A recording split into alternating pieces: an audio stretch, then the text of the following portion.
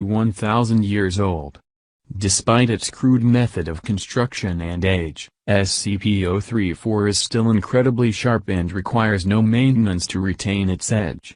Expert analysis hypothesizes that SCP-034 may be of South American origin and that it may have been used in Native American rituals. Several accounts from Spanish conquistadors exploring the region support this hypothesis, with detailed writings on how priests would flay their victims alive with similar knives and wear their skin as a tribute to their gods.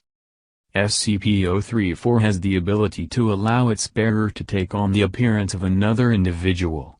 If SCP-034 is used to cut a piece of flesh from a living individual, and that piece of flesh is placed against the skin of another individual, the second individual would take on not only the appearance but all physical characteristics of the first individual. Testing has shown that the minimum amount of skin required can be as little as 1 square centimeter. However, testing has also revealed that the amount of time the transformation lasts is directly proportional to the amount of flesh used. The ratio of time the transformation lasts to flesh used has been measured at approximately 1 hour for every square centimeter used. Once the time limit has passed, the affected individual will revert to their original form. Analysis of SCP-034's ability shows that its method of mimicking another individual is nearly flawless. Not only does SCP-034 change its bearer's physical appearance, but their actual physical attributes as well, including height, weight, muscle mass, bone density, hair growth, eyesight, strength, physical medical conditions, and even DNA. The only physical traits that are not carried over in the transformation process are wounds caused by SCP-034 itself. Subjects still retain their original personality and memories while transformed. Even though the process is nearly instantaneous, taking only a few seconds, human test subjects have described the transformation process as extremely painful. Subjects also may suffer psychological trauma depending on the extent of their physical transformation. Side effects are especially serious if the subject takes on the appearance of a person with differing gender or with wildly different physical attributes. However, in order to function properly, the individuals who have their flesh cut off by SCP-034 must still be biologically alive to maintain the transformation. Should the individual whose identity has been stolen expire, the effect immediately wears off. Further details may be found in Lab Report 034-A. Also, SCP-034 only appears to work on human subjects. Cross-species experiments with SCP-034 have resulted in data expunged. SCP-034 came into Foundation possession when an imposter disguised as Doctor attempted to infiltrate the site. The imposter was apprehended when authorities discovered the real Doctor tied up in his home with a large portion of his right arm skinned. Further details may be found in Post-Interrogation Report 2211. Lab Report 034-A. We've decided to test several scenarios dealing with the limits of SCP-034's capabilities. Test 1. Sample was taken from a deceased human cadaver and applied to subject D-452. There is no observable effect. Test 2. Sample was taken from D-532 and applied to D-452. D-452 successfully mimics D-532's appearance. Upon termination of D-532, D-452 immediately reverts back to the original form. Test 3. Sample was taken from D-433 while under a medically induced coma and applied to subject D-452.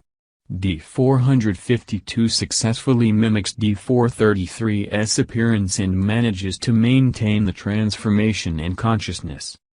Test 4. Sample was taken from a brain-dead medical patient who suffered a massive brain hemorrhage and applied to D-452. D-452 successfully mimics the patient's appearance but immediately loses consciousness upon transformation.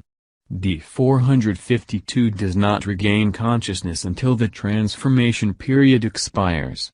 D452 retains no memory of the event. Test 5, sample was taken from D625, who suffered a broken arm due to a confrontation with security staff. D452 successfully mimics D625's appearance, including the broken arm. D452's broken arm is remended when the transformation period expires. Test 6, sample was taken from a terminally ill medical patient and applied to D452. The patient's terminal illness was caused by an inherent genetic defect. D452 successfully mimics the patient's appearance as well as the patient's illness. Both the terminally ill patient and D452 expire at the same time, after which D452 reverts back to the original form. Test 7, sample was taken from a chimpanzee and applied to D466. D466 experiences rapid growth of hair across their entire body.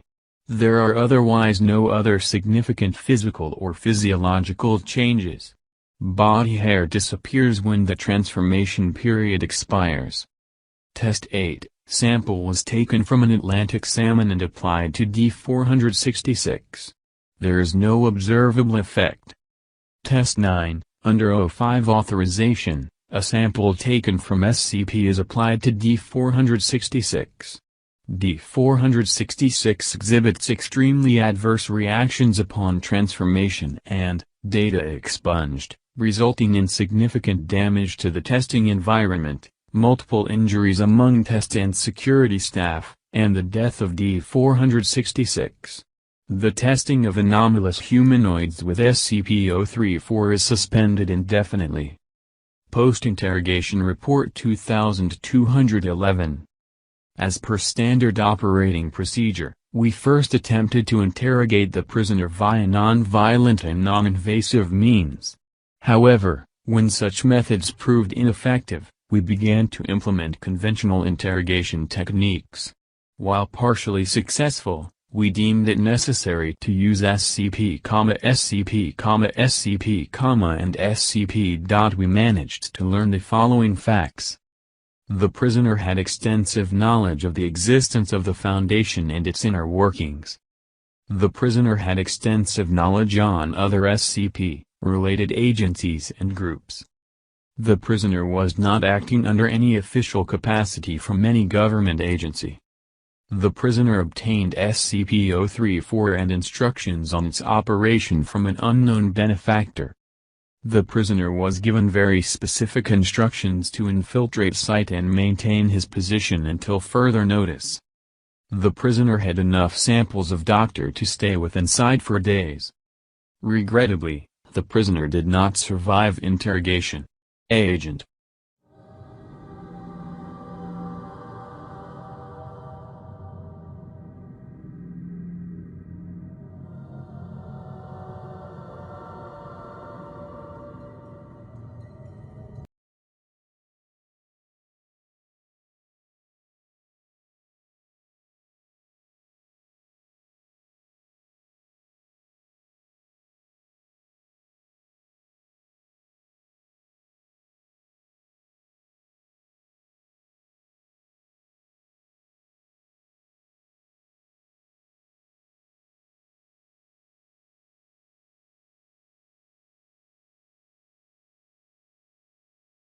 Item, SCP-023. Object Class, Euclid. Special Containment Procedures, SCP-023 is to be contained in a walled-off inner section of 2 corridors at site data expunged, with at least 3 meters of space in each direction, and full stores at 3 of the 4 ends, in addition to the real door. Security cameras will be placed and maintained above all 4 doors. At all times, SCP-023's eye sockets are to be filled with spherical inserts made of hard rubber. Eye inserts must be replaced as they degrade. Degradation can be monitored by measuring the brightness of the burning effect as observed by security footage. Brightness greater than 12 candela requires that the inserts be replaced within 12 hours. Eye inserts are only to be replaced individually, and only after the sun has completely set. Personnel are not to look directly into eye sockets of SCP-023 at any time. Following Incident 02327, all reflective surfaces, including displays, monitors, and eyewear of any sort are not permitted within 30 meters of SCP-023's cell. This includes monitors linked to security cameras within its enclosure. Security personnel posted at checkpoints outside both corridors will enforce and adhere to this measure. Experimentation involving SCP-023 has been suspended indefinitely. Description: SCP-023 is a large, sexless shaggy canine, 1.5 meters at the shoulder, with black fur. Data expunged. See Incident Report 02326. Anytime an individual makes eye contact with SCP-023, either that person or a member of their immediate family will die exactly 1 year after eye contact is broken. Research into the method of selection is incomplete due to a moratorium on experiments, but the available data suggests that having a larger immediate family lessens the chance of the individual making eye contact themselves dying, and neither a pattern nor a preference in victim types have been found. This may indicate that SCP-023's victim is designated entirely at random, but it is unknown whether this selection occurs at the beginning or at the end of the 1-year time period. Attempts to terminate an individual who has made eye contact with SCP-023 and their entire immediate family before the 1-year time period has ended. Data expunged. Autopsies of individuals killed by SCP-023's effect show that, while outwardly appearing unharmed, their remains have been filled in with highly compacted ash, including but not limited to all organ systems and the circulatory system. Muscle tissue, bones, and brain tissue universally show signs of exposure to temperatures above. Data expunged. If not contained in a setting that at least superficially resembles a crossroads, SCP-023 will phase through walls to get to the nearest suitable location, incinerating all materials it passes through.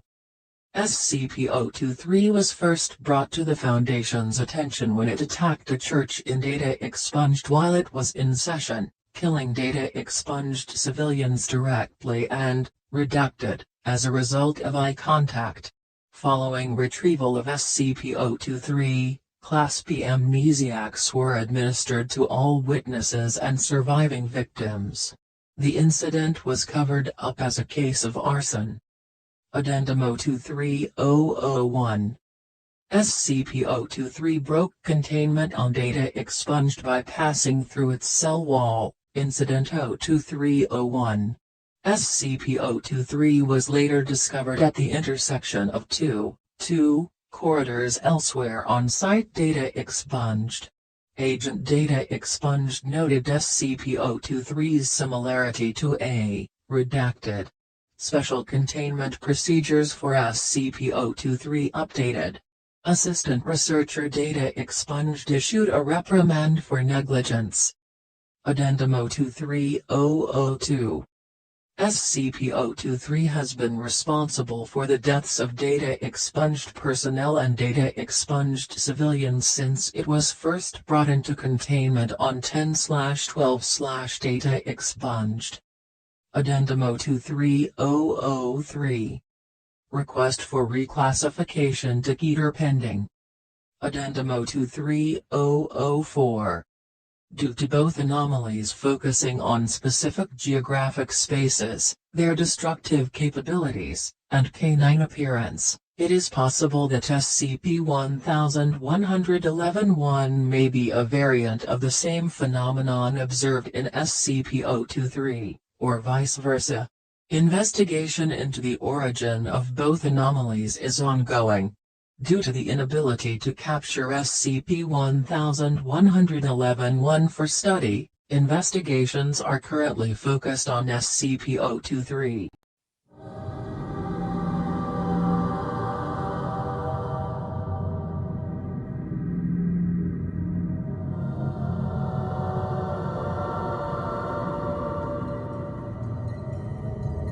There are creatures of myth out there that you would want to stay away from. These creatures comes from the thing of nightmares and will truly haunt your dreams, having you wake up in a cold sweat. So with that in mind, here is the top 5 urban mythical creatures that will haunt your dreams. 5. The Chupacabra. Chupacabra, translated as goatsucker, is a reptile-like creature, said to have leathery or scaly greenish skin and sharp spines or quills running down its back.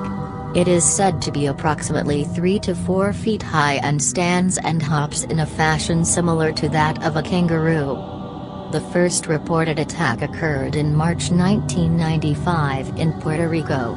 8 sheep were discovered dead, each with 3 puncture wounds in 3 chest area and completely drained of blood.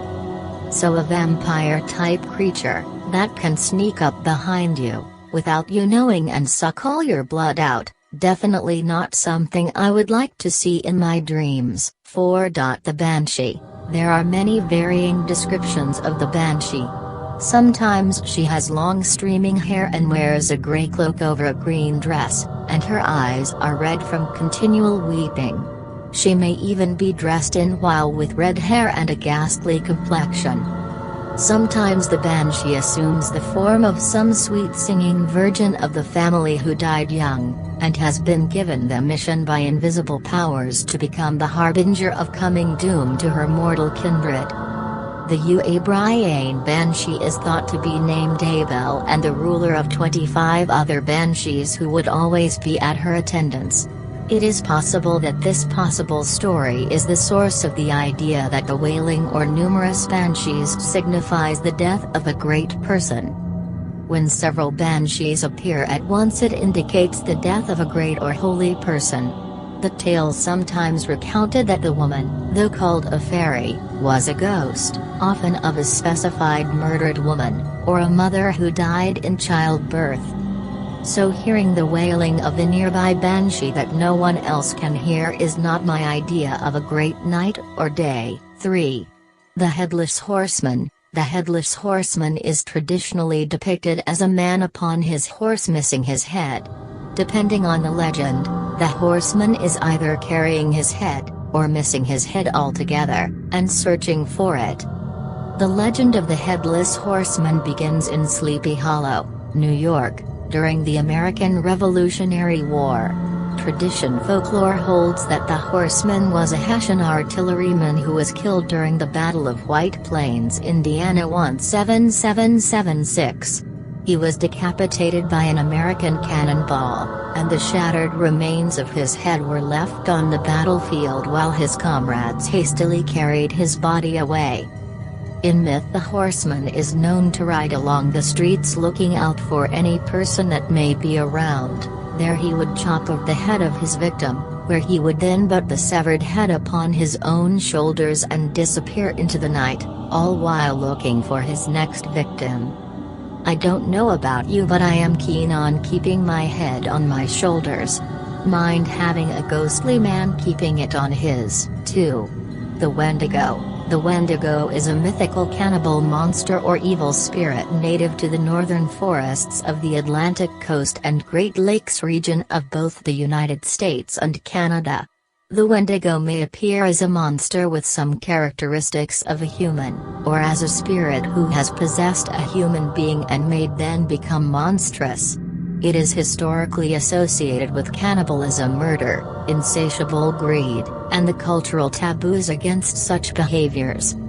In some traditions, humans who become overpowered by greed could turn into Wendigos. The myth thus served as a method of encouraging cooperation and moderation.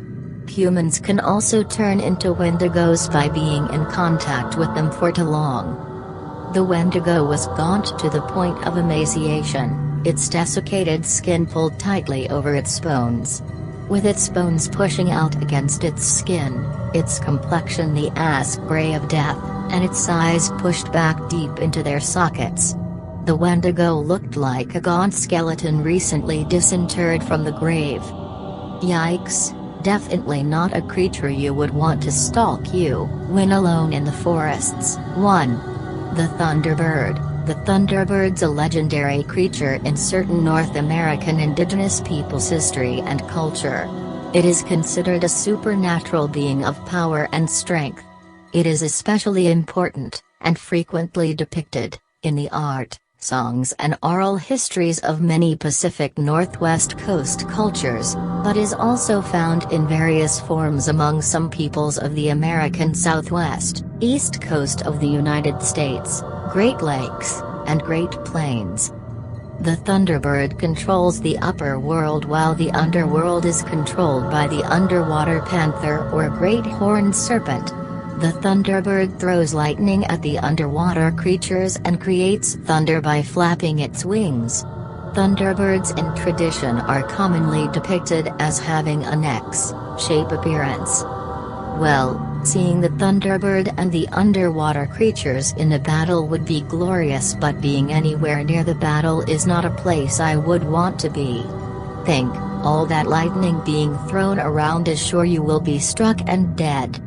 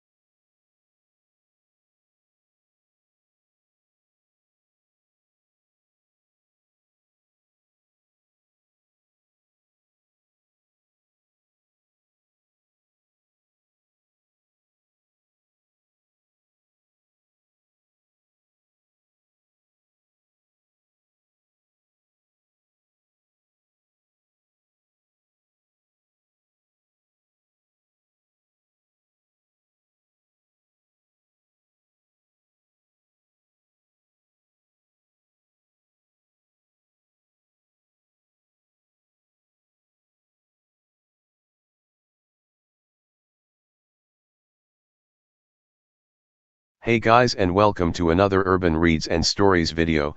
Today's video is all about those terrifying urban legends we have all heard of and hate to happen to us. This is 5 terrifying urban legends. For years, kids living in and around Staten Island raised goosebumps by relating the tale of Cropsey, a boogeyman who lived in the woods and made a nocturnal habit of disemboweling children. Parents no doubt eased their kids' fears by telling them no such monster existed. But he did. In 1987, Andre Rand was put on trial and convicted for a child abduction. Rand, it turned out, may have been connected to a rash of child disappearances in the 1970s. He had once worked at Willowbrook, a defunct mental institution. While he denies involvement in other cases, it's clear Rand's activities had a heavy influence in the word-of-mouth stories that followed. Vintage video games have long trade stories about a coin-operated arcade game circa early 1980s Portland that had strange effects on its players. The game, titled Polybius, was alleged to have prompted feelings of disorientation, amnesia, game addiction, and even suicide. The machine's cabinet was said to be painted entirely black, and it was rumored that stern-looking men would sometimes visit arcades to collect information from the machine before disappearing. Was it a CIA experiment spun up from MK-Ultra, the psychoactive drug study conducted on unsuspecting subjects? While the entire story doesn't hold up to scrutiny, individual pieces are actually based in fact. Brian Dunning, host of Skeptiad podcast, did some investigative work and found that a 12-year-old named Brian Morrow had become sickened during a 28-hour marathon video game contest in Portland in 1981. Just a few days later, Portland area arcades were raided by federal agents, who seized cabinets that were being used for gambling. Coupled with the existence of a real arcade game called Polyplay, these memories seem to amalgamate into the Polybius legend. You stagger into the bathroom at 3 a.m. to relieve yourself. Groggy you with sleep, you lift the lid and position yourself over the toilet. You hear splashing. Turning on the light, you see a rat looking back at you from the bowl. You're never the same again. Urban legends about animals in sewers have been a staple of scary stories, particularly the one about baby alligators being flushed down toilets and then growing to adult size in waste channels. Most often told in New York. But finding a rodent in your toilet, inches from very vulnerable areas of your body, is particular kind of domestic terror, and one that happens to be possible. Drain plumbing for toilets is typically 3 inches in diameter or more, plenty of space for a rat to climb up. The animals are attracted to sewage lines due to undigested food in feces and can travel through pipes before emerging through an opening and into your bathroom. And yes, rats can be somewhat testy when they complete their journey. One aquatic rodent bit the rump of a female victim in Petersburg, Virginia in 1999. In Seattle, the issue is common enough that public officials have given advice on what to do in case you encounter one: close the lid and flush. If you lived in or around Virginia in the 1970s, you were probably exposed to the story of the Bunny Man. In the tale, an escaped mental patient takes to gutting bunnies and hanging them from a bridge underpass. Later, the maniac is said to have graduated to gutting and hanging teens in a similar manner. Locals were cautioned to never be caught near the underpass, which is now known to most people as Bunny Man Bridge, on Halloween night. This story likely spawned from the very real presence of a roving madman in the area. In October 1970, a couple reported seeing a man dressed in a wild suit and wearing bunny ears who began yelling at them that they were on private land. To punctuate his point, he threw a hatchet at their windscreen, apparently shattering it. There was a second sighting of Bunny Man 2 weeks later, when a security guard spotted a hatchet-wielding man chipping away at a porch railing. Police tried, unsuccessfully, to locate then man. While he didn't disembowel anyone, the thought of an adult wielding both a hatchet and a pair of rabbit ears somehow manages to be just as disturbing. Imagine finding yourself outside and alone in the dark on a residential street. You hear footsteps approaching. Suddenly, a man with a misshapen face appears. You run, terrified beyond words. You spread the story of the man with no face throughout Pennsylvania. Charlie, No Face was actually a man named Ray Robinson, and he was no figment of anyone's imagination. Born in 1910, Robinson was disfigured as the result of an electrical accident at the age of 8. He touched active wires, which effectively maimed him. Knowing his appearance could be disconcerting, Robinson took to taking strolls after dark. He often walked a path along Route 351 in Beaver County. While his inevitably led to spreading stories about a boogeyman haunting the town. He died in '85.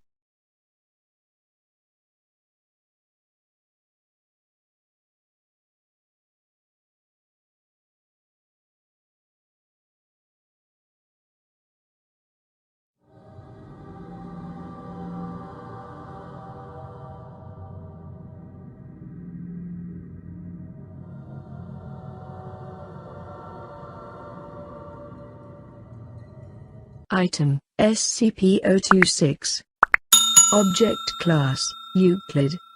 Special Containment Procedures. SCP-026 is to remain securely locked and boarded up at all times when there is no research ongoing.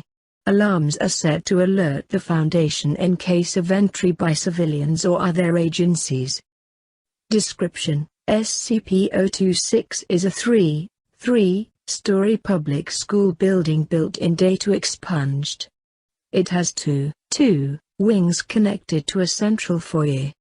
It was declared condemned in data expunge after it was found the floor plan didn't match up to the building's blueprints. See Interview Log 02601. It came to the Foundation's attention after several disappearances in the area were linked to visits to the abandoned building. The building demonstrates spatial anomalies. The internal space is much greater than the external of the building would allow.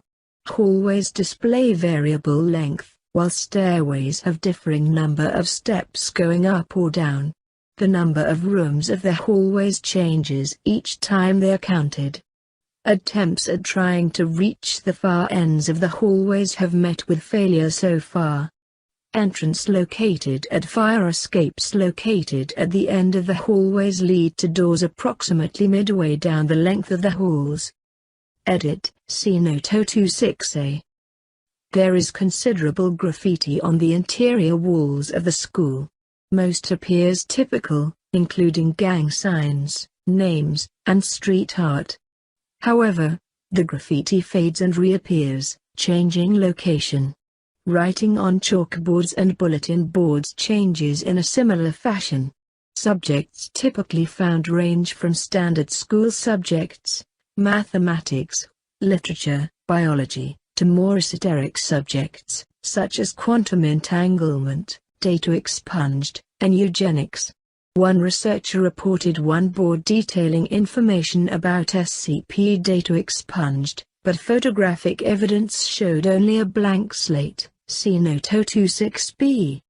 The phrase "the children used to sing" has appeared multiple times in various places throughout the building, but there is currently no explanation for its significance. A number of unconscious subjects have been found in the building, mostly of high school age, ranging from 12 to 18.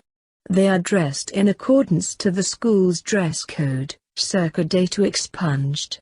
Several have been identified as former students or faculty of the school who disappeared after the school shut down, in at least one case, more than 10 years after the closure. It is currently unknown how they were transported back into SCP-026. See Note 026C.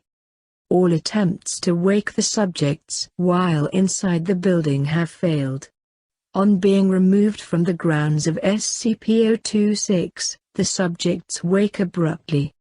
They experience a period of confusion, before dying from extremely rapid dehydration, followed by advanced decomposition.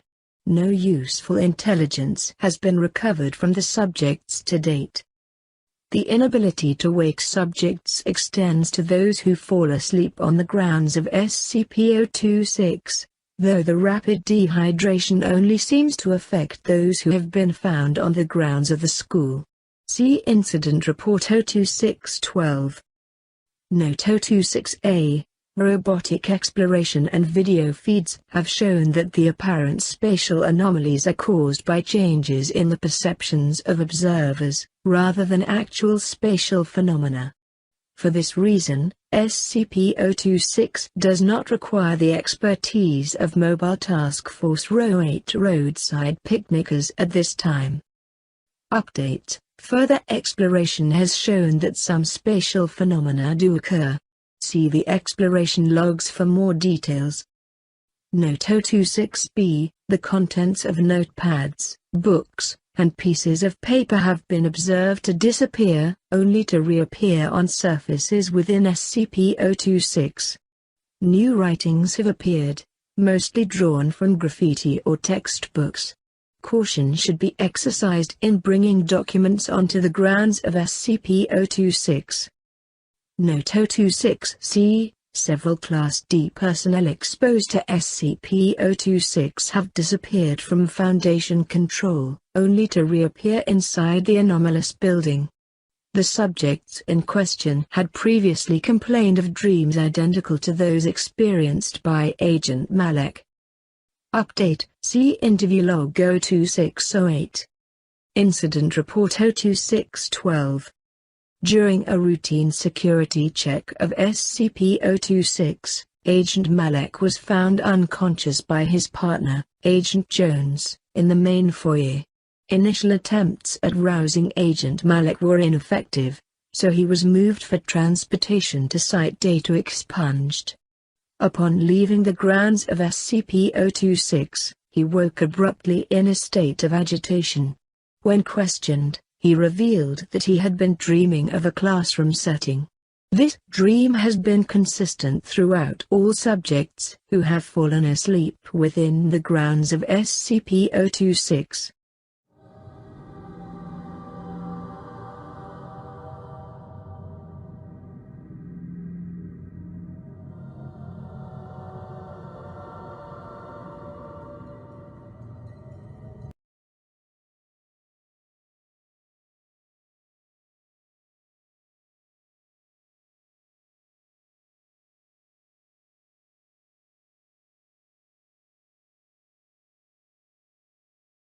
Just before dawn, on the outskirts of New York Harbor, a small sloop sailed listlessly into the bay. The ship had no crew, no lights, and a deck covered in blood. It presented a mystery to the local police, who set their detectives on the case, which led to a manhunt up the east coast of the United States in pursuit of a phantom. The police may have had a description, a name, but they had no idea of the monster they would find at the end of the trail. More than a phantom, they were chasing a legend, a man who would later become whispered about in taverns as the last pirate of New York. Albert W. Hicks, also known as Elias W. Hicks, William Johnson, John Hicks, and Pirate Hicks, was a triple murderer, and one of the last people executed for piracy in the United States. Cultural historian Rich Cohen places him as the first New York City legendary gangster figure, a bridge between the piracy of old and rise of a new gangster nation.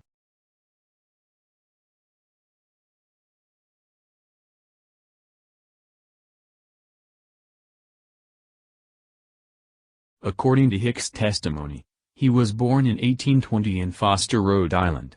His father was a farmer who had 7 sons, of whom Hicks was the second youngest. He was known to be headstrong and a fighter. He never attended school and worked on the farm until age 15, when he ran away to Norwich, Connecticut, where he began a life of crime. Arrested for theft, he was put into jail. Biographer Rich Cohen suggests it wouldn't have been uncommon for a teenage runaway to be buggered by older inmates. Hicks escaped a number of times, but he was reapprehended and given increasingly severe sentences, including a year in solitary where Hicks said he went a little crazy. He swore vengeance against the whole human race. The account given by Hicks for the next 20 years is murder and mayhem on the high seas, the goldfields of California, throughout South America, Mexico, the South Pacific, and the Atlantic Trade Triangle. Ship mutinies and highway robberies were his main occupation. It is possible that Hicks killed hundreds of people.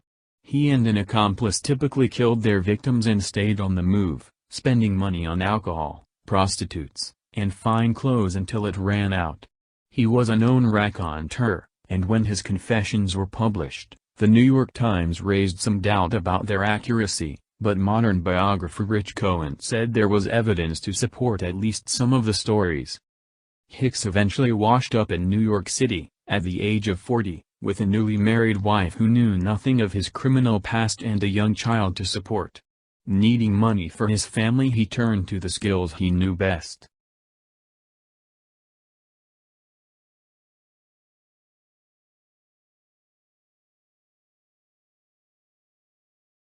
Hicks hired on as a deckhand with the oyster sloop A.E. Johnson out of New York City, which he knew to be carrying a large amount of cash for buying oysters in Virginia to be transported back to New York.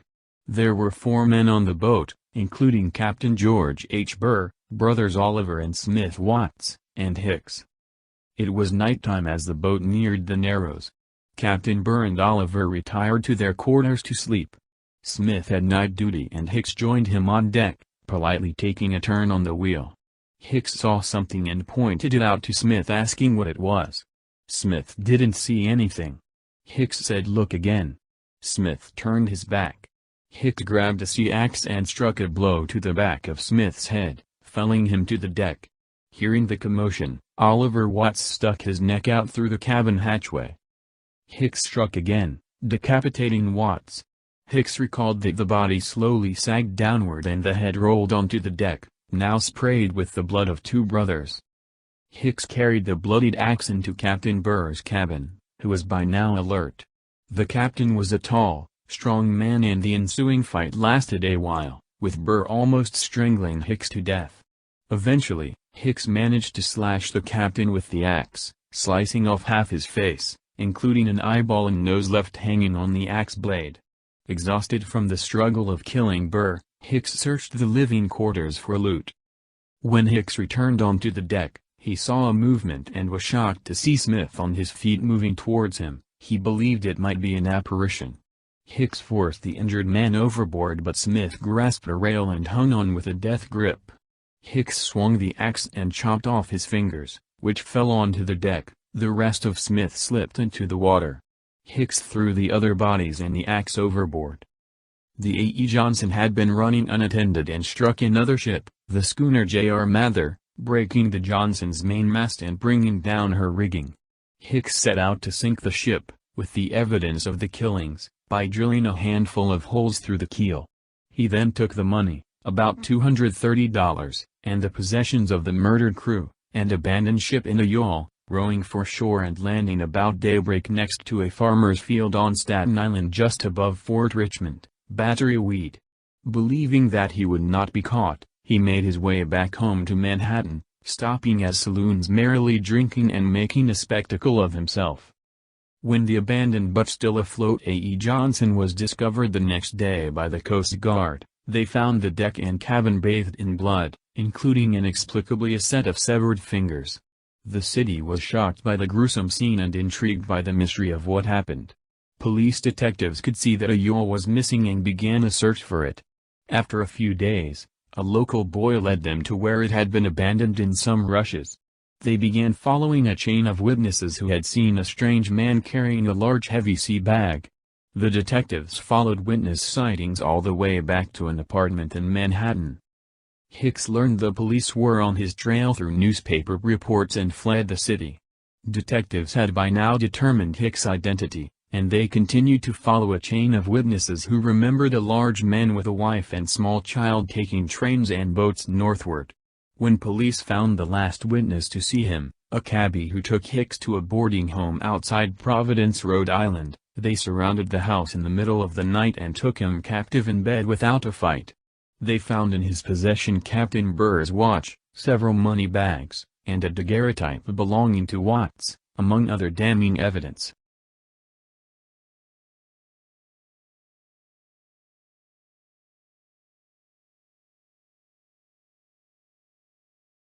When the abandoned but still afloat A.E. Johnson was discovered the next day by the Coast Guard, they found the deck and cabin bathed in blood, including inexplicably a set of severed fingers. The city was shocked by the gruesome scene and intrigued by the mystery of what happened. Police detectives could see that a yawl was missing and began a search for it. After a few days, a local boy led them to where it had been abandoned in some rushes. They began following a chain of witnesses who had seen a strange man carrying a large heavy sea bag. The detectives followed witness sightings all the way back to an apartment in Manhattan. Hicks learned the police were on his trail through newspaper reports and fled the city. Detectives had by now determined Hicks' identity, and they continued to follow a chain of witnesses who remembered a large man with a wife and small child taking trains and boats northward. When police found the last witness to see him, a cabbie who took Hicks to a boarding home outside Providence, Rhode Island, they surrounded the house in the middle of the night and took him captive in bed without a fight. They found in his possession Captain Burr's watch, several money bags, and a daguerreotype belonging to Watts, among other damning evidence.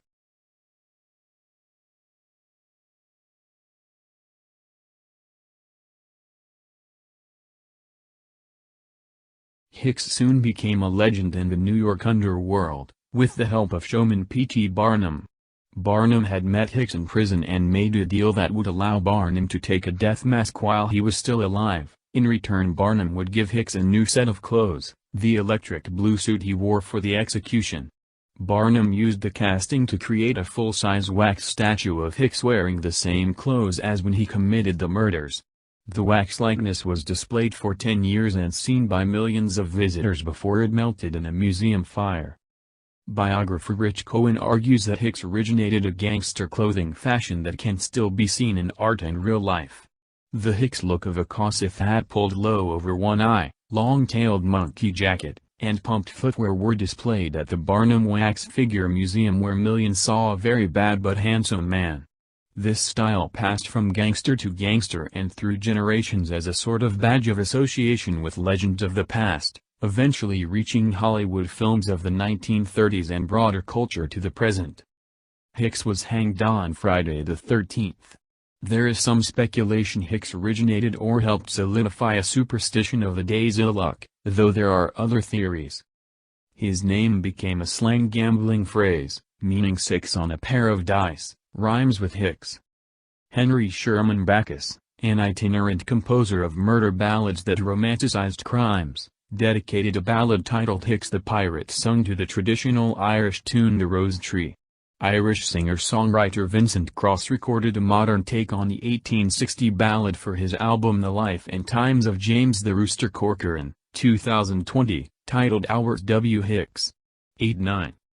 The execution of Albert Hicks is dramatized in Chapter 18 of McKinley Cantor's Pulitzer Prize-winning novel Andersonville, 1955. Hicks was portrayed as a wax figure in the Twilight Zone episode The New Exhibit. In the show, wax figures in a museum come to life and commit murders when they learn their exhibit is to be shut down. Hicks is accurately dressed in a Kossuth hat and carries a sea axe. He is portrayed by the American actor, Bob Mitchell. Billy the Kid, born Henry McCarty, also known by the pseudonym William H. Bonney, was an Irish-American outlaw and gunfighter of the American Old West who killed 8 men before he was shot and killed at the age of 21. He also fought in New Mexico's Lincoln County War, during which he allegedly committed 3 murders. McCarty was orphaned at the age of 15.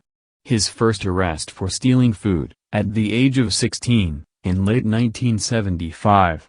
10 days later, he robbed a Chinese laundry and was again arrested, but escaped shortly afterward. He fled from New Mexico Territory into neighboring Arizona Territory, making him both an outlaw and a federal fugitive. In 1877, McCarty began to refer to himself as William H. Bonney. 2 different versions of a wanted poster dated September 23, 1875, refer him to as William Wright, better known as Billy the Kid. After murdering a blacksmith during an altercation in August 1877, McCarty became a wanted man in Arizona and returned to New Mexico, where he joined a group of cattle rustlers. He became well known in the region when he joined the Regulators and took part in the Lincoln County War of 1978. McCarty and 2 other Regulators were later charged with killing 3 men, including Lincoln County Sheriff William J. Brady and one of his deputies. McCarty's notoriety grew in December 1880 when the Las Vegas Gazette in Las Vegas, New Mexico, and the Sun in New York City carried stories about his crimes. Sheriff Pat Garrett captured McCarty later that month. In April 1881, McCarty was tried and convicted of Brady's murder and was sentenced to hang in May of that year. He escaped from jail on April 28, killing 2 more sheriff's deputies in the process and evading capture for more than 2 months. Garrett shot and killed McCarty, by then 21, in Fort Summer on July 14, 1881. During the following decades, legends grew that McCarty had survived, and a number of men claimed to be him. Billy the Kid remains one of the most notorious figures from the era, whose life and likeness have been frequently dramatized in Western popular culture.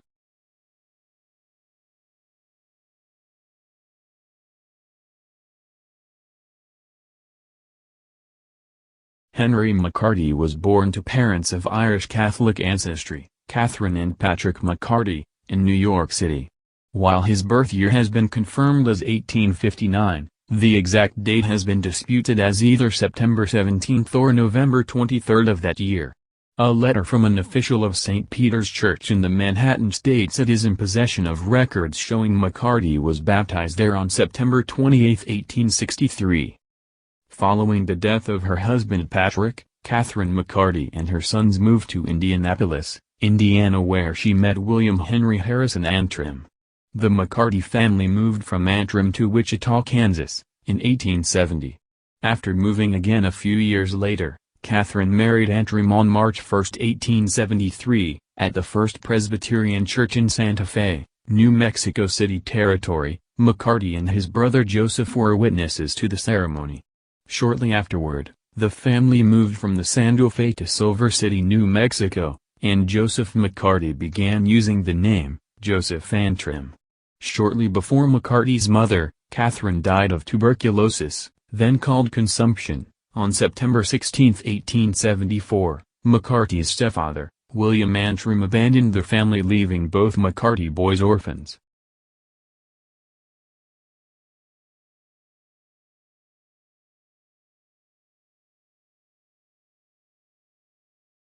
McCarty was 15 years old when his mother died. Sarah Brown, the owner of a boarding house, gave him room and board in exchange for work. On September 16, 1875, McCarty was caught stealing food. 10 days later, McCarty and George Schaefer robbed a Chinese laundry, stealing clothing and 2 pistols. McCarty was charged with theft and was jailed. He escaped 2 days later and became a fugitive, as reported in the Silver City Herald the next day, the first story published about him. McCarty located his stepfather and stayed with him until Antrim threw him out. McCarty stole clothing and guns from him. It was the last time the two saw each other. After leaving Antrim, McCarty traveled to southeastern Arizona Territory, where he worked as a ranch hand and gambled his wages in nearby gaming houses. In 1876, he was hired as a ranch hand by well-known Henry Hooker. During this time, McCarty became acquainted with John R. Mackey, a Scottish-born criminal and former U.S. cavalry private who, following his discharge, remained near the U.S. Army post at Camp Grant. The two men soon began stealing horses from local soldiers. McCarty became known as Kid Antrim because of his youth, slight build, clean-shaven appearance, and personality. On August 17, 1877, McCarty was at a saloon in the village of Bonita when he got into an argument with Francis P. Windy Cahill, a blacksmith who reportedly had bullied McCarty and in turn called Cahill a sons of a bitch, whereupon Cahill threw McCarty to the floor and the two struggled for McCarty's revolver. McCarty shot and mortally wounded Cahill. A witness said McCarty has no choice, he had to use his equalizer. Cahill died the following day. McCarty fled but returned a few days later and was apprehended by Miles Wood, the local justice of the peace. McCarty was detained and held in a Camp Grant guardhouse but escaped before law enforcement could arrive. McCarty stole a horse and fled Arizona Territory for New Mexico Territory, but Apaches took the horse from him, leaving him to walk many miles to the nearest settlement. At Fort Stanton in the Pecos Valley, McCarty, starving and near death, went to the home of a friend and Seven Rivers Warriors gang member John Jones, whose mother Barbara nursed him back to health. After regaining his health, McCarty went to Apache Tajo, a former Army post, where he joined a band of rustlers who raided herds owned by cattle magnate John Chisholm in Lincoln County. After McCarty was spotted in Silver City, his involvement with the gang was mentioned in local newspapers. At some point in 1877, McCarty began to refer to himself by the name William H. Bonney.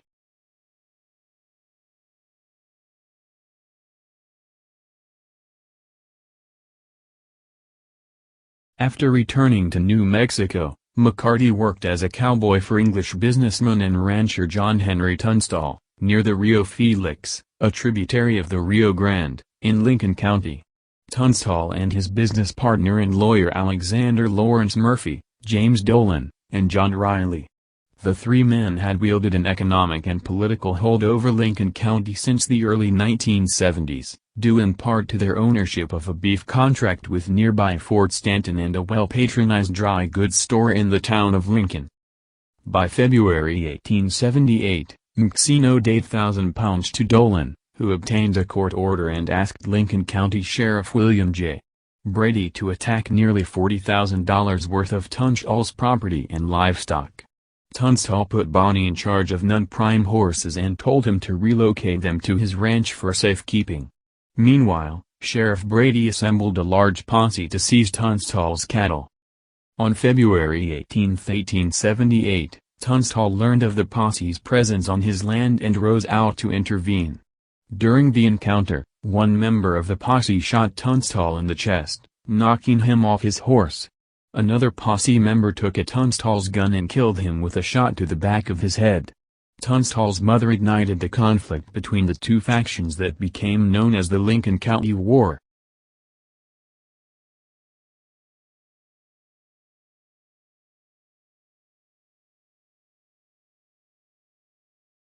After Tunstall was killed, McCarty and Dick Brewer swore affidavits against Brady and those in his posse, and obtained murder warrants from Lincoln County Justice of the Peace John B. Wilson.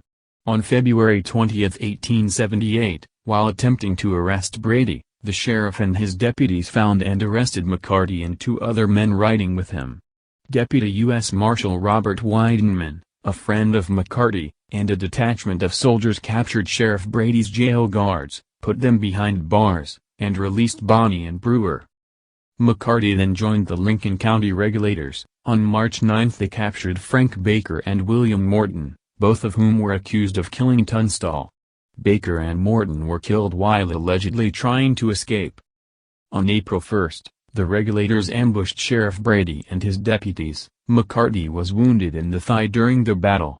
Brady and Deputy Sheriff George W. Hindman were killed. On the morning of April 4, 1878, Buckshot Roberts and Dick Brewer were killed during a shootout at Blazer's Mill. Warrants were issued for several participants on both sides, and McCarty and two others were charged with killing Brady, Hindman, and Roberts.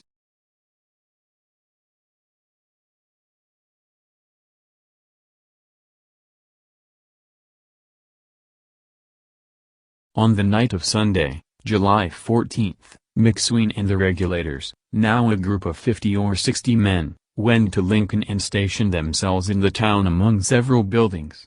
At the McSween residence were McCarty, Florencio Chavez, Jose Chavez E. Chavez, Jim French, Harvey Morris, Tom O'Folliard, and Gino Salazar, among others. Another group led by Marin Chavez and Doc Skurlock positioned themselves on the roof of a saloon. Henry Newton Brown, Dick Smith, and George Coe defended a nearby adobe bunkhouse. On Tuesday, July 16, newly appointed Sheriff George Pepin sent sharpshooters to kill the McSween defenders at the saloon. Pepin's men retreated when one of the snipers, Charles Crawford, was killed by Fernando Herrera. Pepin then sent a request for assistance to Colonel Nathan Dudley, commandant of nearby Fort Stanton. In a reply to Pepin, Dudley refused to intervene but later arrived in Lincoln with troops, turning the battle in favor of the Murphy-Dolan faction. A shooting war broke out on Friday, July 19. McSween supporters gathered inside his house. When Buck Powell and Deputy Sheriff Jack Long set fire to the building, the occupants began shooting. McCarty and the other men fled the building when all rooms but one were burning. During the confusion, Alexander McSween was shot and killed by Robert W. Beckwith, who was then shot and killed by McCarty.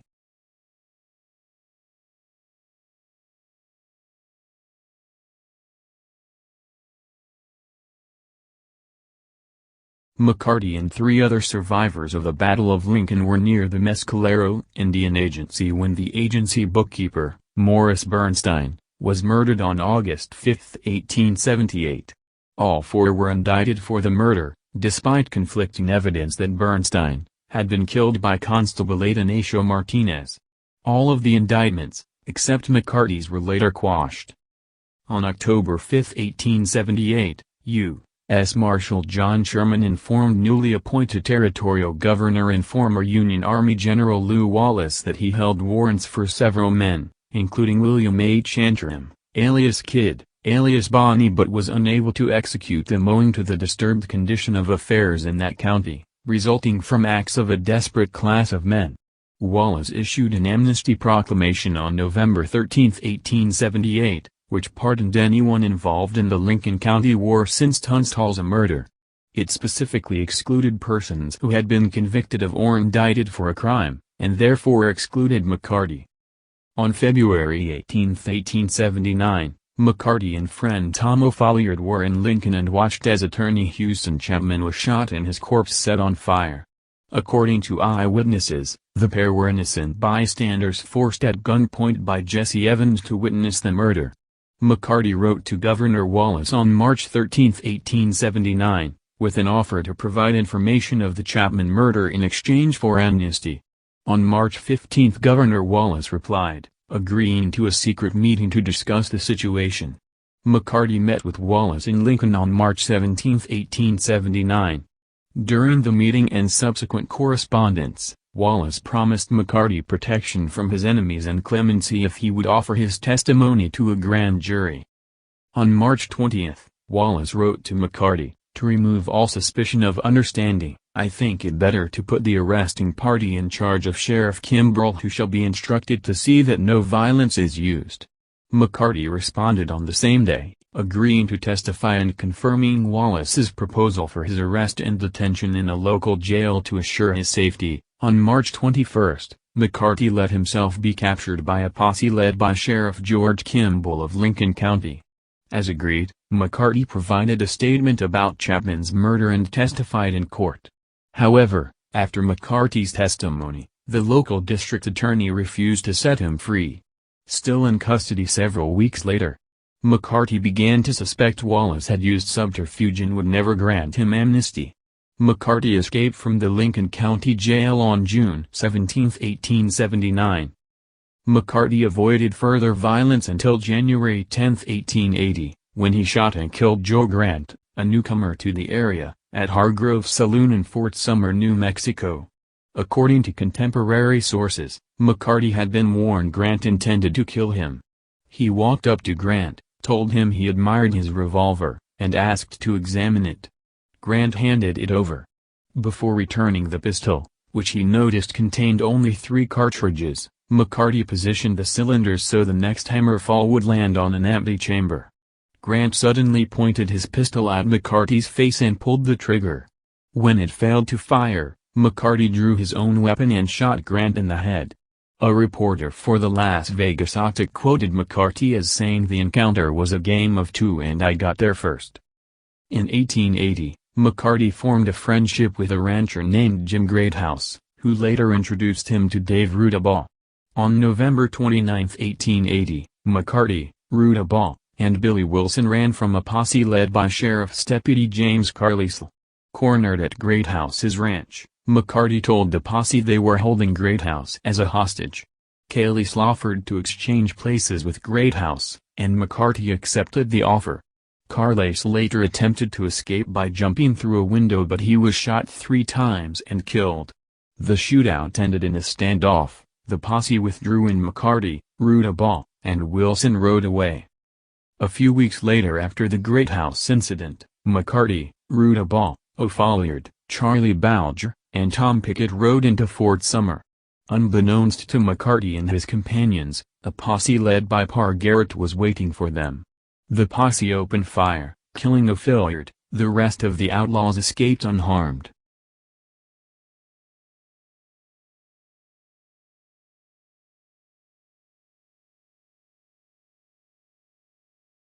On December 13, 1880, Governor Wallace posted a $500 bounty for McCarty capture.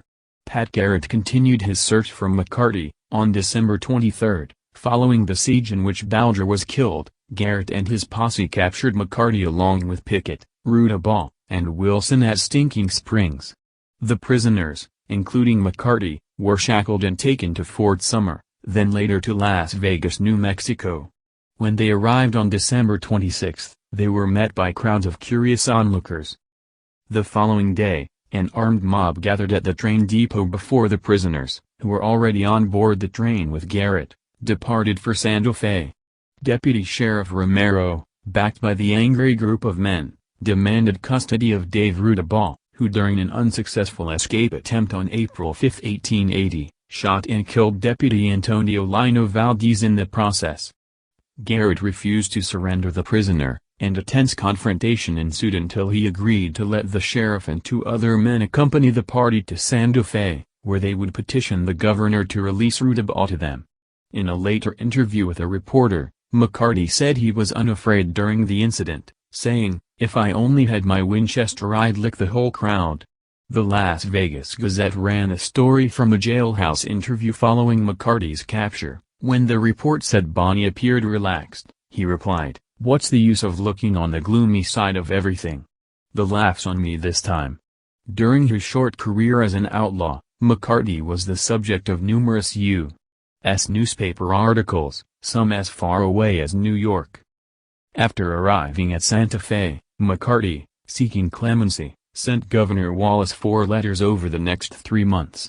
Wallace refused to intervene, and McCarty went to trial in April 1881 in Mesilla, New Mexico.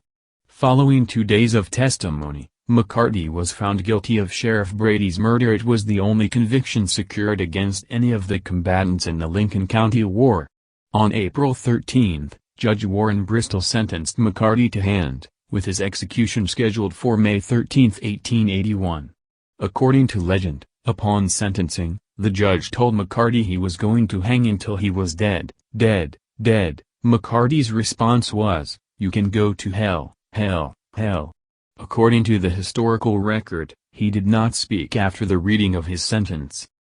Following his sentence, McCarty was moved to Lincoln, where he was held under guard on the top floor of the town courthouse. On the evening of April 28, 1881, while Garrett was in White Oaks collecting taxes, Deputy Bob Ollinger took 5 other prisoners across the street for a meal, leaving James Bell, another deputy, alone with McCarty at the jail. McCarty asked to be taken outside to use the outhouse behind the courthouse. On their return to the jail, McCarty, who was walking ahead of Bell up the stairs to his cell, kid around a blind corner, slipped out of his handcuffs and beat Bell with the loose end of the cuffs. During the ensuing scuffle, McCarty grabbed Bell's revolver and fatally shot him in the back as Bell tried to get away. McCarty, with his legs still shackled, broke into Garrett's office and took a loaded shotgun left behind by Ollinger. McCarty waited at the upstairs window for Ollinger to respond to the gunshot that killed Bell and called out to him, "Look up, old boy, and see what you get." When Ollinger looked up, Bonnie shot and killed him. After about an hour, McCarty freed himself from the leg irons with an axe. He obtained a horse and rode out of town. According to some stories, he was singing as he left Lincoln.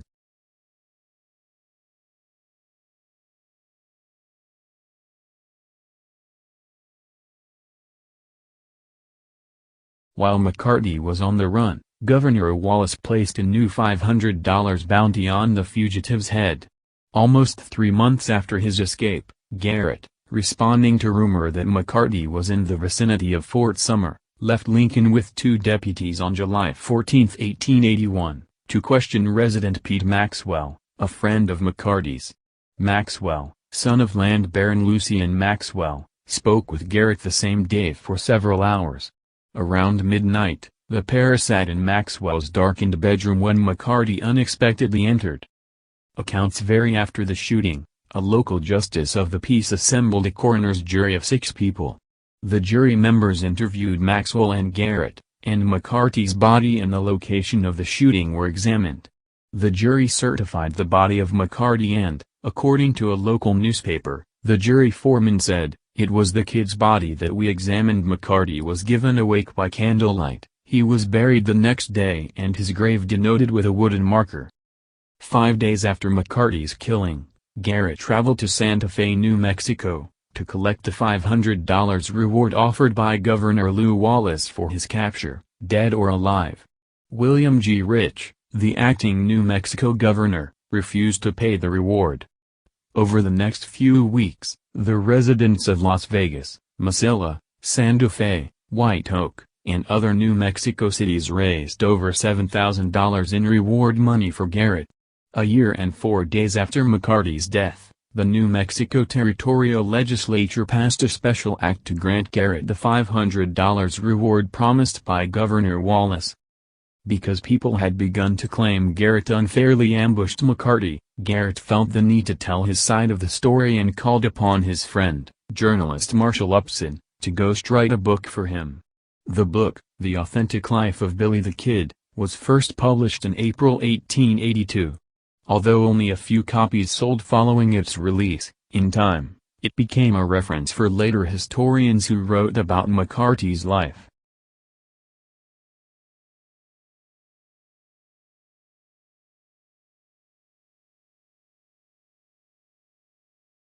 Over time, legends grew that McCarty was not killed and that Garrett staged the incident and death out of friendship so that McCarty could evade the law.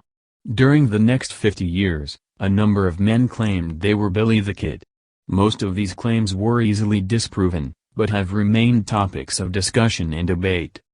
In 1948, a Central Texas man, Ollie P. Roberts, also known as Brushy Bill Roberts, began claiming that he was Billy the Kid and went before New Mexico Governor Thomas J. Mabry seeking a pardon.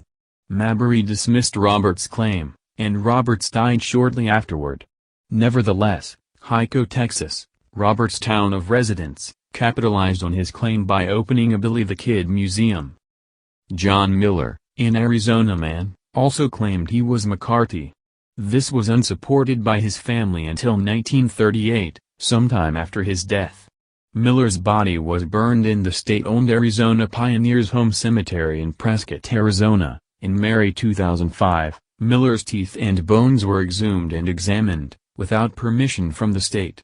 DNA samples from the remainder were sent to a laboratory in Dallas and tested to compare Miller's DNA with blood samples obtained from floorboards in the old Lincoln County Courthouse and a bench where McCarty's body was allegedly placed after he was shot. According to a July 2015 article in the Washington Post, the lab results were useless. In 2004, researchers sought to exhume the remains of Catherine Antrim, McCarty's mother, whose DNA would be tested and compared with that of the body buried in William Bonney's grave. As of 2012, her body had not been exhumed. In 2007, author and amateur historian Gail Cooper files a lawsuit against the Lincoln County Sheriff's Office under the State Inspection of the Public Records Act to produce records of the results of the 2006 DNA tests and other forensic evidence collected in the Billy the Kid investigations. In April 2012, 133 pages of documents were provided. They offered no conclusive evidence confirming or disproving the generally accepted story of Garrett's killing of McCarty, but confirmed the existence of the record, and that they could have been produced earlier. In 2004, Cooper was awarded $100,000 in punitive damages, but the decision was later overturned by the New Mexico Court of Appeals. The lawsuit ultimately cost Lincoln nearly $300,000. In February 2015, historian Robert Stahl petitioned a district court in Fort Sumner asking the state of New Mexico to issue a death certificate for McCarty. In July 2015, Stahl filed suit in the New Mexico Supreme Court. The suit asked the court to order the state's Office of the Medical Investigator to officially certify McCarty's death under New Mexico state law.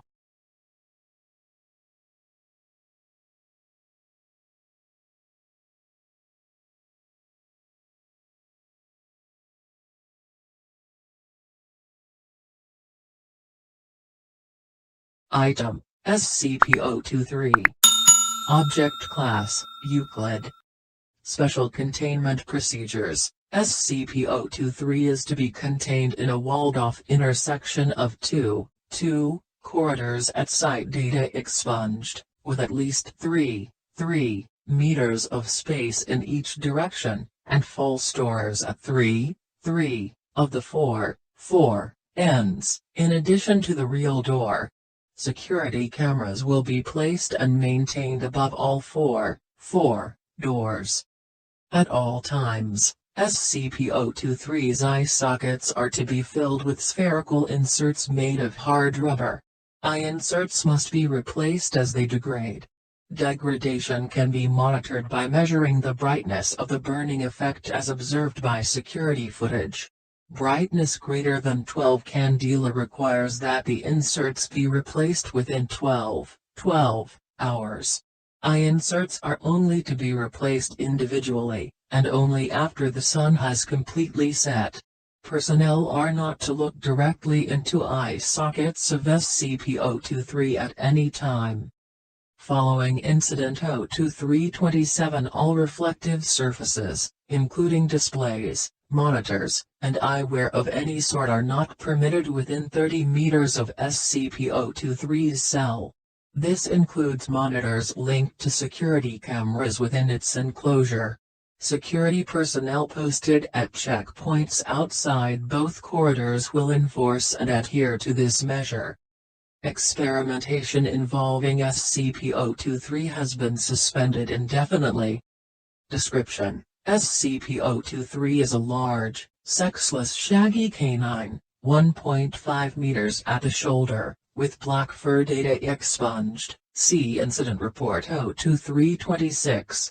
Anytime an individual makes eye contact with SCP-023, either that person or a member of their immediate family will die exactly 1 year after eye contact is broken.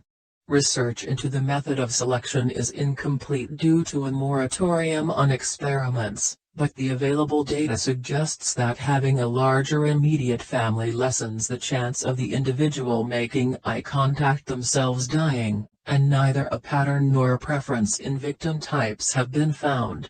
This may indicate that SCP-023's victim is designated entirely at random, but it is unknown whether this selection occurs at the beginning or at the end of the 1-year time period.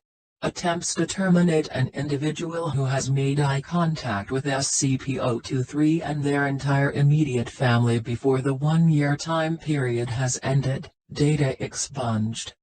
Autopsies of individuals killed by SCP-023's effect show that, while outwardly appearing unharmed, their remains have been filled in with highly compacted ash, including but not limited to all organ systems and the circulatory system. Muscle tissue, bones, and brain tissue universally show signs of exposure to temperatures above. Data expunged. If not contained in a setting that at least superficially resembles a crossroads, SCP-023 will phase through walls to get to the nearest suitable location, incinerating all materials it passes through. SCP-023 was first brought to the Foundation's attention when it attacked a church in. Data expunged while it was in session, killing Data expunged civilians directly and, redacted, as a result of eye contact. Following retrieval of SCP-023, Class B amnesiacs were administered to all witnesses and surviving victims. The incident was covered up as a case of arson. Addendum 023001. SCP-023 broke containment on Data expunged by passing through its cell wall. Incident 02301. SCP-023 was later discovered at the intersection of two corridors elsewhere on site. Data expunged. Agent Data expunged noted SCP-023's similarity to a redacted Special Containment Procedures for SCP-023 updated. Assistant Researcher Data expunged issued a reprimand for negligence. Addendum 023002. SCP-023 has been responsible for the deaths of Data expunged personnel and Data expunged civilians since it was first brought into containment on 10/12/Data expunged. Addendum 023003. Request for reclassification to Keter pending. Addendum 023004. Due to both anomalies focusing on specific geographic spaces, their destructive capabilities, and canine appearance, it is possible that SCP-1111-1 may be a variant of the same phenomenon observed in SCP-023, or vice versa. Investigation into the origin of both anomalies is ongoing. Due to the inability to capture SCP-1111-1 for study, investigations are currently focused on SCP-023. Everyone knows about the legend of Bloody Mary. You stand in the mirror with all the lights off and then you call her name while looking into the mirror 3 times, more depending on which part of the world you are from. Bloody Mary then would appear in front of you, and depending on how your future looks, she would either tell you your future or she would kill you and destroy your life. However, this story is not about Bloody Mary but another soul you can summon in the same way but using black candles and calling a different name. However, this soul is not a soul but a demon who will, depending on how evil it is feeling, will rip your soul from your body or buy your soul for whatever your heart desires. I was in university in the summer of 2000 and I was taking a course on the supernatural, ghosts, demons and spirits. That sort of stuff. One of the most popular urban legend that popped up in class was that of Bloody Mary. Even before I went to college or even school, I have heard of Bloody Mary. Me and my friends would tell stories of how we would look into the mirror with 2 white candles on either side and call out Mary's name. We would then make up stories of how she appeared to us and tell us how future and how rich we would be or how influential we could be. However, that was it all, just stories that kids made up to impress each other. With me now being in university and hearing about Bloody Mary, I got bored and fed up of hearing and writing about the legend. One semester, we was tasked on looking up a not so well-known legend and writing an essay about it. This got me very excited as I already known about the popular legends and it gave me a chance to seek on new and unknown legends. It was however going to be very tricky as there ain't going to be much info out there. I was scouring the internet for hours looking for the right legend to write about, but when it seems like I have found a legend, a little search on the web and it brings up more info about the legend. I was gutted to say the least. Now with the web out of the question, I sat and pondered for a while, thinking to myself, is there anywhere I could go that could point me to a legend that is not on the web and not so popular? I thought about going to the library and having a look to see what stories I could find about legends, but then I thought to myself that these books are also written by people who have done research on the net, and by doing so, they would also write about the most popular legends too. This was coming to a standstill. It was really doing my head in. I thought I would forget about this for a while and have a walk around town center. Maybe something would pop into my head, or maybe even I would see something. So here I am wandering around taking in the views of the town center and also window shopping. I see an old antique bookstore across the road. Maybe, just maybe, they have what I am looking for, I thought to myself. However, I was getting a tad hungry and thought that before I went to the bookstore, I should go and get a bite to eat and calm the pain that is hunger in my stomach. It was perfect, a cafe just across the road from the bookstore. I went into the cafe and made the order of pancakes and bacon with some maple syrup and a nice large cup of coffee. I was there for an hour eating while also looking at the bookstore. To say I was now really intrigued. I got up from my seat at the cafe and left a nice tip for the waitress who served me. After all, the service was great and the food was really good. I went across the street and into the old bookstore. Now inside, I was really impressed. The store looked like a library with shelves from top to bottom. There was also a section at the back where it seemed there was even older books. These books, however, was under lock and key, with the key being kept in a safe behind the shop counter. I decided that I would take a look from the front of the shop to the back of the shop. There were some nice books in the store, I must say, a lot of first editions on sale but with a hefty price tag. Still thought I couldn't find anything I was looking for. That was when I decided that I would go to the back of the store where all the other books was locked up. I was starting to loose the will to live. I couldn't find anything, and then there, near the bottom of the bookcase, I saw it. A book that read rare and uncommon urban legends. It piqued my interest and I must have it. However, the price tag on that book was way more than I would make in a year. I stood there for a while pondering while looking at the book. That is when the storekeeper saw me and came over. "I see you like this book," he said to me. "Yes, I love urban legends and need to write an essay on an unknown legend," I replied to him. "I see," he said while I turned and looked at him. He seemed to stand there for a little while thinking about something. "I tell you what, as long as you stay in the store, then I will let you read the book and choose whatever legend you want out of it to write about it," he told me. I looked at him surprised but happy he would let me do that.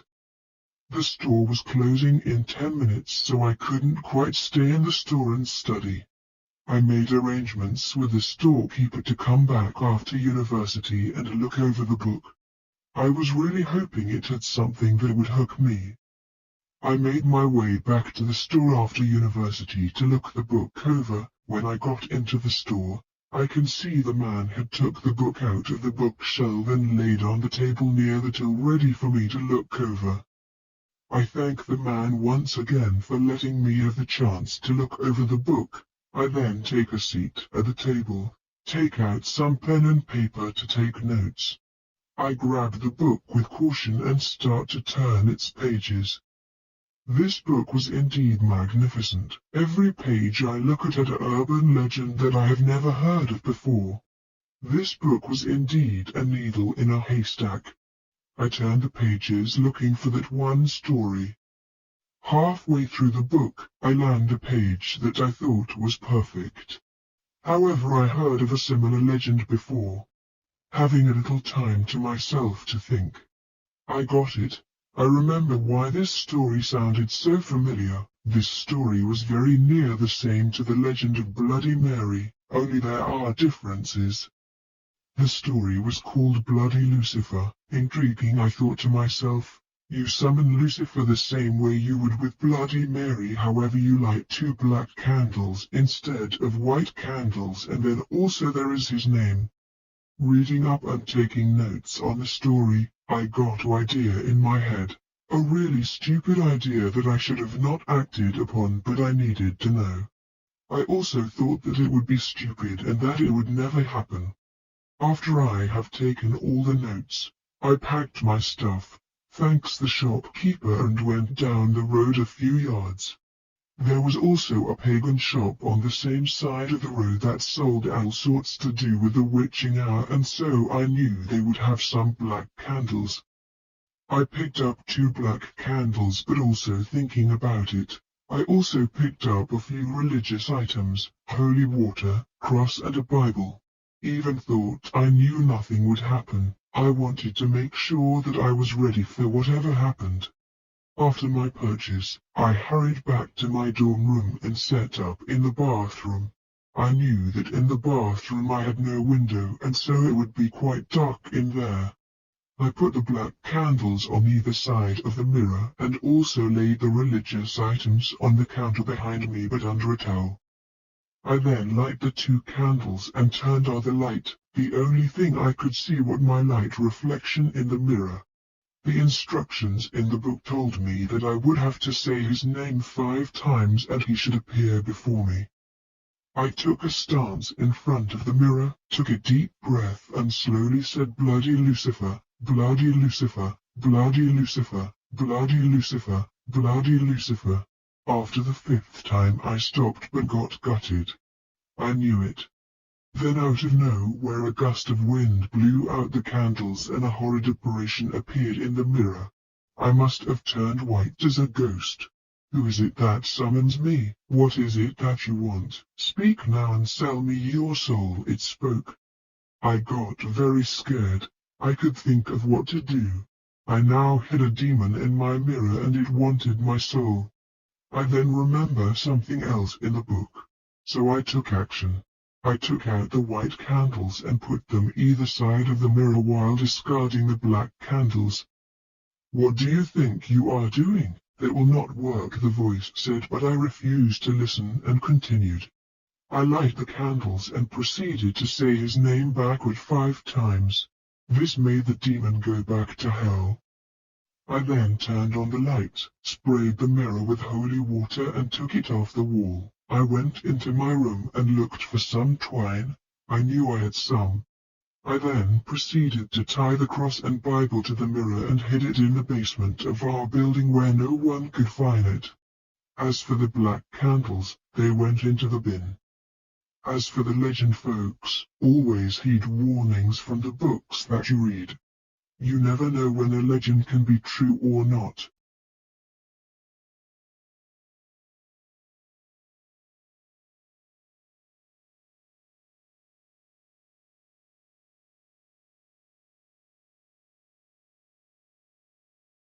So this happened some time ago, a few hundred years give or take a decade. I will not go into it much, but we all know how the urban legend happens.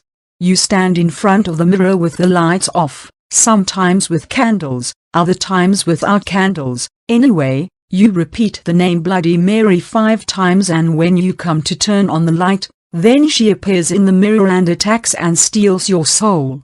However, this story is not about that Bloody Mary but a different character in which she would use an enchanted song to steal sleeping children from their bed. She would then soak in the blood as she believed that this would rejuvenate her and make her young again, in which she believed she would become immortal and would be able to live till the end of time by soaking her in the innocent blood of children. I have no idea if there is any merit to this story, as I was not around during those times. However, we have a museum that is dedicated to her witchcraft. In the museum, there was items from her house, cauldron, furniture, clothes and also a painting. It is said that anyone who stares at the eyes of those paintings will become cursed and live a horrid life. So let's get on to the story. There was this old hag that lived in tiny rundown cottage deep in the forest. In her spare time, she would sell herbal remedies. Folks living in the town nearby would call her Bloody Mary, as they believed she was a witch. None dared to cross the old hag as they feared their cattle would go dry, their food store would rot away before the winter season, and their children would take sick of fever, or any other terrible things that an angry witch could do to her neighbors. Then the little girls in the village began to disappear one by one. No one could find out where they had gone. Grief-stricken families searched the woods, the local buildings, and all the houses and barns, but there was no sign of the missing girls. A few brave souls even went to Bloody Mary's home in the woods to see if the witch had taken the girls, but she denied any knowledge of the disappearances.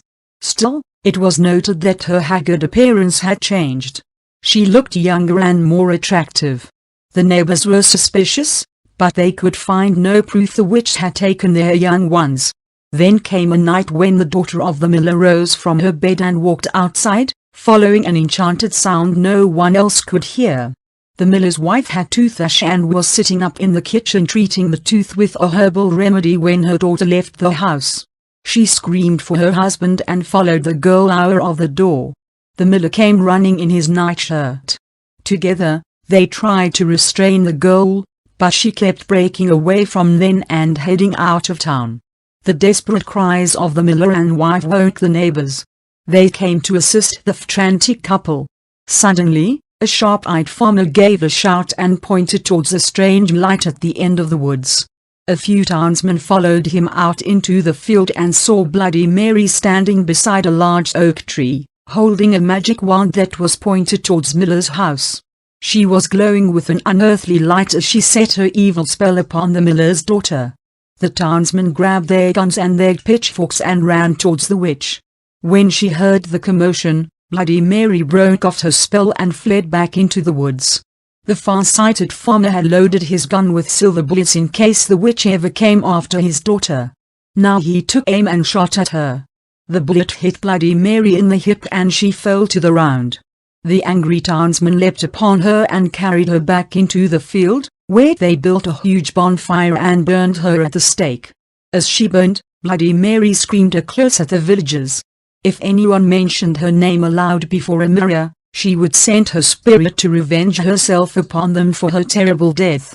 When she was dead, the villagers went to the house in the wood and found unmarked graves of the little girls the evil witch had murdered. She used their blood to make her young again.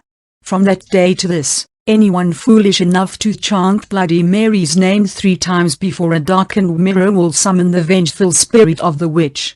It is said that she will tear their bodies to pieces and rip the souls from their mutilated bodies. The souls of these unfortunate ones will burn in torment as Bloody Mary once was burnt, and they will be trapped forever in the mirror of her domain.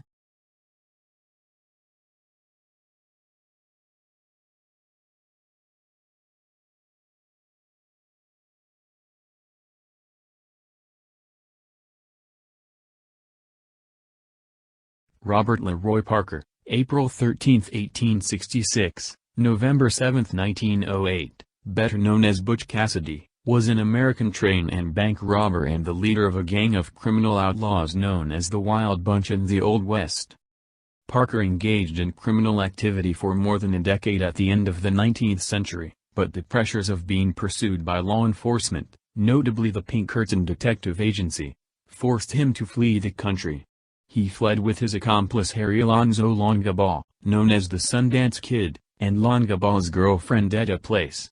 The trio traveled first to Argentina and then to Bolivia, where Parker and Longabaugh are believed to have been killed in a shootout with the Bolivian army in November 1908. The exact circumstances of their fate continue to be disputed. Parker's life and death have been extensively dramatized in film, television, and literature, and he remains one of the most well-known icons of the Wild West mythos in modern times.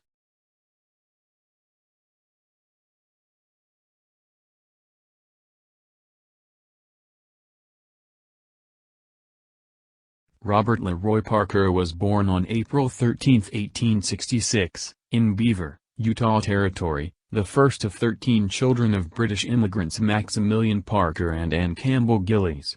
The Parker and Gillies families had converted to the Mormon faith while still living in the United Kingdom.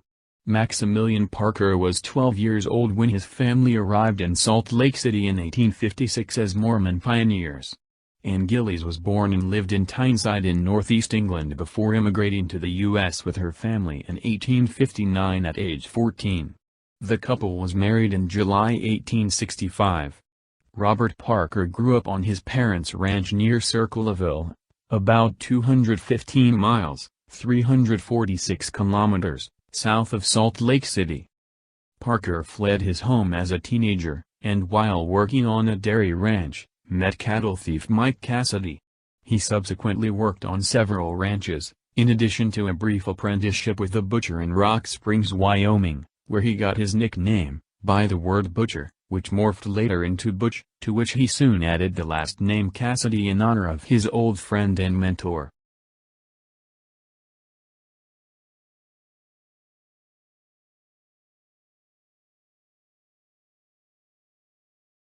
Butch Cassidy's first criminal offense was minor.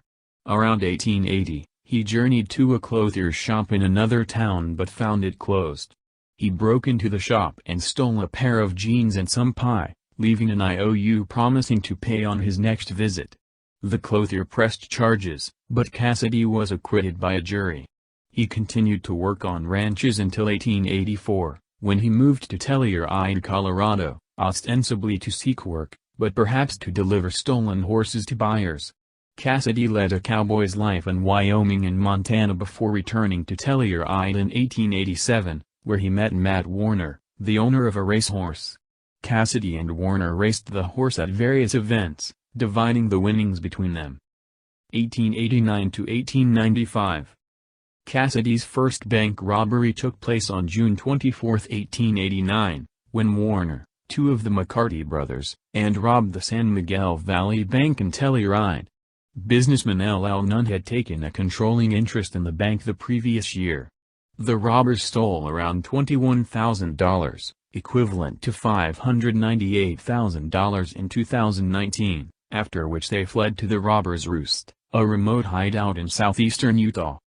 In 1890, Cassidy purchased a ranch on the outskirts of Du Bois, Wyoming. This location is across the state from the notorious Hole in the Wall, a natural geological formation, and a popular hideout for outlaw gangs, including Cassidy's, during the era. Cassidy's ranching was possibly a facade for clandestine activities, perhaps with hole-in-the-wall outlaws, as he was never financially successful at ranching. Cassidy's ranch used the unmistakable brand of Reverse E, Box, E. In early 1894, Cassidy became involved romantically with the rancher and outlaw Ann Bassett. Her father was a rancher who did business with Cassidy, supplying him with fresh horses and beef. That same year, Cassidy was arrested at Lander, Wyoming, for stealing horses and possibly for running a protection racket among the local ranchers there. He was imprisoned in the Wyoming State Prison in Laramie, where he served 18 months of a 2-year sentence. He was released and pardoned in January 1896 by Governor William Alfred Richards. He became involved briefly with Bassett's older sister Josie before returning to Ann.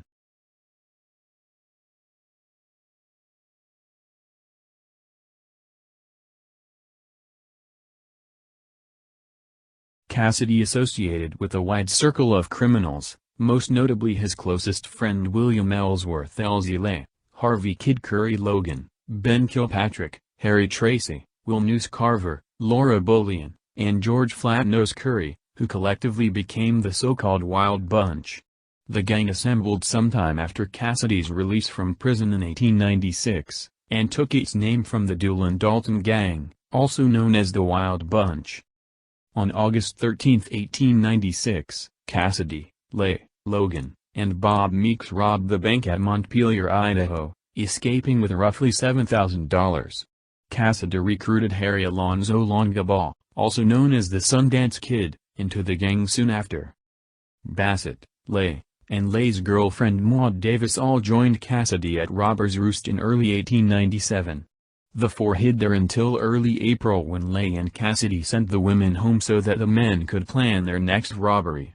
They ambushed a small group of men carrying the payroll of the Pleasant Valley Coal Company in the mining town of Castlegate, Utah, on April 22, 1897, stealing a sack containing $7,000 in gold, with which they fled back to the Robber's Roost. On June 2, 1899, the gang robbed a Union Pacific Overland Flyer passenger train near Wilcox, Wyoming, a robbery that earned them a great deal of notoriety and resulted in a massive manhunt. Many notable lawmen took part in the hunt, but they did not find them. Kid Curry and George Curry had a shootout with lawmen following the train robbery, killing Sheriff Joe Hazen. Tom Horn, a killer for hire employed by the Pinkerton National Detective Agency, was told by explosives expert Bill Speck about the Hazen shooting. Pinkerton detective Charlie Siringo was then assigned the task of capturing the outlaws. He became friends with Elfie Longiski, who was using the last name Curry after becoming pregnant by Kid Curry's brother Lonnie Logan, and Siringo intended to locate the gang through her. On July 11, 1899, Leigh and others were involved in a Colorado and Southern Railroad train robbery near Folsom, New Mexico, which Cassidy might have planned and personally directed. A shootout ensued with local law enforcement, during which Leigh killed Sheriff Edward Farr and Henry Love. Leigh was convicted of murder and sentenced to life imprisonment at the New Mexico State Penitentiary. The Wild Bunch typically separated following a robbery and fled in different directions, later reuniting at a predetermined location such as the Hole in the Wall, Robber's Roost, or Fanny Porter's brothel in San Antonio.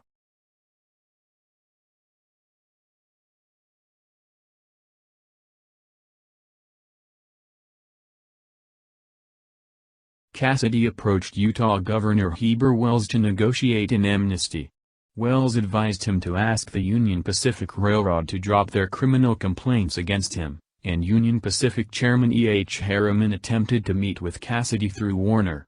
On August 29, 1900, Cassidy, Longabaugh, and others robbed Union Pacific Train No. 3 near Tipton, Wyoming, breaking Cassidy's earlier promise to the governor of Wyoming and ending any chance for amnesty. 1901. On February 28, 1900, lawmen attempted to arrest Lonnie Logan at his aunt's home. Lonnie was killed in the shootout that followed, and his cousin Bob Lee was arrested for rustling and sent to prison in Wyoming.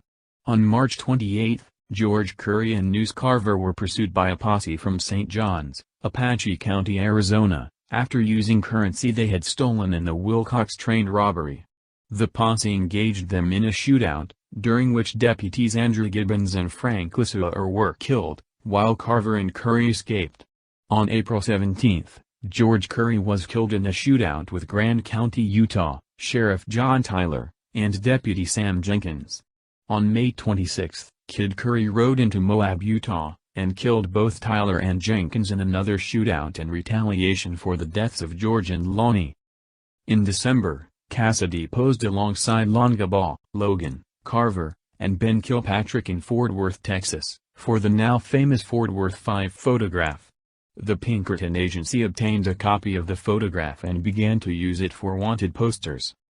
On July 3, 1901, Kid Curry and a group of men robbed a Great Northern train near Wagner, Montana, stealing more than $60,000 in cash, equivalent to $1,840,000 in 2019. The gang split up, but a posse led by Sheriff Elijah Bryant caught up with News Carver and killed him. Kilpatrick was captured in St. Louis on November 5 at Josie Blakey's resort on Chestnut Street. In his pocket, they found a key to a room at the Lockleed Hotel. The next morning, they found Laurel Bullion in the lobby, checking out with her luggage. In her valise was $8,500 in unsigned banknotes from the Great Northern robbery.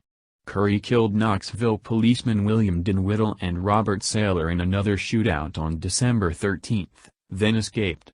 He returned to Montana, pursued by Pinkertons and other law enforcement officers, where he shot and killed rancher James Winters in retaliation for killing his brother Johnny years before.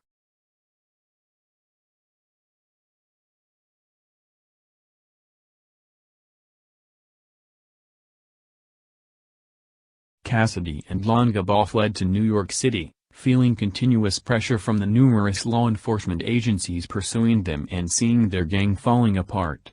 They departed from there to Buenos Aires, Argentina aboard the British steamer Herminius on February 20, 1901, along with Longabaugh's companion Etta Place. Cassidy posed as James Ryan, Place's fictitious brother.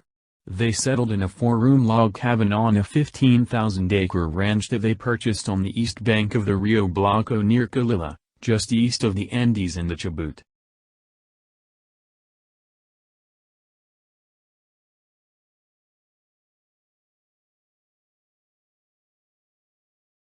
Two English-speaking bandits held up the Banco de Tarapaco y Argentino in Rio Gallegos on February 14, 1905, 700 miles south of Calilla near the Strait of Magellan, and the pair vanished north across the Patagonian grasslands.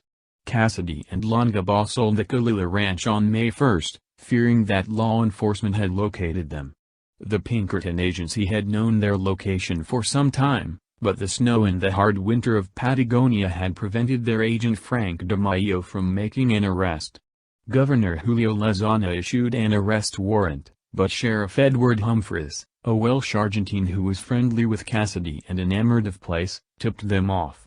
The trio then fled north to San Carlos de Bariloche, where they embarked on the steamer Condor across Nahuel Lake and into Chile. They returned to Argentina by the end of the year. Cassidy, Longabaugh, Place, and an unknown male associate robbed the Banco de la Nación Argentina branch in Villa Mercedes on December 19, 400 miles west of Buenos Aires, taking 12,000 pesos. They fled across the Andes to reach the safety of Chile. On June 30, 1906, Place decided that she had enough of life on the run, so Longabaugh took her back to San Francisco. Cassidy obtained honest work under the alias James Santiago Maxwell at the Concordia tin mine in the Santa Vera Cruz range of the central Bolivian Andes, where Longabaugh joined him upon his return. Their main duties included guarding the company payroll. The two traveled to Santa Cruz in late 1907, a frontier town in Bolivia's eastern savanna, still wanting to settle down as respectable ranchers.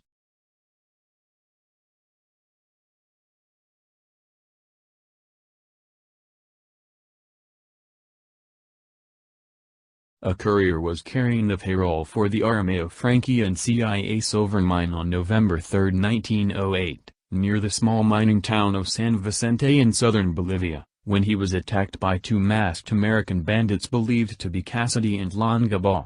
Witnesses saw them 3 days later in San Vicente, where they lodged in a small boarding house owned by miner Bonifacio Casasola. Casasola became suspicious of them because they had a mule from the Armeo mine, identifiable from the company's brand. He notified a nearby telegraph officer, who notified the Ibarra cavalry regiment stationed nearby. The unit dispatched 3 soldiers under the command of Captain Justo Concha, and they notified the local authorities. The soldiers, the police chief, the local mayor, and some of his officials all surrounded the lodging house on the evening of November 6, intending to arrest the Armeo robbers. As they approached the house, the bandits opened fire, killing one of the soldiers and wounding another, and starting a gunfight which lasted for several hours into the evening and the night. At around 2 a.m., during a lull in the fighting, the mayor heard a man scream 3 times inside the house, then 2 successive shots were fired from inside the house. The authorities entered the house the next morning, where they found 2 bodies with numerous bullet wounds to the arms and legs.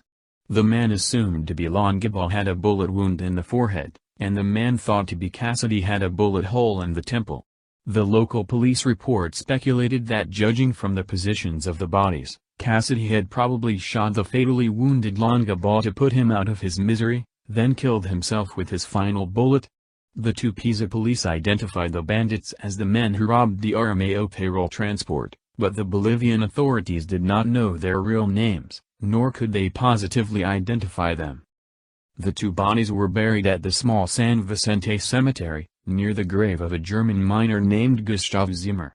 American forensic anthropologist Clyde Snow and his researchers attempted to find the graves in 1991, but they did not find any remains with DNA matching the living relatives of Cassidy and Longabaugh.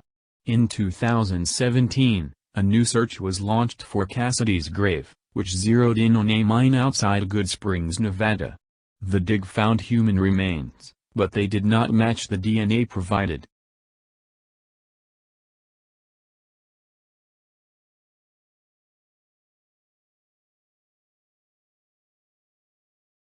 John McPhee's Annals of the Former World repeats a story that Dr. Francis Smith told to geologist David Love in the 1930s. Smith stated that he had seen Cassidy, who told him that his face had been altered by a surgeon in Paris, and he showed Smith an old bullet wound that Smith recognized as work that he had done. Josie Bassett claimed in 1960 that Cassidy came to visit her in the 1920s after returning from South America, and that he died in Johnny, Nevada about 15 years ago. Residents in Cassidy's hometown of Circleville, Utah, claimed in an interview that he worked in Nevada until his death. Western historian Charles Kelly observed in his 1938 book The Outlaw Trail, A History of Butch Cassidy and His Wild Bunch, it seems exceedingly strange that Cassidy never returned to Circleville, Utah, to visit his father if he were still alive. According to his great-nephew, Bill Bettinson, he did return to Utah to visit his family in Circleville many times. Bruce Chatwin, in his classic travel book In Patagonia, says, I went to see the Star Witness, his sister, Mrs. Lulu Sick, Parker Bettinson, a forthright and energetic woman in her 90s, she has no doubts. Her brother came back and ate blueberry pie with family at Circleville in 1925. She believes he died of pneumonia in Washington in the late 1930s. An episode of the television series In Search of 1978 examined the claims and possible evidence for Cassidy's return to America during the 1920s in a series of interviews with residents of Baggs, Wyoming, a popular destination for the Wild Bunch during their raiding years. Residents claimed that Cassidy had visited for several days in 1924, driving a Ford Model T. Bettinson stated that he returned to the family home in Circleville during this period, and picked up his brother Mark in a Ford, then drove to their father's home, where she also lived. Her father allegedly said to her, I'll bet you don't know who this is. This is your brother Robert Leroy. She stated that Cassidy was full of regrets, particularly at having disappointed his mother. She quoted him lamenting, "All I did is make a wreck of my life." Bedenson claims that Cassidy lived out his years in the Northwest and died in 1937, and that the family had agreed not to disclose his final resting place, since they had chased him all his life, and now he's going to rest in peace. This story is also recounted by W.C. Jameson and Butch Cassidy, Beyond the Grave, referencing the 1975 book Bedenson co-authored with Dora Flack, Butch Cassidy, My Brother. On an episode of the series Mission Declassified, 2019, investigative journalist Christoph Putzel met with local researcher Marilyn Grace at Cassidy's childhood log cabin on the Parker Ranch in Circleville to talk about the alleged burial of Cassidy there on July 20, 1937. Grace explains that Cassidy was secretly buried at Tom's Cabin, a former sheepherder's log cabin located in a remote area of the property, a favorite camping spot for his brothers and him. Grace says an eyewitness, neighbor Dee Crosby, saw the burial take place at the cabin. Earlier, Putzel spoke to Alda Orton, another Parker neighbor, who described the family as having been dressed in funeral-like attire on that same day. Grace goes on to say that cadaver dogs had been brought to the cabin in an attempt to locate remains and lead to a positive indication. The underside of the cabin was later dug and 2 bones discovered, identified as a human spinal bone and a toe bone. Putzel head forensic scientist Susanna Ryan at Pure Gold Forensics in Redlands, California conducted DNA tests on the bones. Ryan confirmed they were human, but lacked enough DNA for a complete profile. As the site may have become public knowledge, the Parker family is believed to have since excavated Cassidy's remains at the cabin and moved them to a different burial site, leaving the spinal and toe bones behind in the process. Spring-heeled Jack is an entity in English folklore of the Victorian era. The first claimed sighting of spring-heeled Jack was in 1937, later sightings were reported all over Great Britain and were especially prevalent in suburban London, the Midlands, and Scotland. There are many theories about the nature of spring-heeled Jack. This urban legend was very popular in its time, due to the tales of his bizarre appearance and ability to make extraordinary leaps, to the point that he became the topic of several works of fiction.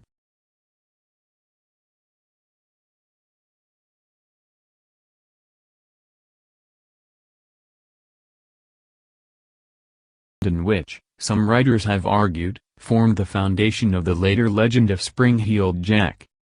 The most important of early entities was the Hammersmith ghost, which in 1803 and 1804 was reported in Hammersmith on the western fringes of London. It would later reappear in 1824. Another apparition, the Southampton ghost, was also reported as assaulting individuals in the night. This particular spirit bore many characteristics of spring-heeled Jack and was reported as jumping over houses and being over 10 feet tall.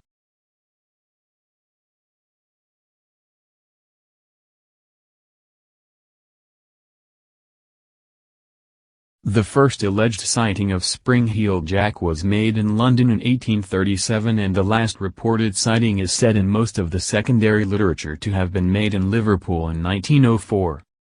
According to many later accounts, in October 1837 a girl by the name of Mary Stevens was walking to Lavender Hill, where she was working as a servant, after visiting her parents in Battersea. On her way through Clapham Common, a strange figure leaped at her from a dark alley. After immobilizing her with a tight grip of his arms, he began to kiss her face, while ripping off her clothes and touching her flesh with his claws, which were, according to her deposition, cold and clammy as those of a corpse. In a panic, the girl screamed, making the attacker quickly flee from the scene. The commotion brought several residents who immediately launched a search for the aggressor, but he could not be found. The next day, the leaping character is said to have chosen a very different victim near Mary Stevens' home, inaugurating a method that would reappear in later reports. He jumped in the way of a passing carriage, causing the coachman to lose control, crash and severely injure himself. Several witnesses claimed that he escaped by jumping over a 9-foot-high wall while cackling with a burst of high-pitched, ringing laughter. Gradually, the news of the strange character spread, and soon the press and the public gave him the name Spring-Heeled Jack.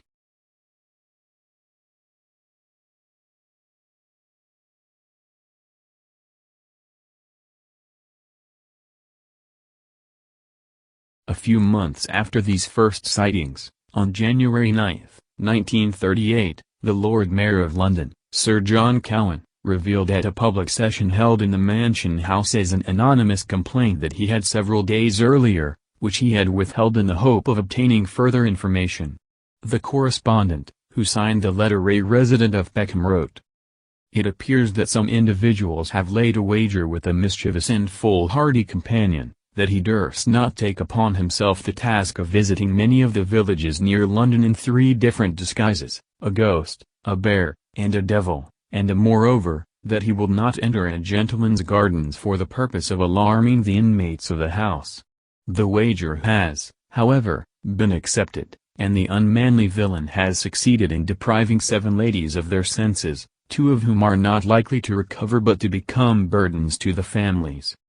At one house the man rang the bell, and on the servant coming to open the door, this worse than brute stood in no less dreadful figure than a spectre clad most perfectly.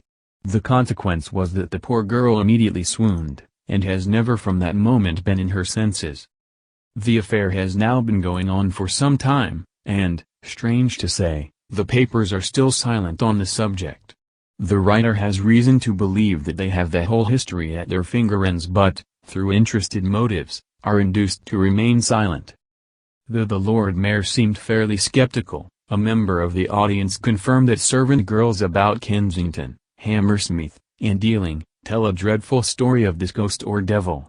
The matter was reported in the Times on 9th January, other national papers on 10th January and, on the day after that, the Lord Mayor showed a crowded gathering a pile of letters from various places in and around London complaining of similar wicked pranks. The quantity of letters that poured into the Mansion House suggests that the stories were widespread in suburban London. One writer said several women in Hammersmith had been frightened into dangerous fits and some severely wounded by a sort of claws the miscreant wore on his hands. Another correspondent claimed that in Stockwell, Brixton, Camberwell and Vauxhall several people had died of fright and others had fits. Meanwhile, another reported that the trickster had been repeatedly seen in Lewisham and Blackheath. The Lord Mayor himself was in 2 minds about the affair. He thought the greatest exaggerations had been made, and that it was quite impossible that the ghost performs the feats of a devil upon the earth, but on the other hand someone he trusted had told him of a servant girl at Forest Hill who had been scared into fits by a figure in a bear's skin. He was confident the person or persons involved in this pantomime display would be caught and punished. The police were instructed to search for the individual responsible, and rewards were offered. A peculiar report from the Brighton Gazette, which appeared in the April 14, 1838 edition of the Times, related how a gardener in Rosehill, Sussex, had been terrified by a creature of known nature. The Times wrote that Spring-Heeled Jack has, it seems, found his way to the Sussex coast, even though the report bore little resemblance to other accounts of Jack. The incident occurred on 13th of April, when it appeared to a gardener in the shape of a bear or some other 4-footed animal. Having attracted the gardener's attention by a growl, it then climbed the garden wall and ran along with it on all 4s, before jumping down and chasing the gardener for some time. After terrifying the gardener, the apparition scaled the wall and made its exit.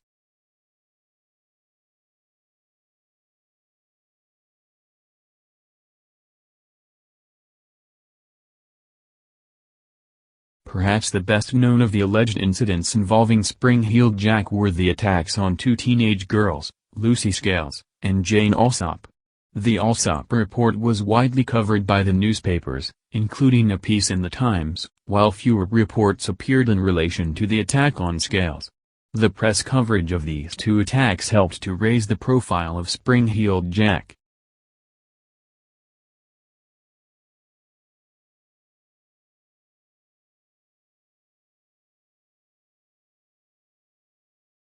Jane Alsop also reported that on the night of 19th of February 1838, she answered the door of her father's house to a man claiming to be a police officer, who told her to bring a light, claiming "We caught Spring-Heeled Jack here in the lane." She brought the person a candle and noticed that he wore a large cloak. The moment she handed him the candle, however, he threw off the cloak and presented a most hideous and frightful appearance. vomiting blue and white flames from his mouth while his eyes resembled red balls of fire. Miss Alsop reported that he wore a large helmet and that his clothing, which appeared to be very tight-fitting, resembled white oilskin. Without saying a word he caught hold of her and began tearing her gown with his claws. She was rescued by one of her sisters, after which her assailant fled.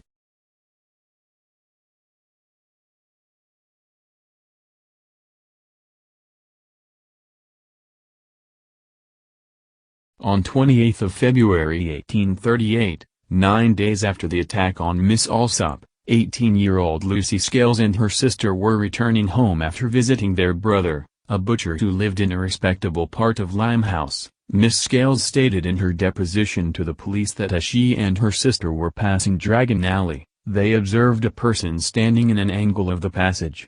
She was walking in front of her sister at the time, and just as she came up to the person, who was wearing a large cloak, he spurted a quantity of blue flame in her face, which deprived her of her sight, and so alarmed her, that she instantly dropped to the ground, and was seized with violent fits which continued for several hours. Her brother added that on the evening in question, he had heard a loud scream of one of his sisters moments after they left his house, and on running up Green Dragon Alley he found his sister Lucy on the ground in a fit, with his sister attempting to hold and support her. She was taken home, and he then learned from his other sister what had happened.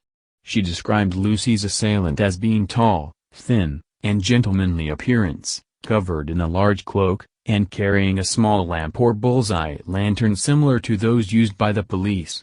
The individual did not speak nor did he try to lay hands on them, but instead walked quickly away. Every effort was made by the police to discover the author of these and similar outrages, and several persons were questioned, but were set free.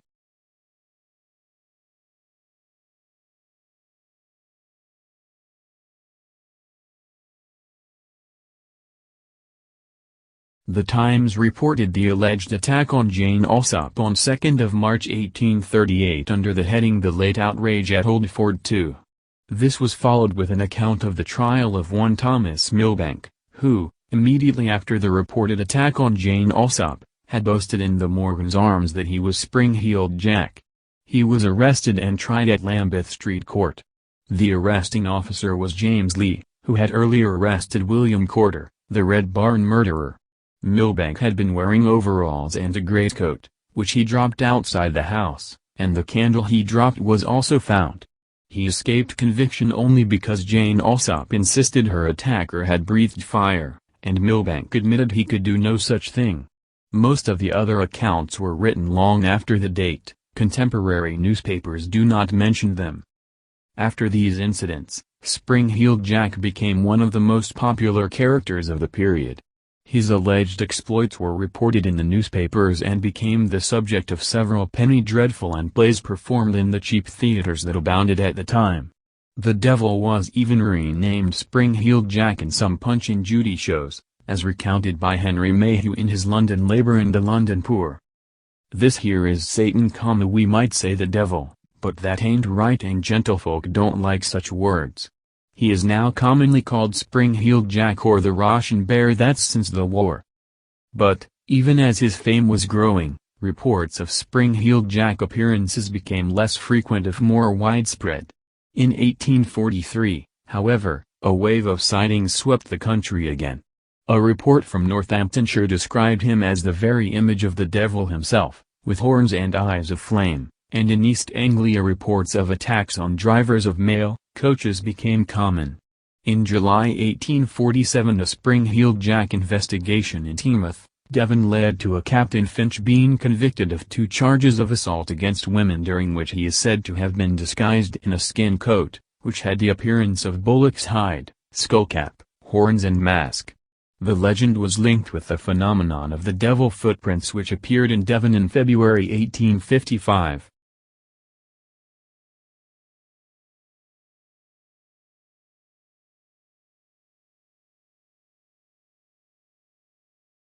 At the beginning of the 1870s, Spring-Heeled Jack was reported again in several places distant from each other.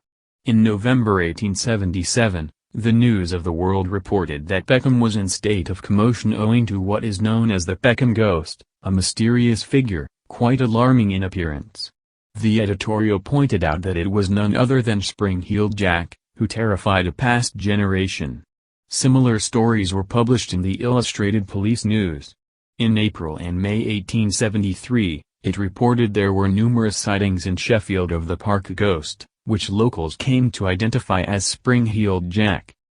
This news was followed by more sightings, until in August 1877 one of the most notable reports about Spring-Heeled Jack came from a group of soldiers in Aldershot's barracks.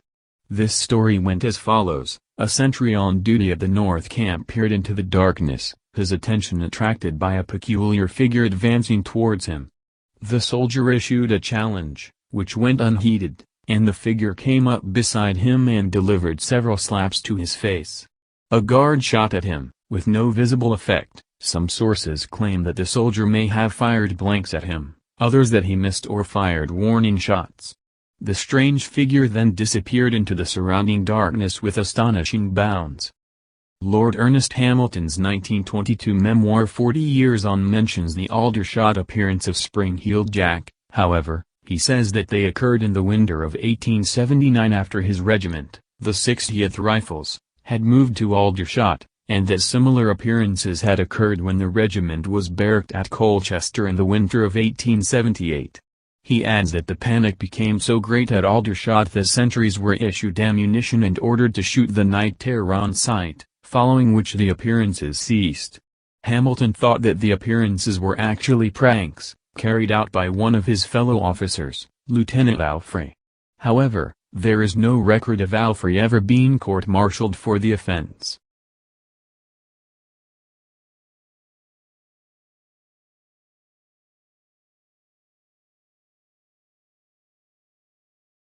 In the autumn of 1877, Spring-Heeled Jack was reportedly seen at Newport Arch in Lincoln, Lincolnshire, wearing a sheepskin.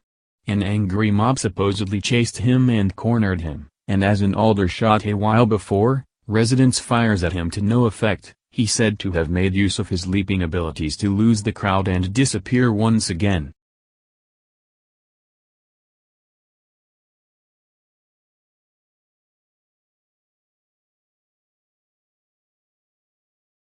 By the end of the 19th century, the reported sightings of Spring-Heeled Jack were moving towards the northwest of England. Around 1888, in Everton, North Liverpool, he allegedly appeared on the rooftop of St. Francis Xavier's Church in Salisbury Street. In 1904 there were reports of appearances nearby William Henry Street.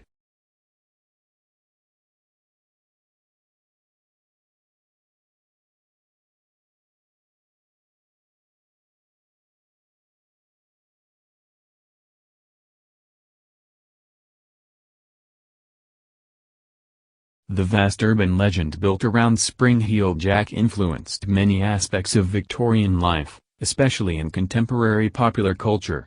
For decades, especially in London, his name was equated with the bogeyman, as a means of scaring children into behaving by telling them if they were not good. Spring-Heeled Jack would leap up and peer in at them through their bedroom windows, by night. However, it was in fictional entertainment where the legend of Spring-Heeled Jack exerted the most extensive influence, owing to his allegedly extraordinary nature.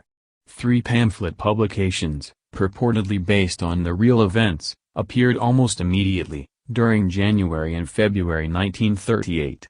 They were not advertised as fiction, though they likely were at least partly so. The only known copies were reported to have perished when the British Library was hit during the Blitz, but their catalogue still lists the first one. The character was written into a number of penny dreadful stories during the latter half of the 19th century, initially as a villain and then increasingly heroic roles. By the early 1900s he was being represented as a costumed, altruistic avenger of wrongs and protector of the innocent, effectively becoming a precursor to the pulp fiction and then comic book superheroes. Herman Webster Mudgett, better known as Dr. Henry Howard Holmes or H. Holmes, was an American serial killer. While he confessed to 27 murders, he was convicted and sentenced to death for only one murder, that of accomplice and business partner Benjamin Pitezel. Despite his confession of 27 murders after the Pitezel trial awaiting execution, it's speculated that Holmes may have killed as many as 200 people. Victims were killed in a mixed-use building which he owned in Chicago, located about 3 miles west of the 1839 World's Fair, Columbian Exposition, supposedly called the World's Fair Hotel, though evidence suggests the hotel portion was never truly open for business. Besides being a serial killer, Holmes was also a con artist and a trigamist, the subject of more than 50 lawsuits in Chicago alone.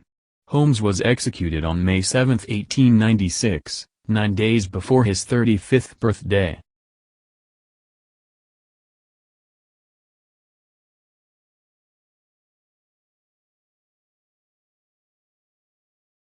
Holmes was born as Herman Webster Mudgett in Gilmanton, New Hampshire, United States, on May 16, 1861, to Levi Horton Mudgett and Theodate Page Price, both of whom were descended from the first English immigrants in the area. Mudgett was his parents' third-born child. He had an older sister Mary. Holmes' father was from a farming family, and at times he worked as a farmer, trader, and house painter. His parents were devout Methodists. Late attempts to fit Holmes into the patterns seen in modern serial killers have described him torturing animals and suffering from abuse of the hands of a violent father, but contemporary and eyewitness accounts of his childhood do not provide proof of either. At the age of 16, Holmes graduated from Phillips Exeter Academy and took teaching jobs in Gilmanton and later in nearby Alton. On July 1878, he married Clara Lovering in Alton. Their son, Robert Lovering Mudgett, was born on February 3, 1880, in Loudon, New Hampshire. As an adult, Robert became a certified public accountant and served as city manager of Orlando, Florida. Holmes enrolled in the University of Vermont in Burlington, at age 18, but was dissatisfied with the school and left after 1 year. In 1882, he entered the University of Michigan's Department of Medicine and Surgery and graduated in June 1884 after passing his exams. While enrolled, he worked in the anatomy lab under Professor Herdman, then the chief anatomy instructor. Holmes had apprenticed in New Hampshire under Nahum White, a noted advocate of human dissection. Years later, when Holmes was suspected of murder and claimed to be nothing but an insurance fraudster, he admitted to using cadavers to defraud life insurance companies several times in college. Housemates described Holmes as treating Clara violently, and in 1884, before his graduation, she moved back to New Hampshire and later wrote she knew little of him afterwards. After he moved to Moores Forks, New York, a rumor spread that Holmes had been seen with a little boy who later disappeared. Holmes claimed the boy went back to his home in Massachusetts. No investigation took place and Holmes quickly left town. He later traveled to Philadelphia, Pennsylvania and got a job as a keeper at Norristown State Hospital, but quit after a few days. He later took a position at a drugstore in Philadelphia, but while he was working there, a boy died after taking medicine that was purchased at the store. Holmes denied any involvement in the child's death and immediately left the city. Right before moving to Chicago, he changed his name to Henry Howard Holmes to avoid the possibility of being exposed by victims of his previous scams. In his confession after his arrest, Holmes claimed he had killed his former medical school classmate, Robert Leacock, in 1886 for insurance money. Leacock, however, died in Watford, Ontario, in Canada on October 5, 1889. In late 1886, while still married to Clara, Holmes married Myrta Belknap in Minneapolis, Minnesota. He filed for divorce from Clara a few weeks after marrying Myrta, alleging infidelity on her part. The claims could not be proven and the suit went nowhere. Surviving paperwork indicated she probably was never even informed of the suit. In any case, the divorce was never finalized. It was dismissed June 4, 1891, on the grounds of want of prosecution. Holmes had a daughter with Myrta, Lucy Theodate Holmes, who was born on July 4, 1889, in Englewood, Chicago, Illinois. As an adult, Lucy became a public school teacher. Holmes lived with Myrta and Lucy in Wilmette, Illinois, and spent most of his time in Chicago tending to business. Holmes married Georgiana Yoke on January 17, 1894, in Denver, Colorado, while still married to both Clara and Myrta.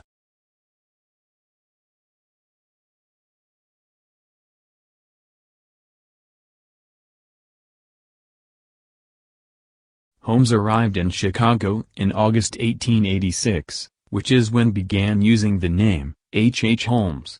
He came across Elizabeth S. Holton's drugstore at the northwest corner of South Wallace Avenue and West 64 RD Street in Englewood. Holton gave Holmes a job, and he proved to be a hard-working employee, eventually buying the store.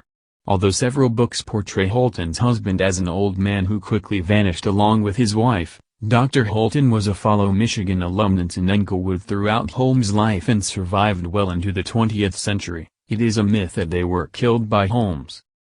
Holmes purchased an empty lot across from the drugstore, where construction began in 1887 for a two-story mixed-use building, with apartments on the second floor and retail spaces, including a new drugstore, on the first. When Holmes declined to pay the architects or the steel company, Aetna Iron and Steel, they sued in 1888. In 1892, he added a third floor, telling investors and suppliers he intended to use it as a hotel during the upcoming World Columbian Exposition, though the hotel portion was never completed. Furniture suppliers found Holmes was hiding their materials, for which he had never paid, in hidden rooms and passages throughout the building. There were soundproofed rooms in mazes of hallways, some of which seemed to go nowhere. Many of the rooms were outfitted with chutes that would drop straight down to the basement where Holmes had acid vats, quicklime, and a crematorium to dispose of his victims' bodies. Their search made the news, and investors for the planned hotel pulled out of the deal when a jeweler in the building showed them the articles. The hotel was gutted by a fire started by a known arsonist shortly after Holmes was arrested, but was largely rebuilt and used as a post office until 1938. In 1892, the hotel was somewhat completed, with 3 stories and a basement. The first floor was the storefront. The second story consisted of his elaborate torture rooms, which contained a chute that led to the basement. The third floor held more apartment rooms. In 1894, some police officers inspected the hotel while Holmes was out. During the inspection, they found rooms with hinged walls and false partitions, rooms linked with secret passages, and even airtight rooms that were connected to pipelines filled with gas which Holmes used as gas chambers.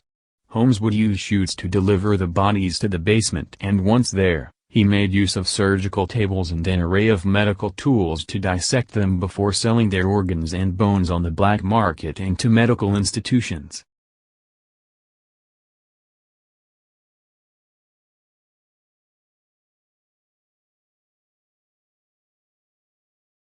One of Holmes' early murder victims was his mistress, Julia Smythe. She was the wife of Ned Connor, who had moved into Holmes' building and began working at his pharmacy's jewelry counter. After Connor found out about Smythe's affair with Holmes, he quit his job and moved away, leaving Smythe and her daughter Pearl behind. Smythe gained custody of Pearl and remained at the hotel, continuing her relationship with Holmes.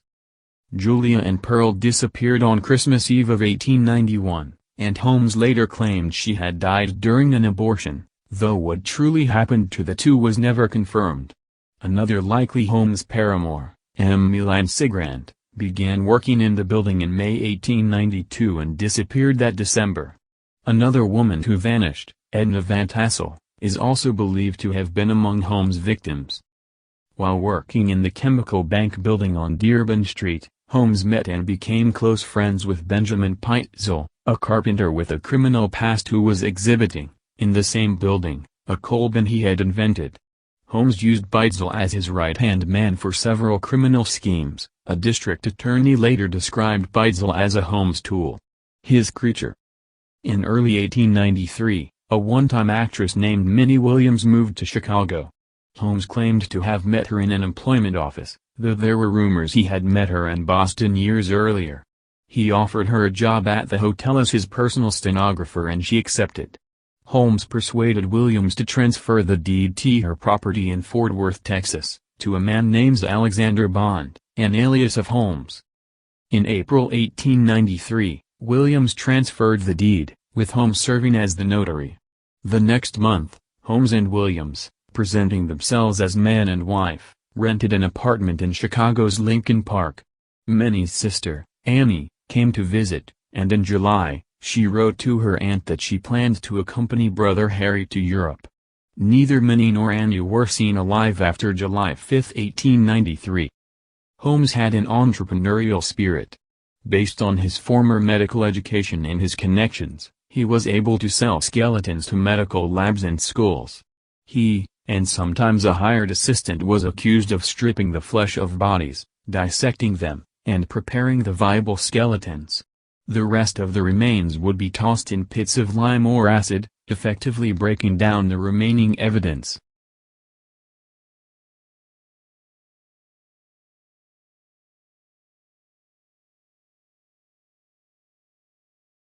With insurance companies pressing to prosecute Holmes for arson, Holmes left Chicago in July 1894.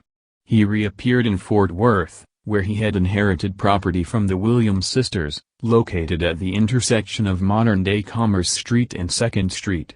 There, he sought to construct another castle along the lines of his Chicago operation, once again swindling a number of suppliers. In July 1894, Holmes was arrested and briefly jailed for the first time, on the charge of selling mortgaged goods in St. Louis, Missouri.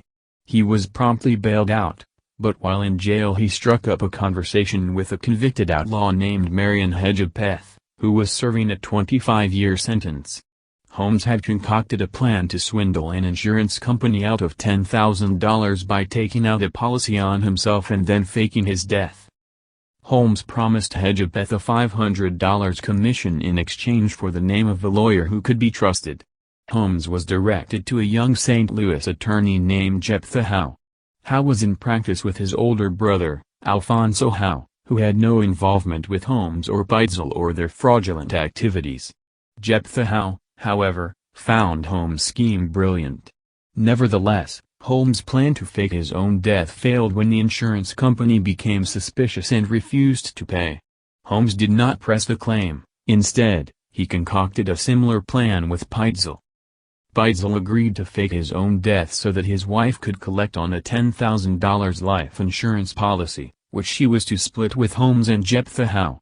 The scheme, which was to take place in Philadelphia, called for Beitzel to set himself up as an inventor under the name B.F. Parry, and then be killed and disfigured in a lab explosion.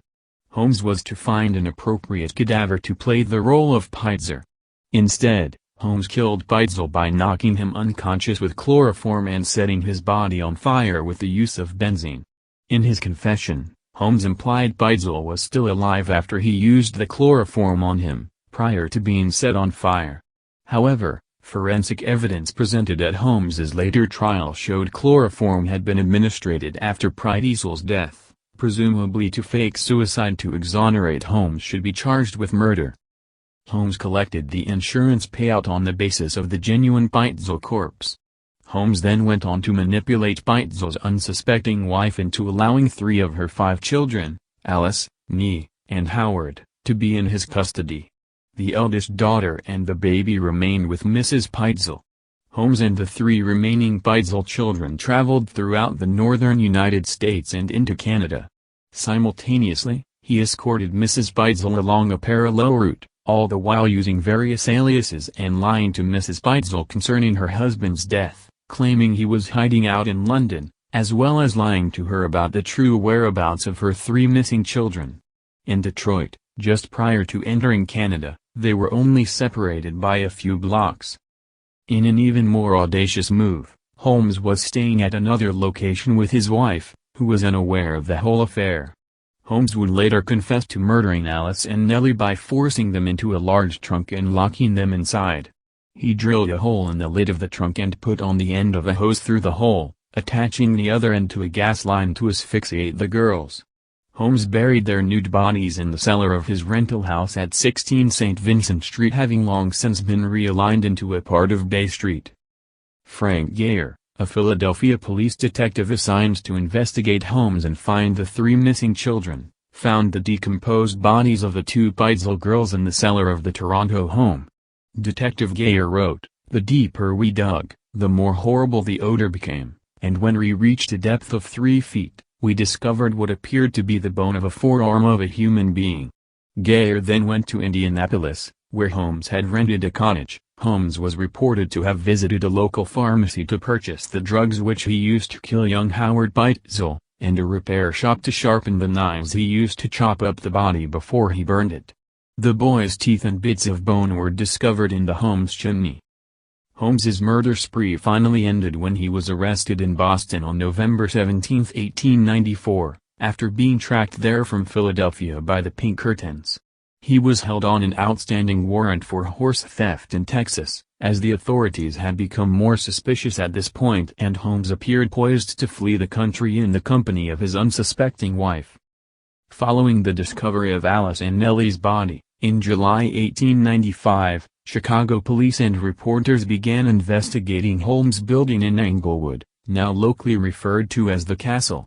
Though many sensational claims were made, no evidence was found which could have convicted Holmes in Chicago. According to Caesar, stories of torture equipment found in the building are 20th-century fiction. In October 1895, Holmes was put on trial for the murder of Benjamin Peitzel, and was found guilty and sentenced to death. By then, it was evident Holmes had also murdered the 3 missing Peitzel's children. Following his conviction, Holmes confessed to 27 murders in Chicago, Indianapolis, and Toronto and 6 attempted murders. Holmes was paid $7,500 by the Hearst newspapers in exchange for his confession, which quickly found to be mostly nonsense. Holmes gave various contradictory accounts of his life, initially claiming innocence and later that he was possessed by Satan. His propensity for lying has made it difficult for researchers to ascertain the truth on the basis of his statements. While writing his confessions in prison, Holmes mentioned how drastically his facial appearance had changed since his imprisonment. He described his new, grim appearance as gruesome and taking a Satanist cast, and wrote he was now convinced that after everything he had done, he was beginning to resemble the devil. On May 7, 1896, Holmes was hung at Moyamensing Prison, also known as Philadelphia County Prison, for the murder of Peitzel. Until the moment of his death, Holmes remained calm and amiable, showing very few signs of fear, anxiety, or depression. Despite this, he asked for his coffin to be contained in cement and buried 10 feet deep, because he was concerned grave robbers would steal his body and use it for dissection. Holmes's neck did not snap, he instead strangled to death slowly, twitching for over 15 minutes before being pronounced dead 20 minutes after the trap had been sprung. On New Year's Eve 1909, Hedgepeth, who had been pardoned for informing Holmes, was shot and killed by police officer Edward Jabirek during a hold-up at a Chicago saloon. On March 1914, the Chicago Tribune reported that, with the death of Patrick Quinlan, the former caretaker of the castle, the mystery of Holmes' castle would remain unexplained. Quinlan had committed suicide, taking strychnine. His body was found in his bedroom with a note that read, "I couldn't sleep." Quinlan's surviving relatives claimed he had been haunted for several months and was suffering from hallucinations. The castle itself was mysteriously gutted by fire in August 1895. According to a newspaper clipping from the New York Times, 2 men were seen entering the back of the building between 8 and 9 p.m. About half an hour later, they were seen exiting the building and rapidly running away. Following several explosions, the castle went up in flames. Afterward, investigators found half-empty gas can underneath the back steps of the building. The building survived the fire and remained in use until it was torn down in 1938. The site is occupied by the Englewood branch of the United States Postal Service. In 2017, amid allegations Holmes had in fact escaped execution, Holmes's body was exhumed for testing led by Janet Monge of the University of Pennsylvania Museum of Archaeology and Anthropology. Due to his coffin being contained in cement, his body was found not to have decomposed normally. His clothes were almost perfectly preserved and his mustache was found to be intact. The body was positively identified by his teeth as being that of Holmes. Holmes was then reburied.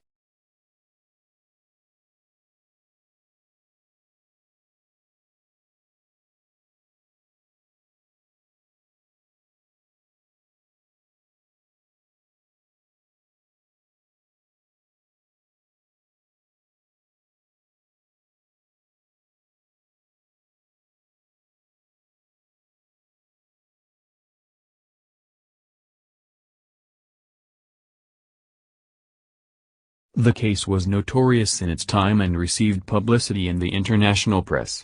Interest in Holmes' crimes was revived in 2003 by Eric Larson's The Devil in the White City, Murder, Magic, and Madness at the Fair That Changed America, a best-selling non-fiction book that juxtaposed an account of the planning and staging of the World's Fair with Holmes' story. His story had been chronicled in The Torture Doctor by David Franke. The Scarlet Mansion by Alan W. Eckert and Depraved, The Shocking True Story of America's First Serial Killer by Harold Schechter, as well as The Monster of 63rd Street chapter in Gem of the Prairie, An Informal History of the Chicago Underworld by Herbert Esbury. The 1974 novel America Gothic by horror writer Robert Bloch was a fictionalized version of the story of H. H. Holmes. Caesar's comprehensive 2017 biography, H. H. Holmes, The True History of the White City Devil, attempted to separate fact from fiction and to trace how the story grew. In 2017, History aired 8 episodes of limited documentaries entitled American Ripper, in which Holmes' great-great-grandson Jeff Mudgett, along with former CIA analyst Tamaryllis Fox, investigated clues to prove that Holmes was also the infamous London serial killer Jack the Ripper. In 2018, horror writer Sarah Tantlinger published The Devil's Dreamland, poetry inspired by H. H. Holmes, which won the 2018 Bram Stoker Award for Best Poetry Collection. As of 2019, an adaptation of The Devil in the White City with Martin Scorsese and Leonardo DiCaprio attached as executive producers are in development with Paramount TV and Hulu. Though it was initially reported in 2015 to be a feature film starring DiCaprio, once Hulu agreed to a partnership with Paramount, the project was announced as a series with no confirmation as to whether Scorsese and DiCaprio would actually direct and star in it, respectively. As of 2020, production has yet to commence. Theodore Robert Bundy was an American serial killer who kidnapped, raped, and murdered numerous young women and girls during the 1970s and possibly earlier. After more than a decade of denials, before his execution in 1989, he confessed to 30 homicides that he committed in 7 states between 1974 and 1978. The true number of victims is believed to be higher. Bundy was regarded as handsome and charismatic, traits that he exploited to win the trust of victims and society. He would typically approach his victims in public places, feigning injury or disability, or impersonating an authority figure, before knocking them unconscious and taking them to secluded locations to rape and strangle them. He sometimes revisited his victims, grooming and performing sexual acts with the decomposing corpses until putrefaction and destruction by wild animals made any further interactions impossible. He decapitated at least 12 victims and kept some of the severed heads as mementos in his apartment. On a few occasions, he broke into dwellings at night and bludgeoned his victims as they slept.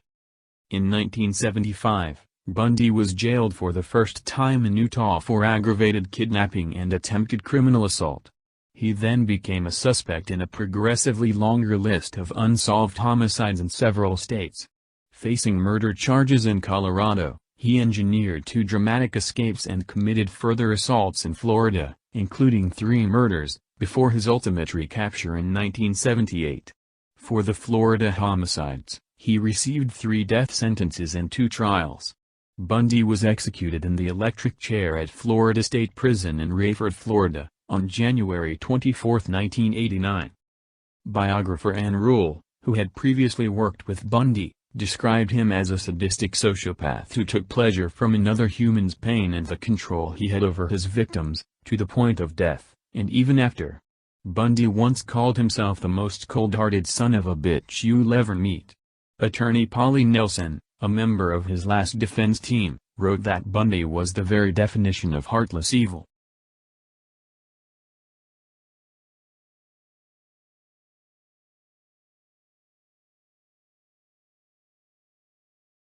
Ted Bundy was born Theodore Robert Cowell on November 24, 1946, to Eleanor Louise Cowell at the Elizabeth Lund Home for Unwed Mothers in Burlington, Vermont. His father's identity has never been confirmed. His birth certificate is said to assign paternity to a salesman and Air Force veteran named Lloyd Marshall, though other accounts state his father is listed as unknown.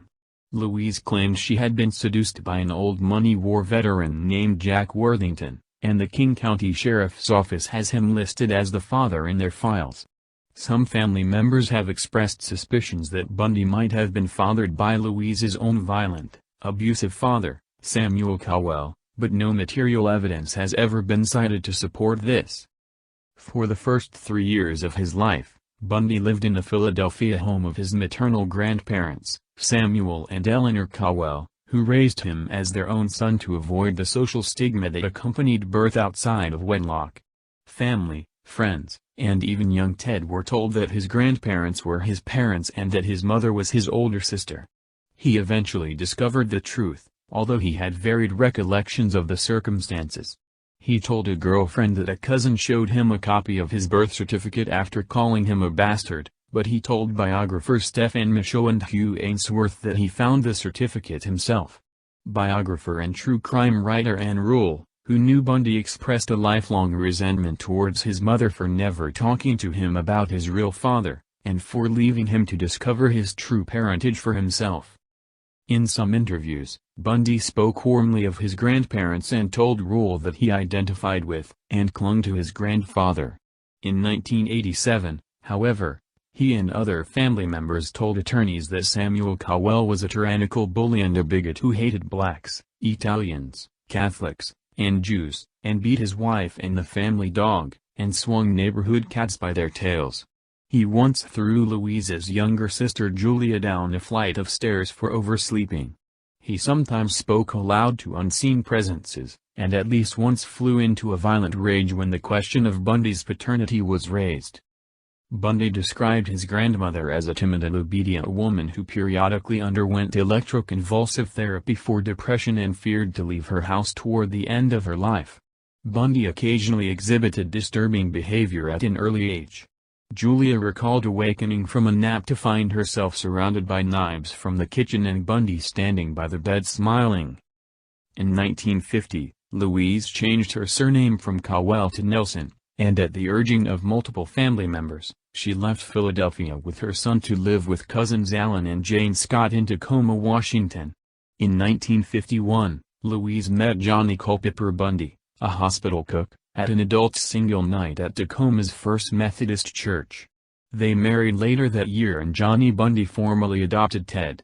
Johnny and Louise conceived 4 children of their own, and although Johnny tried to include his adoptive son in camping trips and other family activities, Ted remained distant. He later complained to his girlfriend that Johnny wasn't his real father, wasn't very bright, and didn't make much money. Bundy had different recollections of Tacoma when he spoke to his biographers. When he talked to McCord and Ainsworth, he described how he roamed his neighborhood, picking through trash barrels in search of pictures of naked women. When he spoke to Polly Nelson, he explained how he perused detective magazines, crime novels, and true crime documentaries for stories that involved sexual violence, particularly when the stories were illustrated with pictures of dead or maimed bodies. In a letter to Rule, he asserted that he never, ever read fact detective magazines, and shuddered at the thought that anyone would. In his conversation with McCord, he described how he would consume large quantities of alcohol and canvass the community late at night in search of undraped windows where he could observe women undressing, or whatever else could be seen. Bundy also varied the accounts of his social life. He told McCord and Ainsworth that he chose to be alone as an adolescent because he was unable to understand interpersonal relationships. He claimed that he had no natural sense of how to develop a friendship. "I didn't know what made people want to be friends," he said. "I didn't know what underlay social interactions." Classmates from Woodrow Wilson High School told Rule, however, that Bundy was well known and well liked there, a medium-sized fish in a large pond. Downhill skiing was Bundy's only significant athletic avocation. He enthusiastically pursued the activity by using stolen equipment and forged lift tickets. During high school, he was arrested at least twice on suspicion of burglary and auto theft. When he reached age 18, the details of the incidents were expunged from his record, which is customary in Washington.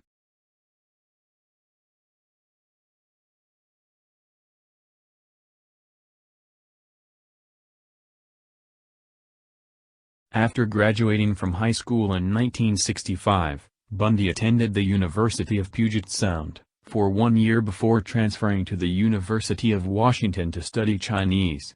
In 1967, he became romantically involved with a UW classmate who identified several pseudonyms in Bundy biographies, most commonly Stephanie Brooks.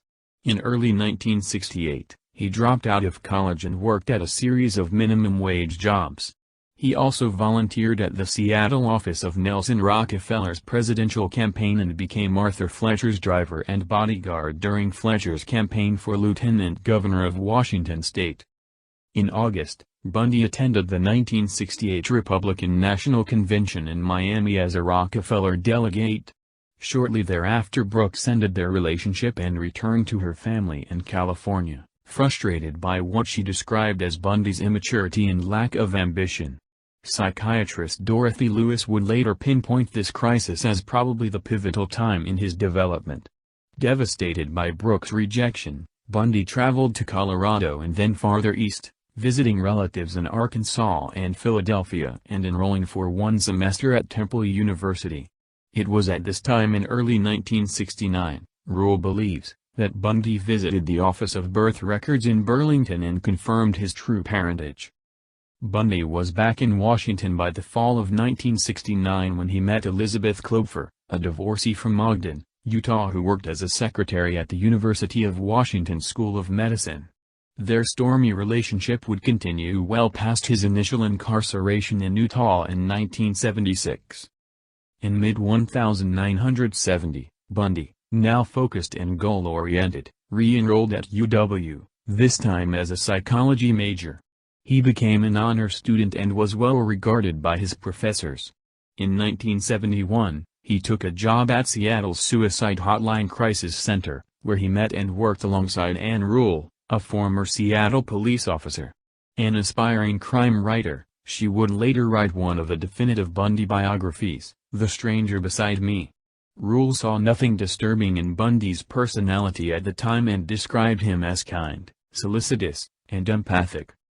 After graduating from UW in 1972, Bundy joined Governor Daniel J. Evans' re-election campaign. Posing as a college student, he shadowed Evans' team. Evans appointed Bundy to the Seattle Crime Prevention Advisory Committee. After Evans was re-elected, Bundy was hired as an assistant to Ross Davis, chairman of the Washington State Republican Party. Davis thought well of Bundy and described him as smart, aggressive, and a believer in the system. In early 1973, despite mediocre LSAT scores, Bundy was accepted into the law schools of UPS and the University of Utah on the strength of letters of recommendation from Evans, Davis, and several UW psychology professors. During the trip to California on Republican Party business in the summer of 1973, Bundy rekindled his relationship with Brooks. She marveled at his transformation into a serious, dedicated professional who seemingly on the cusp of a legal and political career. He continued to date Klopfer as well, neither woman was aware of the other's existence.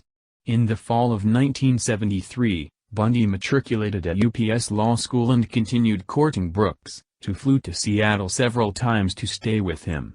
They discussed marriage. At one point he introduced her to Davis as his fiancée. In January 1974, however, he abruptly broke off all contact. Her phone calls and letters went unreturned. Finally reaching him by phone a month later, Brooks demanded to know why Bundy had unilaterally ended their relationship without explanation. In a flat, calm voice, he replied, "Stephanie, I have no idea what you mean," and hung up. She never heard from him again. He later explained, "I just wanted to prove to myself that I could have married her." Brooks concluded in retrospect that he had deliberately planned the entire courtship and rejection in advance as vengeance for the breakup she initiated in 1968. By then, Bundy had begun skipping classes at law school. By April, he had stopped attending entirely, as the young women began to disappear in the Pacific Northwest.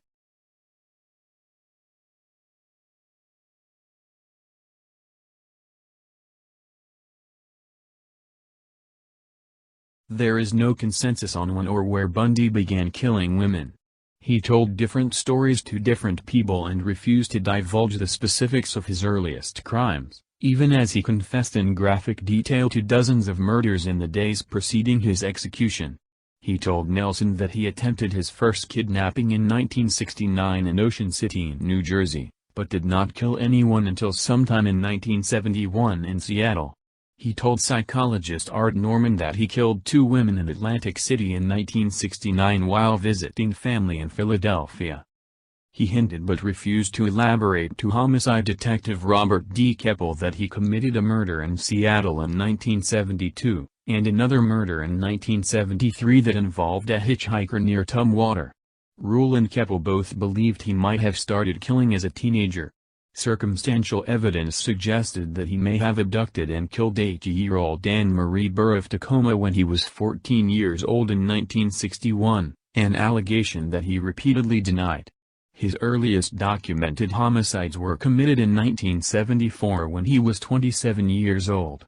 By then, by his own admission, he had mastered the necessary skills, in the era before DNA profiling, to leave minimal incriminating forensic evidence at crime scenes.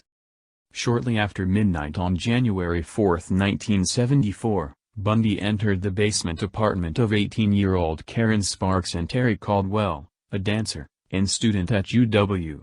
After bludgeoning Sparks senseless with a metal rod from her bed frame, he sexually assaulted her with either the same rod or metal speculum, causing extensive internal injuries. She remained unconscious for 10 days, but survived with permanent physical and mental disabilities. In the early morning hours of February 1, Bundy broke into the basement room of Linda Ann Healy, a UW undergraduate who broadcast morning radio weather reports for skiers. He beat her unconscious, dressed her in blue jeans, a white blouse, and boots, and carried her away. During the first half of 1974, female college students disappeared at the rate of about 1 per month. On March 12, Donna Gail Manson, a 19-year-old student at the Evergreen State College in Olympia, 60 miles southwest of Seattle, left her dormitory to attend a jazz concert on campus but never arrived. On April 17, Susan Elaine Rancourt disappeared while on her way to her dorm room after an evening advisors meeting at Central Washington State College in Ellensburg, 110 miles east-southeast of Seattle. 2 female Central Washington students later came forward to report encounters, one on the night of Rancourt's disappearance, the other 3 nights earlier, with a man wearing an arm sling, asking for help carrying a load of books to his brown or tan Volkswagen Beetle. On May 6, Roberta Kathleen Parks left her dormitory at Oregon State University in Corvallis, 85 miles south of Portland, to have coffee with friends at the Memorial Union, but never arrived. Detectives from the King County and Seattle Police Departments grew increasingly concerned. There was no significant physical evidence, and the missing women had little in common, apart from being young, attractive, white college students with long hair parted in the middle. On June 1, Brenda Carol Ball, 22, disappeared after leaving the Flame Tavern in Burien, near Seattle, Tacoma International Airport. She was last seen in the parking lot, talking to a brown-haired man with his arm in a sling. In the early hours of June 11, UW student Georgianne Hawkins vanished while walking down a brightly lit alley between her boyfriend's dormitory residence and her sorority house. The next morning, 3 Seattle homicide detectives and criminalists combed the entire alleyway on their hands and knees, finding nothing. After Hawkins' disappearance was publicized, witnesses came forward to report seeing a man that night who was in an alley behind a nearby dormitory. He was on crutches with a leg cast and was struggling to carry a briefcase. One woman recalled that the man asked her to help him carry the case to his car, a light, brown Volkswagen Beetle. Bundy later told Keppel that he lured Hawkins to his car before rending her unconscious with a crowbar he had earlier placed beside the vehicle.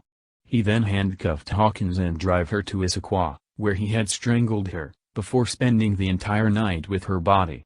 Prior to her murder, Hawkins had regained consciousness inside his car, and had begun talking with Bundy, who recollected she had informed him she had a Spanish test the following day and she thought that I had taken her to help tutor her for the Spanish test, adding, "It's not funny, but it's odd the kinds of things people will say under those circumstances."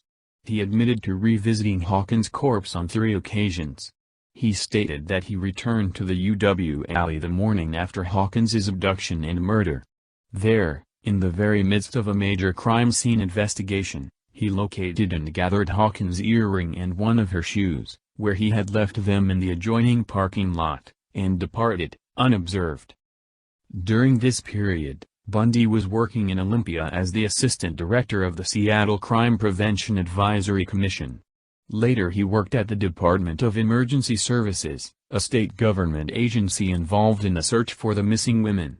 At Day he met and dated Carol Ann Boone, a twice-divorced mother of 2 who, 6 years later, would play an important role in the final phase of his life.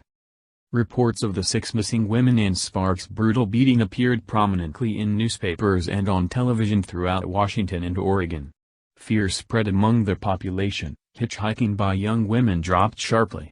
Pressure mounted on law enforcement agencies, but the paucity of physical evidence severely hampered them. Police could not provide reporters with the little information that was available for fear of compromising the investigation. Further similarities between the victims were noted. The disappearances all took place at night, usually near ongoing construction work, within a week of a midterm or final exams. All of the victims were wearing slacks or blue jeans, and at most crime scenes, there were sightings of a man wearing a cast or a sling, and driving a brown or tan Volkswagen Beetle. The Pacific Northwest murders culminated on July 14, with the broad daylight abductions of 2 women from a crowded beach at Lake Sammamish State Park in Issaquah, a suburb 20 miles east of Seattle. 5 female witnesses described an attractive young man wearing a white tennis outfit with his left arm in a sling, speaking with a light accent, perhaps Canadian or British. Introducing himself as Ted, he asked their help in unloading a sailboat from his tan or bronze-colored Volkswagen Beetle. 4 refused. 1 accompanied him as far as his car, saw that there was no sailboat, and fled. 3 additional witnesses saw him approach Janice Annott, 23, a probation caseworker at the King County Juvenile Court, with the sailboat story and watched her leave the beach in his company. About 4 hours later, Denise Marie Naslund, a 19-year-old woman who was studying to become a computer programmer, left a picnic to go to the restroom and never returned with Naslund, and that he forced one to watch as he murdered the other, but he later denied it in an interview with Lewis on the eve of his execution. King County Police, finally armed with a detailed description of their suspect and his car, posted flyers throughout the Seattle area. A composite sketch was printed in regional newspapers and broadcast on local television stations. Elizabeth Klopfer, Ann Rule, a Day employee, and a UW psychology professor all recognized the profile, the sketch, and the car, and reported Bundy as a possible suspect, but detectives, who were receiving up to 200 tips per day, thought it unlikely that a clean-cut law student with no adult criminal record could be the perpetrator. On September 6, 2 grouse hunters stumbled across the skeletal remains of Ott and Naslund near a service road in Issaquah, 2 miles east of Lake Sammamish State Park. An extra femur and several vertebrae found at the site were later identified by Bundy as George Ann Hawkins. 6 months later, forestry students from Green River Community College discovered the skulls and mandibles of Healy, Runcourt, Parks, and Ball on Taylor Mountain, where Bundy frequently hiked, just east of Issaquah. Manson's remains were never recovered.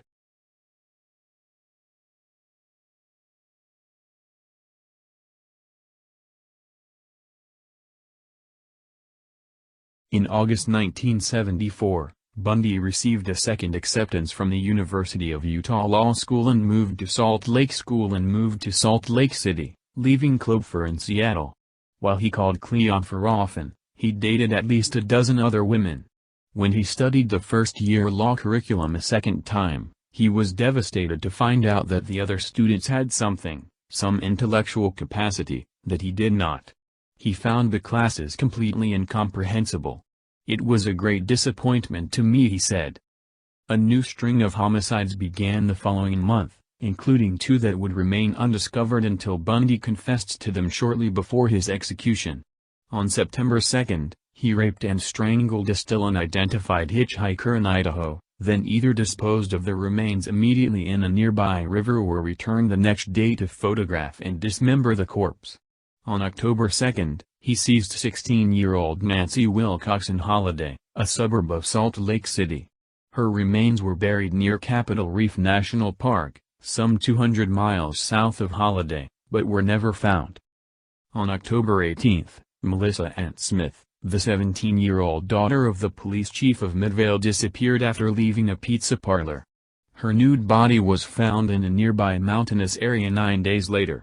Post-mortem examination indicated that she may have remained alive for up to 7 days following her disappearance. On October 31, Laura Ann Amy, also 17, disappeared 25 miles south in Lehigh after leaving a cafe just after midnight. Her naked body was found by hikers 9 miles to the northeast in American Fork Canyon on Thanksgiving Day. Both women had been beaten, raped, sodomized, and strangled with nylon stockings. Years later, Bundy described his post-mortem rituals with the corpses of Smith and Amy, including hair shampooing and application of makeup. In the late afternoon of November 8, Bundy approached 18-year-old telephone operator Carol Durank at Fashion Place Mall in Murray, less than a mile from the Midvale restaurant where Melissa Smith was last seen. He identified himself as Officer Roseland of the Murray Police Department and told Durank that someone had attempted to break into her car. He asked her to accompany him to the station to file a complaint. When Durank pointed out to Bundy that he was driving on a road that did not lead to the police station, he immediately pulled her to the shoulder and attempted to handcuff her. During their struggle, he inadvertently fastened both handcuffs to the same wrist, and Durank was able to open the car door and escape.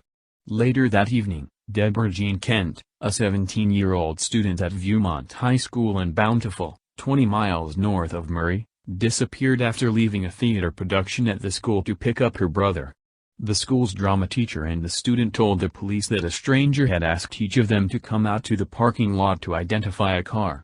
Another student later saw the same man pacing in the rear of the auditorium, and the drama teacher spotted him shortly before the end of the play. Outside the auditorium, investigators found a key that unlocked the handcuffs removed from Carol Durank's wrist. In November, Elizabeth Klopfer called King County Police a second time after reading that young women were disappearing in towns surrounding Salt Lake City. Detective Randy Hergesheimer of the Major Crimes Division interviewed her in detail. By then, Bundy had risen considerably on the King County hierarchy of suspicion, but the Lake Sammamish witness conferred most reliable by detectives failed to identify him from a photo lineup. In December, Klopfer called the Salt Lake County Sheriff's Office and repeated her suspicions.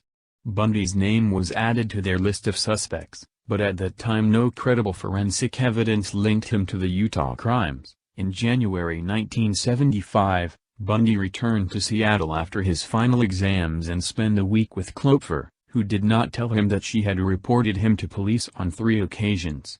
She made plans to visit him in Salt Lake City in August.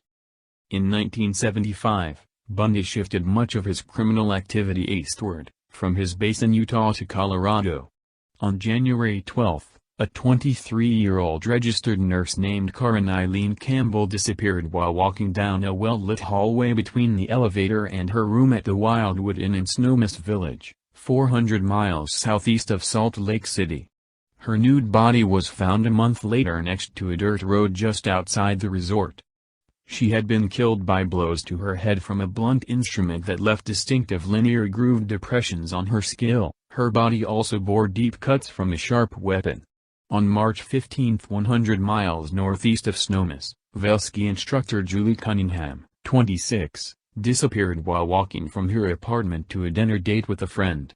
Bundy later told Colorado investigators that he approached Cunningham on crutches and asked her to help carry his ski boots to his car, where he clubbed and handcuffed her, then assaulted and strangled her at a secondary site near Rifle, 90 miles west of Vail.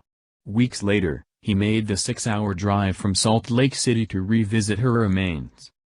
Denise Lynn Oliverson, 25, disappeared near the Utah-Colorado border in Grand Junction on April 6 while riding her bicycle to her parents' house. Her bike and sandals were found under a viaduct near a railroad bridge.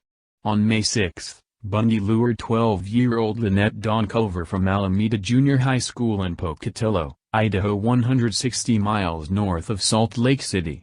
He drowned and then sexually assaulted her in his hotel room, before disposing of her body in a river north of Pocatello. In mid-May, 3 of Bundy's Washington State Day co-workers, including Carol Ann Boone, visited him in Salt Lake City and stayed for a week in his apartment. Bundy subsequently spent a week in Seattle with Kloepfer in early June and they discussed getting married the following Christmas. Again, Kloepfer made no mention of her multiple discussions with the King County Police and Salt Lake County Sheriff's Office. Bundy disclosed neither his ongoing relationship with Boone nor a concurrent romance with a Utah law student known in various accounts as Kim Andrews or Sharon Auer. On June 28, Susan Curtis vanished from the campus of Brigham Young University in Provo, 45 miles south of Salt Lake City. Curtis' murder became Bundy's last confession, tape-recorded moments before he entered the execution chamber. The bodies of Wilcox, Kent, Cunningham, Oliverson, Culver, and Curtis were never recovered. In August or September 1975, Bundy was baptized into the Church of Jesus Christ of Latter-day Saints, although was not an active participant in services and ignored most church restrictions. He would later be excommunicated by the LDS Church following his 1976 kidnapping conviction. When asked about his religious preference after his arrest, Bundy answered Methodist, the religion of his childhood. In Washington state, investigators were still struggling to analyze the Pacific Northwest murder spree that had ended as abruptly as it had begun. In an effort to make sense of an overwhelming mass of data, they resorted to the then innovative strategy of compiling a database.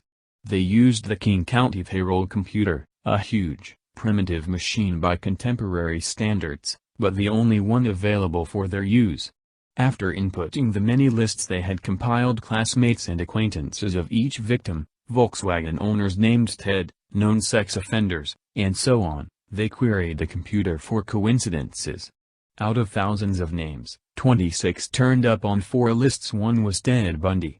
Detectives also manually compiled a list of their 100 best suspects, and Bundy was on that list as well. He was literally at the top of the pile of suspects when word came from Utah of his arrest.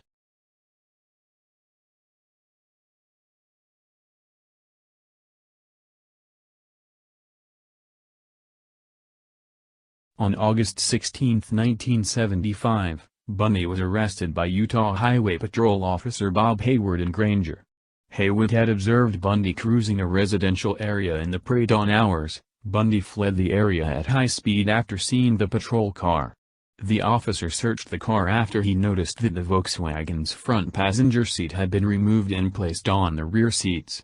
He found a ski mask, a second mask fashioned from pantyhose, a crowbar, handcuffs, trash bags, a coil of rope, an ice pick, and other items initially assumed to be burglary tools. Bundy explained that the ski mask was for skiing. He had found the handcuffs in a dumpster, and the rest were common household items. However, Detective Jerry Thompson remembers a similar suspect and car description from the November 1974 Durango kidnapping, and Bundy's name from Kloepfer's December 1974 phone call. In a search of Bundy's apartment, police found a guide to Colorado ski resorts with a checkmark by the Wildwood Inn and a brochure that advertised the Viewmont High School play in Bountiful, where Deborah Kent had disappeared. The police did not have sufficient evidence to detain Bundy, and he was released on his own recognizance. Bundy later said that searchers missed a hidden collection of Polaroid photographs of his victims, which he destroyed after he was released. Salt Lake City police placed Bundy on 24-hour surveillance, and Thompson flew to Seattle with 2 other detectives to interview Kloepfer. She told them that in the new year prior to Bundy's move to Utah, she had discovered objects that she couldn't understand, in her house and in Bundy's apartment. These items included crutches, a bat of plaster of Paris that he admitted stealing from a medical supply house, and a meat cleaver that was never used for cooking. Additional objects included surgical gloves, an oriental knife in a wooden case that he kept in his glove compartment, and a sack full of woman's clothing. Bundy was perpetually in debt, and Clover suspected that he had stolen almost everything of significant value that he possessed. When she confronted him over a new TV and stereo, he warned her, "If you tell anyone, I'll break your fucking neck." She said Bundy became very upset whenever she considered cutting her hair, which was long and parted in the middle. She would sometimes awaken in the middle of the night to find him under her car, another Volkswagen Beetle, which he often borrowed, for protection. The detectives confirmed that Bundy had not been with Clover on any of the nights which during the Pacific Northwest victims had vanished, nor on the day Ott and Naslund were abducted. Shortly thereafter, Clover was interviewed by Seattle homicide detective Kathy McChesney and learned of the existence of Stephanie Brooks and her brief engagement to Bundy around Christmas 1973. In September, Bundy sold his Volkswagen Beetle to a Midvale teenager. Utah police impounded it, and FBI technicians dismantled and searched it. They found hair-matching samples obtained from Karen Campbell's body. Later, they also identified hair strands as microscopically indistinguishable from those of Melissa Smith and Carol Durank. FBI lab specialist Robert Neal concluded that the presence of hair strands in one car matching three different victims who had never met one another would be a coincidence of mind-boggling rarity. On October 2, detectives put Bundy into a lineup. Durank immediately identified him as Officer Roseland, and witnesses from Bountiful recognized him as the stranger at the high school auditorium. There was insufficient evidence to link him to Deborah Kent. There was no more than enough evidence to charge him with aggravated kidnapping and attempted criminal assault in the Durank case. He was freed on £15,000 bail, paid by his parents, and spent most of the time between indictment and trial in Seattle, living in Clover's house. Seattle police had insufficient evidence to charge him in the Pacific Northwest murders, but kept him under close surveillance.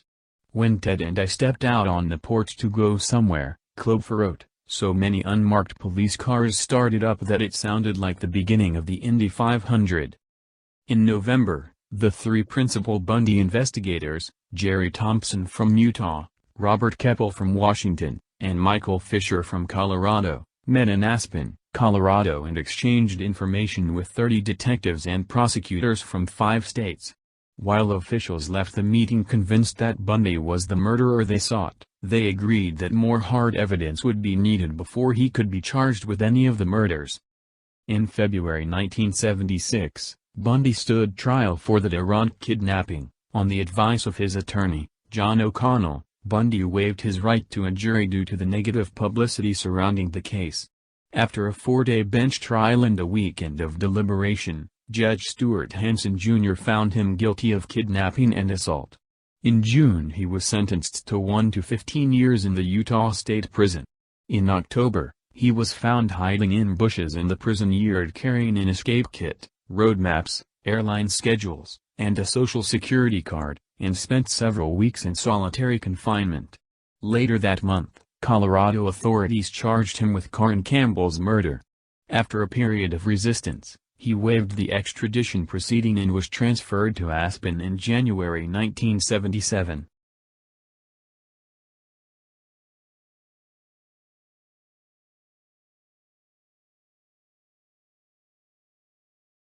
On June 7, 1977, Bundy was transported 40 miles from the Garfield County Jail in Glenwood Springs to Pitkin Country Courthouse in Aspen for a preliminary hearing. He had elected to serve as his own attorney, and as such, was excused by the judge from wearing handcuffs or leg shackles. During a recess, he asked to visit the courthouse's law library to research his case. While shielded from his guard's view behind a bookcase, he opened the window and jumped to the ground from the second story, injuring his right ankle as he landed. After shedding an outer layer of clothing, he walked through Aspen as roadblocks were being set up on its outskirts, then hiked southward onto Aspen Mountain near its summit. He broke into a hunting cabin and stole food, clothing, and a rifle. The following day he left the cabin and continued south toward the town of Crested Butte, but became lost in the forest. For 2 days he wandered aimlessly on the mountain, missing 2 trails that led downward to his intended destination.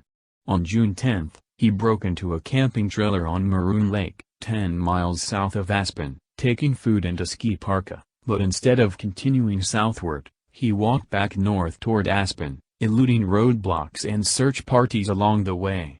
3 days later, he stole a car at the edge of Aspen Golf Course. Cold, sleep-deprived, and in constant pain from his sprained ankle, he drove back into Aspen, where 2 police officers noticed his car weaving in and out of its lane and pulling him over. He had been a fugitive for 6 days. In the car were maps of the mountain area around Aspen that prosecutors were using to demonstrate the location of Karen Campbell's body, indicating his escape was not a spontaneous act but had been planned. Back in jail in Glenwood Springs, Bundy ignored the advice of friends and legal advisors to stay put. The case against him, already weak at best, was deteriorating steadily as pre-trial motions consistently resolved in his favor and significant bits of evidence was ruled inadmissible.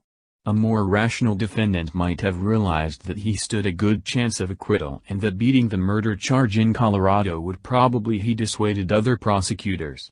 With as little as a year and a half to serve on the Durank conviction, had Ted persevered, he could have been a free man. Instead, Bundy assembled a new escape plan. He acquired a detailed floor plan of the jail and a hacksaw blade from other inmates, and accumulated $500 in cash, smuggled in over a 6-month period, he later said, by visitors, Carol Ann Boone in particular.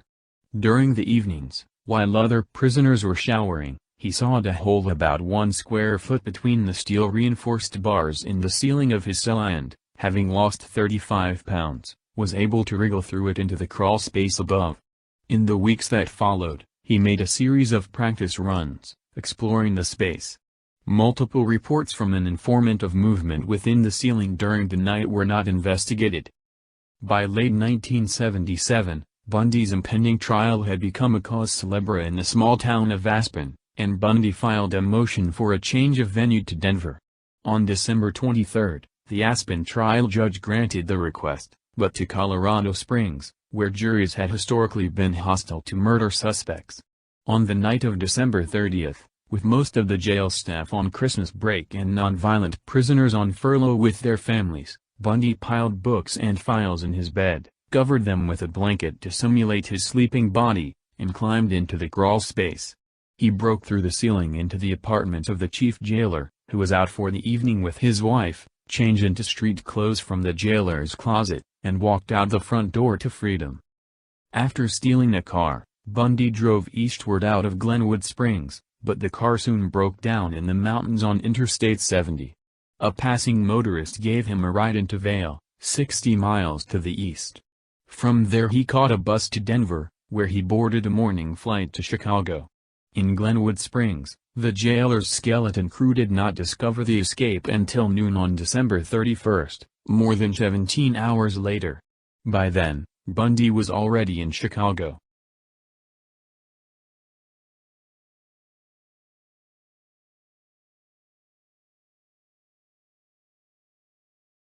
Shortly after the conclusion of the Leach trial and the beginning of the long appeals that followed, Bundy initiated a series of interviews with Stephen Michaud and Hugh Ainsworth. Speaking mostly in the third person to avoid the stigma of confession, he began for the first time to divulge details of his crimes and thought processes. He recounted his career as a thief, confirming Kopfer's longtime suspicion that he had shoplifted virtually everything of substance that he owned. "The big payoff for me," he said, "was actually possessing whatever it was I had stolen. I really enjoyed having something that I had wanted and gone out and take." Possession proved to be an important motive for rape and murder as well. Sexual assault, he said, fulfilled his need to totally possess his victims. At first, he killed his victims as a matter of expediency, to eliminate the possibility of being caught, but later, murder became part of the adventure. The ultimate possession was, in fact, the taking of the life, he said, and then the physical possession of the remains. Bundy also confided in Special Agent William Hagmaier of the FBI Behavioral Analysis Unit. Hagmaier was struck the deep, almost mystical satisfaction that Bundy took in murder. He said that after a while, murder is not just a crime of lust of violence, Hagmaier-related. It becomes possession. They are part of you. The victim becomes a part of you, and you will always be drawn back to them. Bundy told Hagmaier that he considered himself to be an amateur and impulsive killer in his early years, before moving into what he termed his prime or predator phase at about the time of Linda Healy's murder in 1974. This implied that he began killing well before 1974, although he never explicitly admitted to having done so. In July 1984, Rayford guards found 2 hacksaw blades that Bundy had hidden in his cell. A steel bar in one of the cell's windows had been sawed completely through at the top and bottom and glued back into place with a homemade soap-based adhesive. Several months later, guards found an unauthorized mirror hidden in the cell, and Bundy was again moved to a different cell. Shortly thereafter, he was charged with a disciplinary infraction for unauthorized correspondence with another night-profile criminal, John Hinckley Jr. In October 1984. Bundy contacted Robert Kebbell and offered to share his self-proclaimed expertise in serial killer psychology in the ongoing hunt in Washington for the Green River Killer, later identified as Gary Ridgway. Kebbell and Green River Task Force Detective Dave Reichert interviewed Bundy, but Ridgway remained at large for a further 17 years. Kebbell published detailed documentation of the Green River interviews and later collaborated with Michaud on another examination of the interview material. Bundy coined the nickname the River Man for Gary Ridgway, which was later used for the title of Kebbell's book, The Riverman, Ted Bundy and I Hunt for the Green River Killer. In early 1986, an execution date was set on the Chiomega convictions. The Supreme Court issued a brief stay, but the execution was quickly rescheduled. In April, shortly after the new date was announced, Bundy finally confessed to Hagmaier and Nelson what they believed was the full range of his depredation, including details of what he did to some of his victims after their deaths. He told them that he visited Taylor Mountain, Issaquah, and other secondary crime scenes, often several times, to lie with his victims and perform sexual acts with their decomposing bodies until putrefaction forced him to stop. In some cases, he drove for several hours each way and remained the entire night. In Utah, he applied makeup to Melissa Smith's lifeless face, and he repeatedly washed Laura Amy's hair. If you've got time, he told Hagmaier, they can be anything you want them to be. He decapitated approximately 12 of his victims with a hacksaw and kept at least one group of severed heads, probably the 4 later found on Taylor Mountain, in his apartment for a period of time before disposing of them. Less than 15 hours before the scheduled July 2 execution, the 11th Circuit Court of Appeals stayed it indefinitely and remanded the Chiomega case for review on multiple technicalities, including Bundy's mental competency to stand trial, and an erroneous instruction by the judge during the penalty, which, ultimately, were never resolved. A new date was then set to carry out the Leach sentence. The 11th Circuit Court issued a stay on November 17. In mid-1988, the 11th Circuit ruled against Bundy, and on December 24, 1989, was announced. Bundy's journey through the appeals court had been unusually rapid for a capital murder case. Contrary to popular belief, the courts moved Bundy as fast as they could. Even the prosecutors acknowledged that Bundy's lawyers never employed delaying tactics. Though people everywhere seethed at the apparent delay in executing the archdemon, Ted Bundy was actually on the fast track. With all avenues exhausted and no further motivation to deny his crimes, Bundy agreed to speak frankly with investigators. He confessed to Kebbell that he had committed all 8 of the Washington and Oregon homicides for which he was the prime suspect. He described 3 additional previously unknown victims in Washington and 2 in Oregon whom he declined to identify. He said he left a 5th corpse, Donna Manson's, on Taylor Mountain, but incinerated her head in Cope's fireplace. He described the Issaquah crime scene, and it was almost like he was there. He was just totally consumed with murder all the time. Nelson's impressions were similar. It was the absolute misogyny of his crimes that stunned me, she wrote, his manifest rage against women. He had no compassion at all. He was totally engrossed in the details. His murders were his life accomplishments. Bundy confessed to detectives from Idaho, Utah, and Colorado that he had committed numerous additional homicides, including several that were unknown to the police. He explained that when he was in Utah he could bring his victims back to his apartment, where he could reenact scenarios depicted on the covers of detective magazines. A new ulterior strategy, immediately dubbed Dead's Bones for Time scheme, served only to deepen the resolve of authorities to see Bundy executed on schedule, and yield little new detailed information. In cases where he did give details, nothing was found. Colorado detective Matt Linville interpreted this as a conflict between his desire to postpone his execution by divulging information and his need to remain in total possession, the only person who knew his victims' true resting places. When it became clear that no further stays would be forthcoming from the courts, Bundy supporters began lobbying for the only remaining option, executive clemency.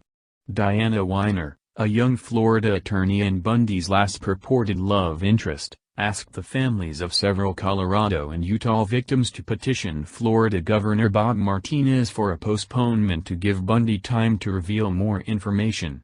All refused. The families already believed that the victims were dead and that Dead had killed them, wrote Nelson. They didn't need his confession.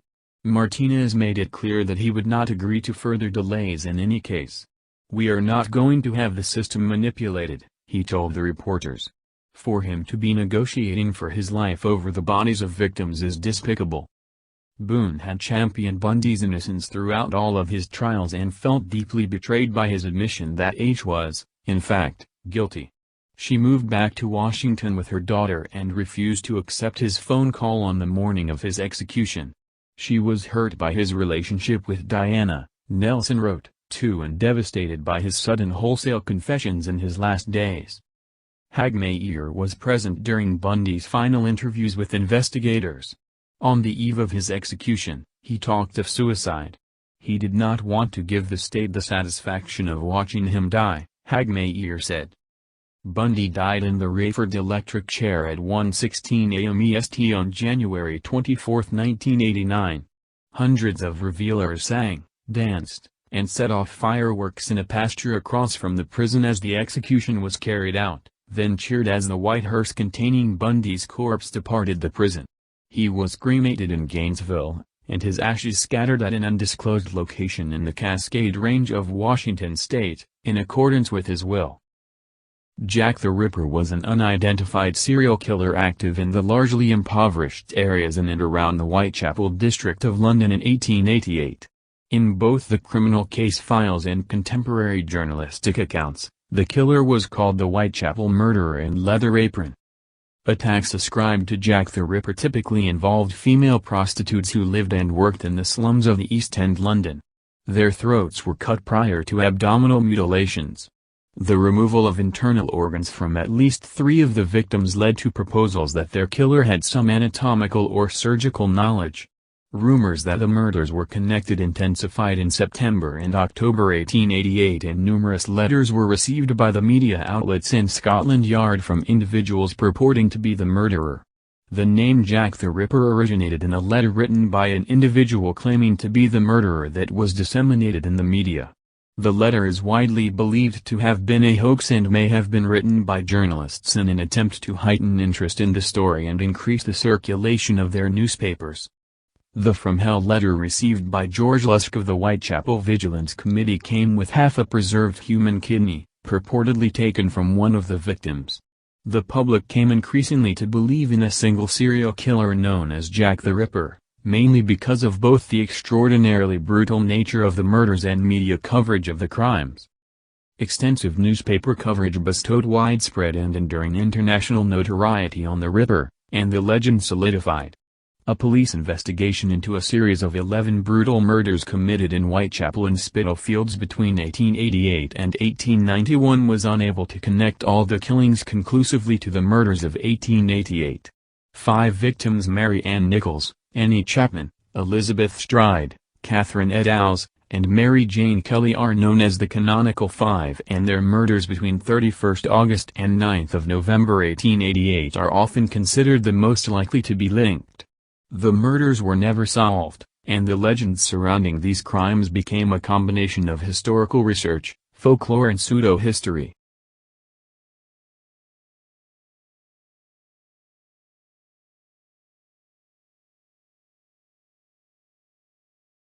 In the mid-19th century, Britain experienced an influx of Irish immigrants who swelled the populations of the major cities, including the East End London. From 1882, Jewish refugees fleeing pogroms in Tsarist Russia and other areas of Eastern Europe emigrated into the same area. The parish of Whitechapel in London's East End became increasingly overcrowded, with the population increasing to approximately 80,000 inhabitants by 1888. Work and housing conditions worsened, and a significant economic underclass developed. 55% of children born in the East End died before they were 5 years old. Robbery, violence, and alcohol dependency were commonplace, and the endemic poverty drove many women to prostitution to survive on a daily basis. In October 1888, London's Metropolitan Police Station estimated that there were 62 brothers and 1,200 women working as prostitutes in Whitechapel, with approximately 8,500 people residing in the 233 common lodging houses within Whitechapel every night, with the nightly price of a single bed being £4d and the cost of sleeping upon a lean-to rope stretched across the bedrooms of these houses being £2d for adults or children. The economic problems in Whitechapel were accompanied by a steady rise in social tensions. Between 1886 and 1889, frequent demonstrations led to police intervention and public unrest, such as Bloody Sunday, anti-Semitism, crime, nativism, racism, social disturbances, and severe deprivation influenced public perceptions that Whitechapel was a notorious den of immorality. Such perceptions were strengthened in the autumn of 1888 when the series of vicious and grotesque murders attributed to Jack the Ripper received unprecedented coverage in the media. 1 week later, on September 1888, the body of Annie Chapman was discovered at approximately 6 a.m., near the steps to the doorway of the backyard of 29 Hanbury Street, Spitalfields. As in the case of Mary Ann Nichols, the throat was severed by 2 deep cuts. Her abdomen had been cut entirely open, with a section of the flesh from her stomach being placed upon her left shoulder and another section of skin and flesh plus small intestines being removed and placed above her right shoulder. Chapman's autopsy also revealed that her uterus and sections of her bladder and vagina had been removed.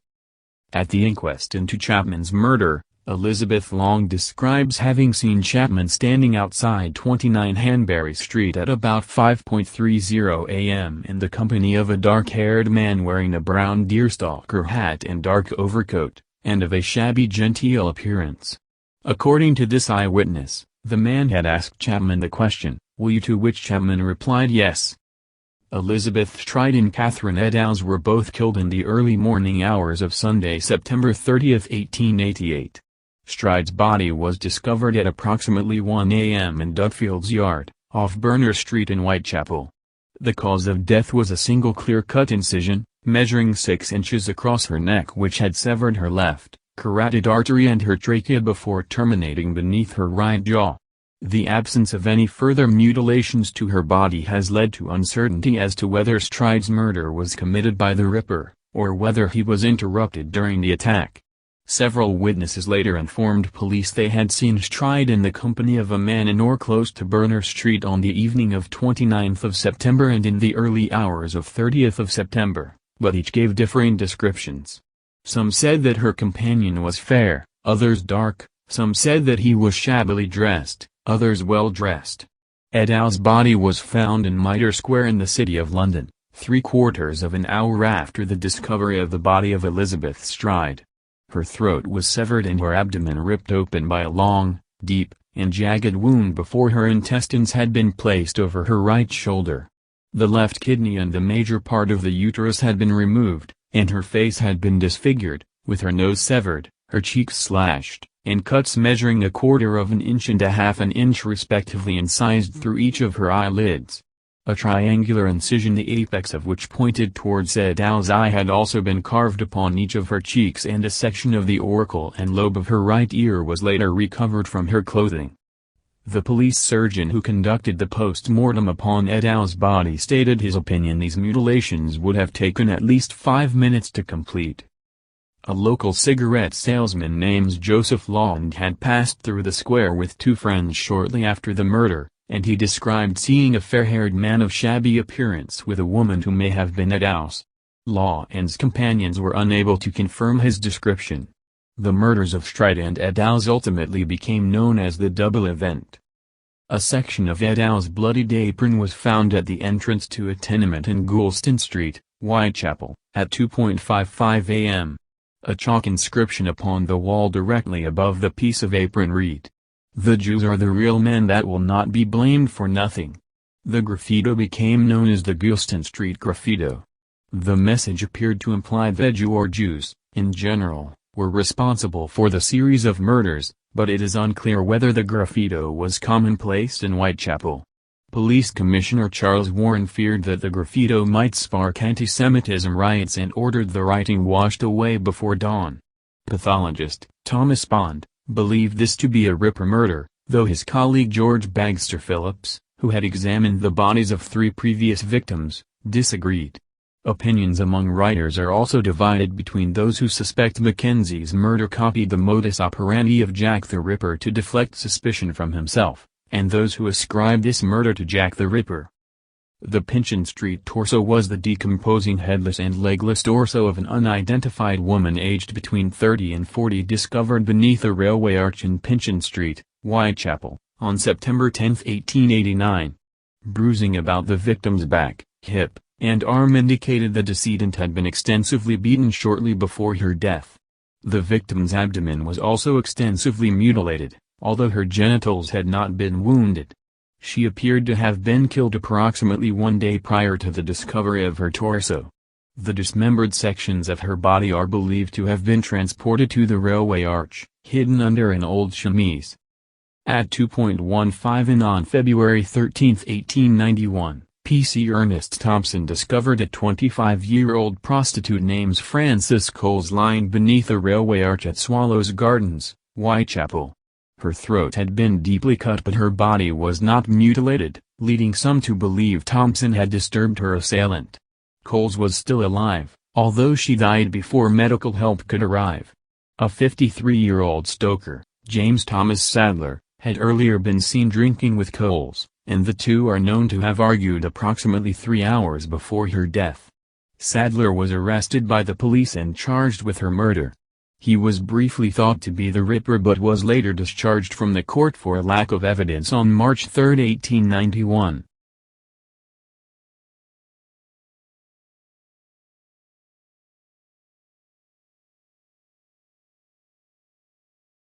A large number of attacks against women in the East End during this time adds uncertainty to how many victims were murdered by the same individual. 11 separate murders, stretching from April 3, 1888 to February 13, 1891, were included in a London Metropolitan Police Service investigation and were known collectively in the police docket as the Whitechapel murders. Opinions vary as to whether these murders should be linked to the same culprit, but 5 of the 11 Whitechapel murders, known as the Canonical Five, are widely believed to be the work of Jack the Ripper. Most experts point to deep slash wounds to the throat, followed by the extensive abdominal and genital area mutilation, the removal of internal organs, and progressive facial mutilations as the distinctive features of the Ripper's modus operandi. The first 2 cases in the Whitechapel murder file, those of Emma Elizabeth Smith and Martha Tabram, are not included in the Canonical Five. Smith was robbed and sexually assaulted in Osborne Street, Whitechapel, at approximately 1:30 a.m. on April 3, 1888. She had been bludgeoned about the face and received a cut to her ear. A blunt object was also inserted into her vagina, rupturing her peritoneum. She developed peritonitis and died the following day at London Hospital.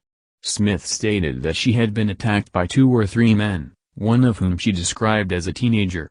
This attack was linked to the later murders by the press, but most authors attribute Smith's murder to General East End gang violence unrelated to the Ripper case.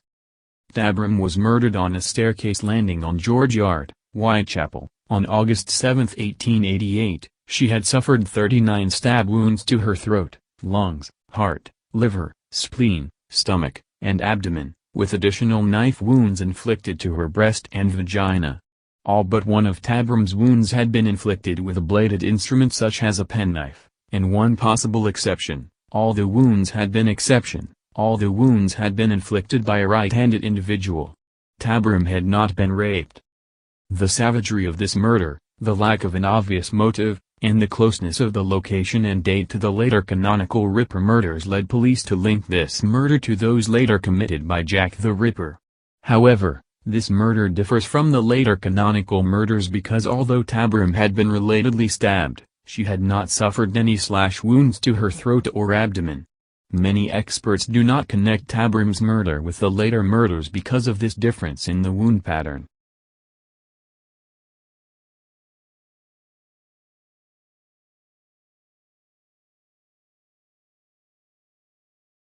The canonical 5 Ripper victims are Mary Ann Nichols, Annie Chapman, Elizabeth Stride, Catherine Eddowes, and Mary Jane Kelly. The body of Mary Ann Nichols was discovered at about 3:40 on Friday, August 31, 2020 in Bucks Row, Whitechapel. Nichols had last been seen alive approximately 1 hour before the discovery of her body by a Mrs. Emily Holland, with whom she had previously shared a bed at a common lodging house in Thrall Street, Spitalfields, walking in the direction of Whitechapel Road. Her throat was severed by 2 deep cuts, one of which completely severed all the tissue down to the vertebrae. Her vagina had been stabbed twice, and the lower part of her abdomen was partly ripped open by a deep, jagged wound, causing her bowels to protrude. Several other incisions inflicted to both sides of her abdomen had also been caused by the same knife. Each of these wounds had been inflicted in a downward thrusting manner. 1 week later, on September 1888, the body of Annie Chapman was discovered at approximately 6 a.m., near the steps to the doorway of the backyard of 29 Hanbury Street, Spitalfields.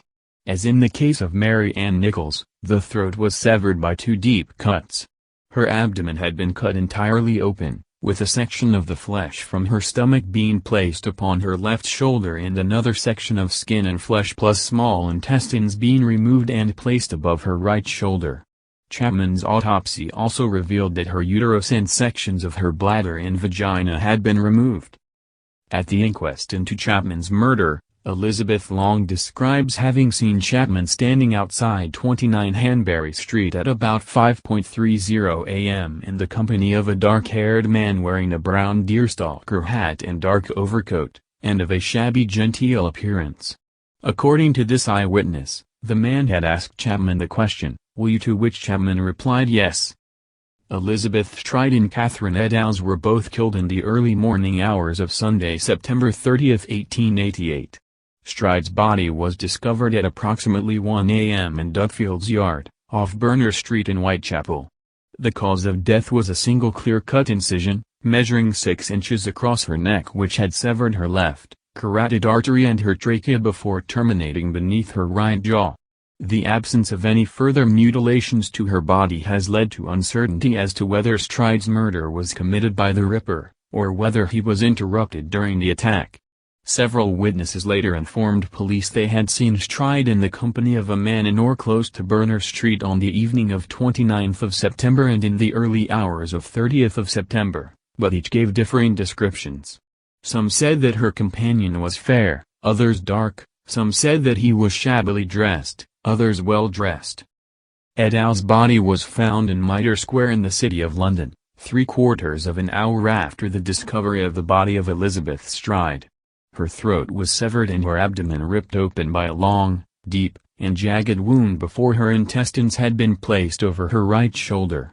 The left kidney and the major part of the uterus had been removed, and her face had been disfigured, with her nose severed, her cheeks slashed, and cuts measuring 1/4 of an inch and 1/2 inch respectively incised through each of her eyelids. A triangular incision the apex of which pointed towards Adele's eye had also been carved upon each of her cheeks, and a section of the auricle and lobe of her right ear was later recovered from her clothing. The police surgeon who conducted the post-mortem upon Adele's body stated his opinion these mutilations would have taken at least 5 minutes to complete. A local cigarette salesman named Joseph Lawland had passed through the square with 2 friends shortly after the murder, and he described seeing a fair-haired man of shabby appearance with a woman who may have been Adele's. Lawland's companions were unable to confirm his description. The murders of Stride and Adele's ultimately became known as the double event. A section of Adele's bloodied apron was found at the entrance to a tenement in Goulston Street, Whitechapel, at 2:55 a.m. A chalk inscription upon the wall directly above the piece of apron read, "The Jews are the real men that will not be blamed for nothing." The graffito became known as the Goulston Street graffito. The message appeared to imply that Jew or Jews, in general, were responsible for the series of murders, but it is unclear whether the graffito was commonplace in Whitechapel. Police Commissioner Charles Warren feared that the graffito might spark anti-Semitism riots and ordered the writing washed away before dawn. The extensively mutilated and disemboweled body of Mary Jane Kelly was discovered lying on the bed in the single room where she lived at 13 Miller's Court, off Dorset Street, Spitalfields, at 10:45 a.m. on Friday, November 9, 1888. Her face had been hacked beyond all recognition, with her throat severed down to the spine, and the abdomen almost emptied of its organs. Her uterus, kidneys and one breast had been placed beneath her head, and other viscera from her body placed beside her foot, about the bed, and sections of her abdomen and thighs upon a bedside table. The heart was missing from the crime scene. Each of the canonical 5 murders was perpetrated at night, on or close to a weekend, either at the end of a month or week. The mutilations became increasingly severe as the series of murders proceeded, except for that of Stride, whose attacker may have been interrupted.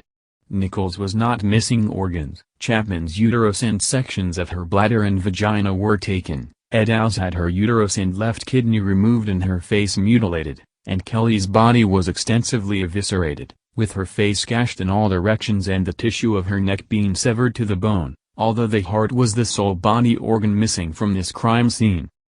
Historically, the belief these 5 canonical 5 murders were committed by the same perpetrator is derived from contemporary documents which link them together to the exclusion of others. In 1894, Sir Melville Macnaghten, Assistant Chief Constable of the Metropolitan Police Service and head of the Criminal Investigation Department, wrote a report that stated the Whitechapel murderer had 5 victims and 5 victims only. Similarly, the canonical 5 victims were linked together in a letter written by Police Surgeon Thomas Bond to Robert Anderson, head of London CID, on November 10, 1888. Some researchers have posited that some of the murders were undoubtedly the work of a single killer, but an unknown larger number of killers acting independently were responsible for the other crimes.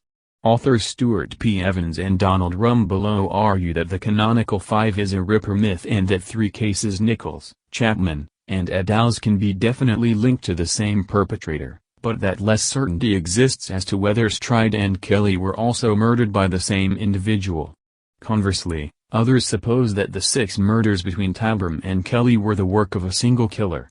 Dr. Percy Clark, assistant to the examining pathologist George Bagster Phillips, linked only 3 murders and thought that the others were perpetrated by weak-minded individuals induced to emulate the crime.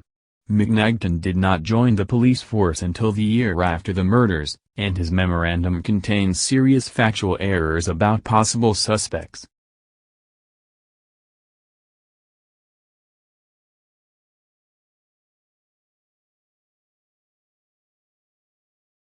Mary Jane Kelly is generally considered to be the Ripper's final victim, and it is assumed that the crimes ended because of the culprit's death, imprisonment, institutionalization, or emigration. The Whitechapel murder file details another 4 murders that occurred after the canonical 5, those of Rose Milett, Alice Mackenzie, the Pinchin Street torso, and Francis Coles. The strangled body of 26-year-old Rose Milett was found in Clark's Yard, High Street, Popular, on December 20, 1888. There was no sign of a struggle, and the police believed that she had either accidentally hanged herself with her collar while in a drunken stupor or committed suicide. However, faint markings left by a cord on her neck suggest Milet had been strangled. At the inquest into Milet's death, the jury returned a verdict of murder. Alice Mackenzie was murdered shortly after midnight on 17 July 1889 in Castle Alley, Whitechapel. She had suffered 2 stab wounds to her neck, and her left carotid artery had been severed. Several minor bruises and cuts were found on her body, which also bore a 7-inch-long superficial wound extending beneath her left breast and her navel. One of the examining pathologists, Thomas Bond, believed this to be a Ripper murder, though his colleague George Bagster Phillips, who had examined the bodies of 3 previous victims, disagreed. Opinions among writers are also divided between those who suspect Mackenzie's murder copied the modus operandi of Jack the Ripper to deflect suspicion from himself, and those who ascribe this murder to Jack the Ripper. The Pinchin Street torso was the decomposing headless and legless torso of an unidentified woman aged between 30 and 40 discovered beneath a railway arch in Pinchin Street, Whitechapel, on September 10, 1889. Bruising about the victim's back, hip, and arm indicated the decedent had been extensively beaten shortly before her death. The victim's abdomen was also extensively mutilated, although her genitals had not been wounded. She appeared to have been killed approximately 1 day prior to the discovery of her torso. The dismembered sections of her body are believed to have been transported to the railway arch, hidden under an old chemise. At 2:15 on February 13, 1891, P.C. Ernest Thompson discovered a 25-year-old prostitute named Frances Coles lying beneath a railway arch at Swallows Gardens, Whitechapel. Her throat had been deeply cut but her body was not mutilated, leading some to believe Thompson had disturbed her assailant. Coles was still alive, although she died before medical help could arrive. A 53-year-old stoker, James Thomas Sadler, had earlier been seen drinking with Coles, and the two are known to have argued approximately 3 hours before her death. Sadler was arrested by the police and charged with her murder. He was briefly thought to be the Ripper but was later discharged from the court for lack of evidence on March 3, 1891.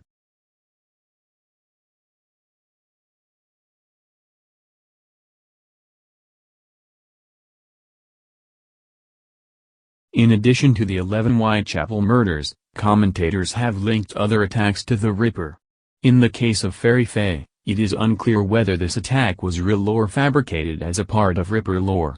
Fairy Faye was a nickname given to an unidentified woman whose body was allegedly found in a doorway close to Commercial Road on December 26, 1887 after a stake had been thrust through her abdomen, but there was unrecorded murders in Whitechapel at or around Christmas 1887.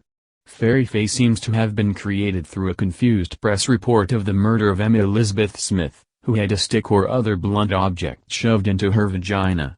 Most authors agree that the victim Fairy Faye never existed. A 38-year-old widow named Annie Millwood was admitted to the Whitechapel Workhouse Infirmary with numerous stab wounds to her legs and lower torso on February 25, 1888, informing staff she had been attacked with a clasp knife by an unknown man. She was later discharged but died from apparently natural causes on 31 March. Millwood was later postulated to be the Ripper's first victim, although his attack cannot be definitively linked to the perpetrator. Another suspected pre-canonical victim was a young dressmaker named Zeta Wilson, who reportedly survived being stabbed twice in the neck with a clasp knife upon the doorstep of her home in Bow on March 28, 1888. A further suspected pre-canonical victim, Annie Farmer, resided at the same lodging house as Martha Tabram and reported an attack on November 21, 1888. She had received a superficial cut to her throat. Although a known man with blood on his mouth and hands had run out of this lodging house, shouting, "Look at what she had done." Before 2 eyewitnesses heard Farmer scream, her wound was possibly self-inflicted. The Whitehall mystery was a term coined for the discovery of a headless torso of a woman on October 2, 1888 in the basement of the new Metropolitan Police headquarters being built in Whitehall. An arm and shoulder belonging to the body were previously buried near where the torso was found on 17 October. The other limbs and head were never recovered and the body was never identified. The mutilations were similar to those in the Pinchin Street torso case, where the legs and head were severed but not the arms. Both the Whitehall mystery and Pinchin Street case may have been part of a series of murders known as the Thames Mysteries, committed by a single serial killer dubbed the Torso Killer. It is debatable whether Jack the Ripper and the Torso Killer were the same people or separate killers active in the same area. The modus operandi of the Torso Killer differed from that of the Ripper, and police at the time discounted any connection between the two. Only one of the 4 victims linked to the Torso Killer was identified: Elizabeth Jackson. She was a 24-year-old prostitute from Chelsea whose various body parts were collected from the River Thames over a 3-week period between 31 May and June 25, 1889. On December 29, 1888, the body of a 7-year-old boy named John Gill was found in a stable clock in Manningham, Bradford. Gill had been missing since 27 December. His legs had been severed, his abdomen opened, his intestines partly drawn out, and his heart and one ear removed. Similarities with the Ripper murders led to press speculation that the Ripper had killed him. The boy's employer, 23-year-old milkman William Barrett, was twice arrested for the murder but was released due to insufficient evidence. No one was ever prosecuted. Carrie Brown, nicknamed Shakespeare reportedly for her habit of quoting Shakespeare's sonnet, was strangled with clothing and then mutilated with a knife on April 24, 1891 in New York City. Her body was found with a large tear through her groin area and superficial cuts on her legs and back. No organs were removed from the scene, though an ovary was found upon the bed, either purposely removed or unintentionally dislodged. At the time, the murder was compared to those in Whitechapel, though the Metropolitan Police eventually ruled out any connection.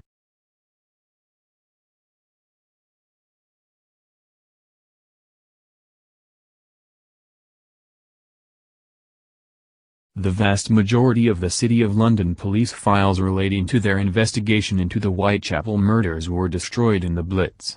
The surviving Metropolitan Police files allow a detailed view of investigation procedures in the Victorian era. A large team of policemen conducted house-to-house inquiries throughout Whitechapel. Forensic material was collected and examined. Suspects were identified, traced, and either examined more closely or eliminated from the inquiry. Modern police work follows the same pattern. More than 2,000 people were interviewed, upwards of 300 people were investigated, and 80 people were detained. Following the murders of Scheidt et al., the Commissioner of the City Police, Sir James Fraser, offered a reward of £500 for the arrest of the Ripper. The investigation was initially conducted by the Metropolitan Police Whitechapel Division Criminal Investigation Department headed by Detective Inspector Edmund Reed. After the murder of Nichols, Detective Inspector Frederick Aberline, Henry Moore, and Walter Andrews were sent from Central Office at Scotland Yard to assist. The City of London Police were involved under Detective Inspector James McWilliam after the Eddowes murder, which occurred within the City of London. The overall direction of the murder inquiries was hampered by the fact the newly appointed head of the CID Robert Anderson was on leave in Switzerland between 7 September and 6 October, during the time when Chapman, Stride, and Eddowes were killed. This prompted Metropolitan Police Commissioner Sir Charles Warren to appoint Chief Inspector Donald Swanson to coordinate the inquiry from Scotland Yard. Butchers, slaughters, surgeons, and physicians were suspected because of the manner of the mutilations. A surviving note from Major Henry Smith, acting commissioner of the city police, indicates that the alibis of local butchers and slaughters were investigated, with the result that they were eliminated from the inquiry. A report from Inspector Swanson to the Home Office confirms that 76 butchers and slaughters were visited and that the inquiry encompassed all their employees for the previous 6 months. Some contemporary figures, including Queen Victoria, thought the pattern of murders indicated that the culprit was a butcher or cattle drover on one of the cattle boats that plied between London and mainland Europe. Whitechapel was close to the London docks, and usually, such boats docked on Thursday or Friday and departed on Saturday or Sunday. The cattle boats were examined, but the dates of the murders did not coincide with a single boat's movements, and the transfer of a crewman between boats was also ruled out. Whitechapel Vigilance Committee. In September 1888, a group of volunteer citizens in London's East End formed the Whitechapel Vigilance Committee. They patrolled the streets looking for suspicious characters, partly because of dissatisfaction with the failure of police to apprehend the perpetrator, and also because some members were concerned that the murders were affecting businesses in the area. The committee petitioned the government to raise rewards for information leading to the arrest of the killer, offered their own reward for information leading to his capture, and hired private detectives to question witnesses independently.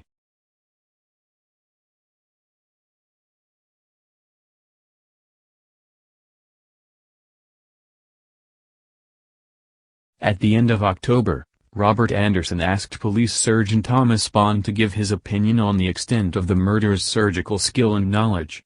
The opinion offered by Bond on the character of the Whitechapel murderer is the earliest surviving offender profile.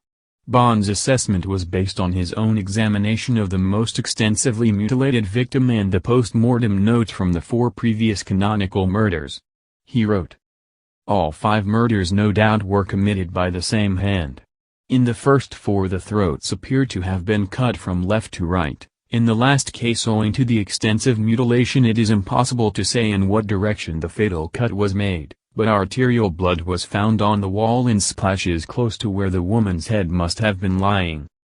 All the circumstances surrounding the murders lead me to form the opinion that the women must have been lying down when murdered, and in every case, the throat was first cut."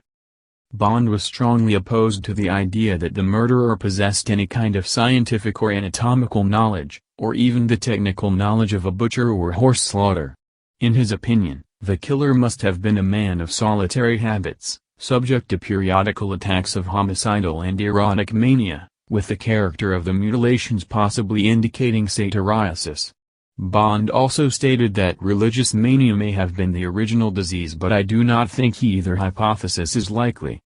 There is no evidence the perpetrator engaged in sexual activity with any of the victims, yet psychologists suppose that the penetration of the victims with a knife and leaving them on display in sexually degrading positions with the wounds exposed indicates that the perpetrator derived sexual pleasure from the attacks.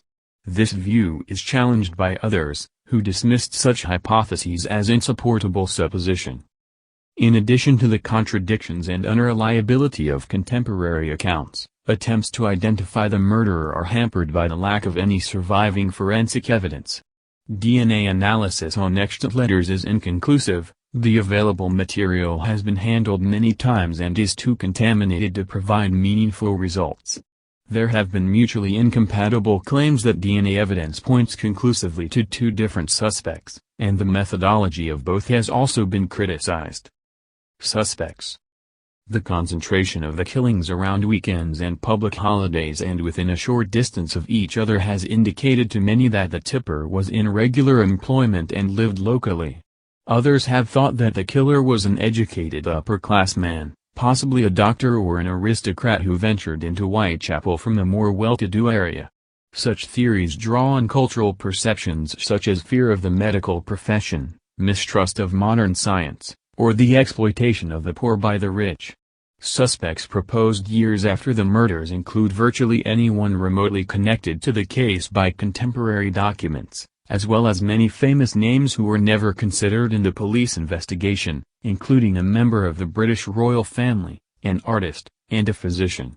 Everyone alive at the time is now long dead, and modern authors are free to accuse anyone without any need for any supporting historical evidence. Suspects named in contemporary police documents include 3 in Sir Melville Macnaghten's 1894 memorandum, but the evidence against these individuals is, at best, circumstantial. There are many, varied theories about the identity and profession of Jack the Ripper, but authorities are not agreed upon any on them, and the number of named suspects reaches over 100. Despite continued interest in the case, the Ripper's identity remains unknown. The term Ripperology was coined to describe the study and analysis of the Ripper cases, and have inspired numerous works of fiction.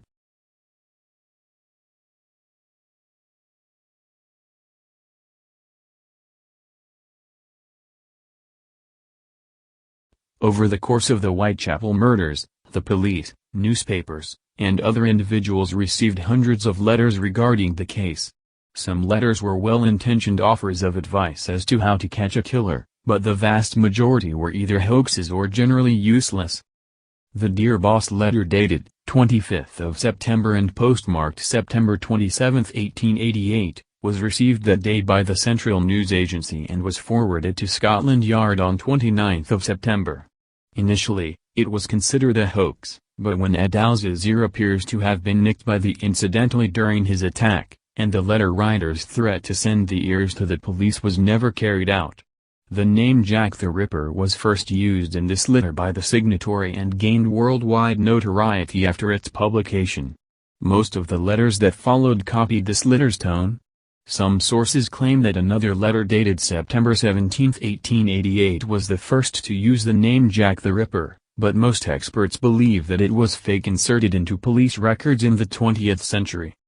The Saucy Jackie postcard was postmarked October 1, 1888 and was the same day by the Central News Agency. The handwriting was similar to the Dear Boss letter, and mentioned the canonical murders committed on 30th of September, which the author refers to by writing "to believe in this time." It has been argued that the postcard was posted before the murders were publicized, making it unlikely that a crank would hold such knowledge of the crime. However, it was postmarked more than 24 hours after the killings occurred, long after the details of the murders were known and publicized by journalists, and had become general community gossip by the residents of Whitechapel. The From Hell letter was received by George Lusk, leader of the Whitechapel Vigilance Committee, on October 16, 1888. The handwriting and style unlike that of the Dear Boss letter and Saucy Jackie postcard. The letter came with a small box in which Lusk discovered half of a human kidney. Some contend that it belonged to Adalza, while others argue that it was a macabre practical joke. The kidney was examined by Dr. Thomas Openshaw of the London Hospital, who determined that it was human and from the left side, but, contrary to the newspaper reports, he could not determine any other biological characteristics. Openshaw subsequently also received a letter signed Jack the Ripper. Scotland Yard published facsimiles of the Dear Boss letter and the postcard on 3 October, in the ultimately vain hope that a member of the public would recognize the handwriting. Charles Warren explained in a letter to Godfrey Lushington, Permanent Under-Secretary of State for the Home Department, "I think the whole thing a hoax, but we are bound to try and ascertain the writer in any case." On October 7, 1888, George R. Sims in the Sunday newspaper Referee implied scathingly that the letter was written by a journalist to hurl the circulation of a newspaper sky high. Police officials later claimed to have identified a specific journalist as the author of both the Dear Boss letter and the postcard. The journalist was identified as Tom Bullen in a letter from Chief Inspector John Littlechild to George R. Sims dated September 23, 1923. A journalist named Fred Best reportedly confessed in 1931 that he and a colleague at the Star had written the letters signed Jack the Ripper to heighten interest in the murders and keep the business alive. The Ripper murders mark an important watershed in the treatment of crime by a journalist. Jack the Ripper was not the first serial killer, but his case was the first to create a worldwide media frenzy. The Elementary Education Act 1880 made school attendance compulsory regardless of class. As such, by 1888, more working-class people in England and Wales were literate. Tax reforms in the 1850s had enabled the publication of inexpensive newspapers with a wider circulation. The mushroomed in the later Victorian era to include mass circulation newspapers costing as little as a halfpenny, along with popular magazines such as the Illustrated Police News, which made the Ripper the beneficiary of previously unparalleled publicity. Consequently, at the height of the investigation, over 1 million copies of newspapers with extensive coverage devoted to the Whitechapel murders were sold each day. However, many of the articles were sensationalistic and speculative, and false information was regularly printed as fact. In addition, several articles speculating as to the identity of the Ripper alluded to local xenophobic rumors that the perpetrator was either Jewish or foreign. In early September, 6 days after the murder of Mary Ann Nichols, the Manchester Guardian reported, Whatever information may be in the possession of the police, they deem it necessary to keep secret. It is believed their attention is particularly directed to a notorious character known as Leather Apron appeared in the press, but rival journalists dismissed these as a mythical outgrowth of the reporter's fancy. John Pfizer, a local Jew who made footwear from leather, was known by the name Leather Apron and was arrested, even though the investigating inspector reported that at present, there is no evidence whatsoever against him. He was soon released after the confirmation of his alibis. After the publication of the Dear Boss letter, Jack the Ripper supplanted Leather Apron as the name adopted by the press and public to describe the killer. The name Jack was already used to describe another fabled London attacker, Spring-Heeled Jack, who supposedly leaped over walls to strike his victims and escape as quickly as he came. The invention and adoption of a nickname for a particular killer became standard media practice, with examples such as the X-Men of New Orleans, the Boston Strangler, and the Beltway Sniper. Examples derived from Jack the Ripper include the French Ripper, the Dusseldorf Ripper, the Camden Ripper, the Blackout Ripper, Jack the Stripper, the Yorkshire Ripper, and the Rostov Ripper. Sensational press reports combined with the fact that no one was ever convicted of the murders have confused scholarly analysis and created a legend that casts a shadow over later serial killers.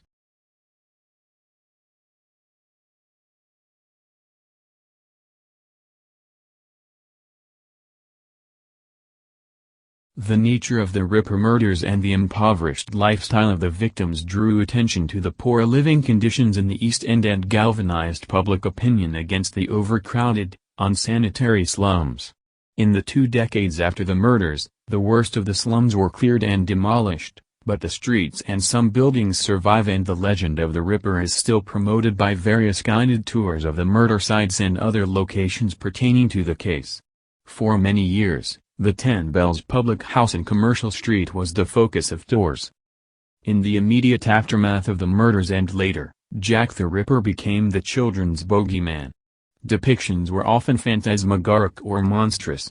In the 1920s and 1930s, he was depicted in film dressed in everyday clothes as a man with a hidden secret, preying on his unsuspecting victims. Atmosphere and evil are suggested through lighting effects and shadow play.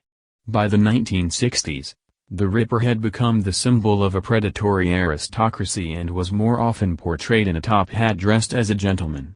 The establishment as a whole became the villain, with the Ripper acting as a manifestant of upper-class exploitation. The image of the Ripper merged with or borrowed symbols from horror stories, such as Dracula's Cloak or Victor Frankenstein's Organ Harvest.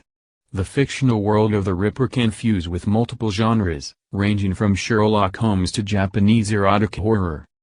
Jack the Ripper features hundreds of works of fiction and works which straddle the boundaries between fact and fiction, including the Ripper Letters and a Hoax Diary. The Diary of Jack the Ripper. The Ripper rears in novels, short stories, poems, comic books, games, songs, plays, operas, television programs, and films. More than 100 non-fiction works exclusively with the Jack the Ripper murders, making it one of the most written about true crime subjects. The term Ripperology was coined by Colin Wilson in the 1970s to describe the study of the case by professionals and amateurs. The periodicals Ripperana, Ripperologist, and Ripper Notes published their research. In 2015, the Jack the Ripper Museum opened in East London, to minor protests. There is no waxwork figure of Jack the Ripper at Madame Tussauds Chamber of Horrors, unlike numerous murderers of lesser fame, in accordance with their policy of modeling persons whose likeness is known. He is instead depicted as a shadow. In 2006, a BBC History magazine poll selected Jack the Ripper as the worst Briton in history. Jesse Woodson James was an American outlaw, bank and train robber, guerrilla, and leader of the James Younger Gang. Raised in the Little Dixie area of western Missouri, James and his family maintained strong Southern sympathies. He and his brother Frank James joined pro-Confederate guerrillas known as bushwhackers operating in Missouri and Kansas during the American Civil War. As followers of William Quantrill and Bloody Bill Anderson, they were accused of committing atrocities against Union soldiers and civilian abolitionists, including the Centralia Massacre in 1864. After the war, as members of various gangs of outlaws, Jesse and Frank robbed banks, stagecoaches, and trains across the Midwest, gaining national fame and often popular sympathy despite the brutality of their crimes. The James brothers were most active as members of their own gang from about 1866 until 1876, when as a result of their attempted robbery of a bank in Northfield, Minnesota, several members of the gang were captured or killed. They continued in crime for several years afterward, recruiting new members, but came under increasing pressure from law enforcement seeking to bring them to justice.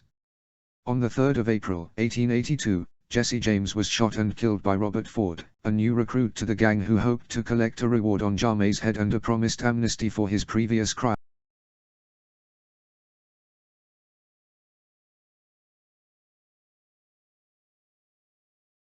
Jesse Woodson James was born on the 5th of September 1847, in Clay County, Missouri, near the site of present-day Kearney. This area of Missouri was largely settled by people from the Upper South, especially Kentucky and Tennessee, and became known as Little Dixie for this reason. James had two full siblings, his elder brother, Alexander Franklin Frank James, and a younger sister, Susan Lavinia James. He was of English and Welsh descent. His father, Robert S. James, farmed commercial hemp in Kentucky and was Baptist minister before coming to Missouri. After he married, he migrated to Bradford, Missouri and helped found William Joel College in Liberty, Missouri. He held 6 slaves and more than 100 acres of farmland. Robert traveled to California during the gold rush to minister to those searching for gold. He died when James was 3 years old. After Robert's death, his widow Zrelda remarried twice, first to Benjamin Sims in 1852 and then in 1855 to Dr. Reuben Samuel, who moved into the James family house. Jesse's mother and Samuel had 4 children together, Sarah Louisa, John Thomas, Fanny Quantrill, and Archie Peyton Samuel. Zrelda and Samuel acquired a total of 7 slaves, who served mainly as farmhands in tobacco cultivation.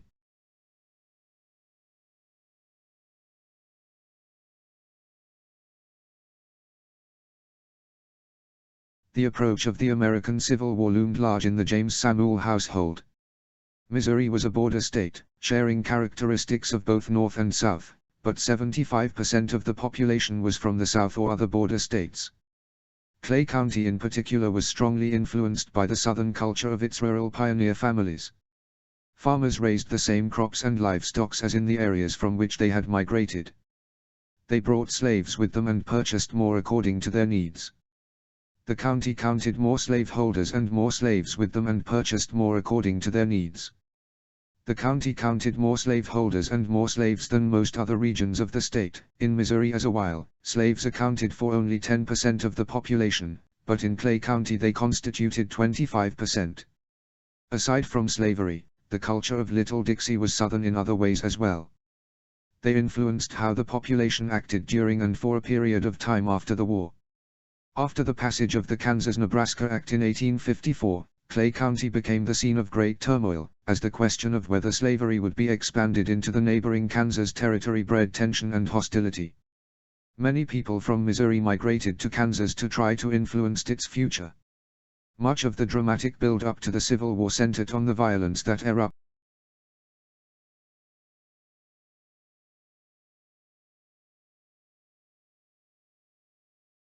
After a series of campaigns and battles between conventional armies in 1861, guerrilla warfare gripped Missouri, waged between secessionist bushwhackers and Union forces which largely consisted of local militias known as Jayhawkers.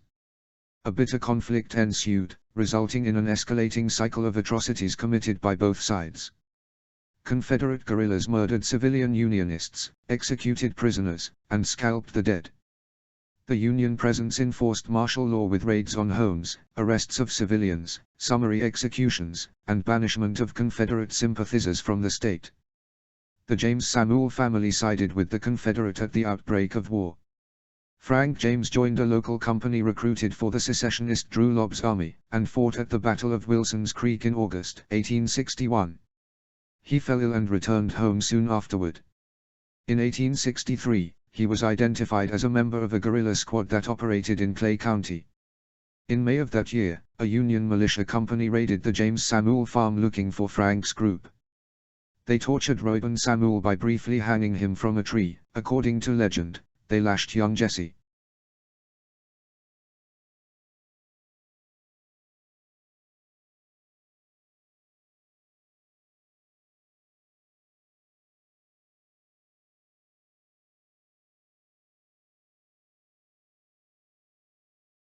Frank James eluded capture and was believed to have joined the guerrilla organized led by William C. Quantrill, known as Quantrill's Raiders.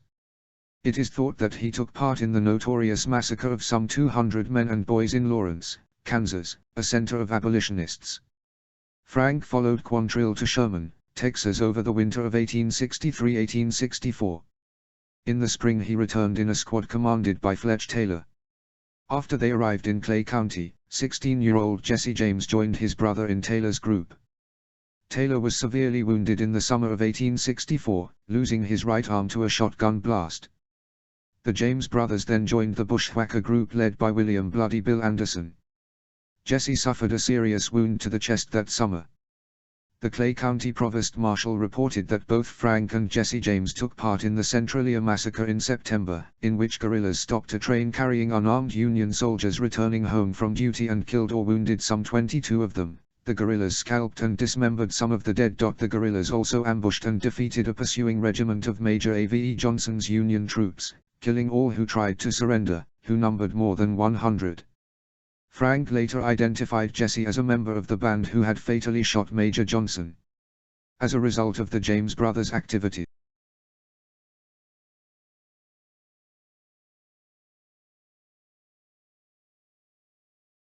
at the end of the Civil War, Missouri remained deeply divided. The conflict split the population into three bitterly opposed factions: anti-slavery Unionists, identified with the Republican Party; segregationist conservative Unionists, identified with the Democratic Party; and pro-slavery, ex-Confederate, many of whom were also allied with the Democrats, especially in the southern part of the state. The Republican-dominated Reconstruction legislature passed a new state constitution that freed Missouri's slaves. It temporarily excluded former Confederates from voting, serving on juries, becoming corporate officers, or preaching from church pulpits. The atmosphere were volatile, with widespread clashes between individuals and between armed gangs of veterans from both sides of the war. Jesse recovered from his chest wounds at his uncle's boarding house in Harlem, Missouri. He was tended to by his first cousin, Zrelda Z. Mims, names after Jesse's mother. Jesse and his cousin began a 9-year courtship that culminated in their marriage. Meanwhile, his former commander Archie Clement kept his bushwhacker gang together and began to harass Republican authorities. These men were the likely culprits in the first daylight armed bank robbery in the United States during peacetime, the robbery of the Clay County Saving Association in the Liberty.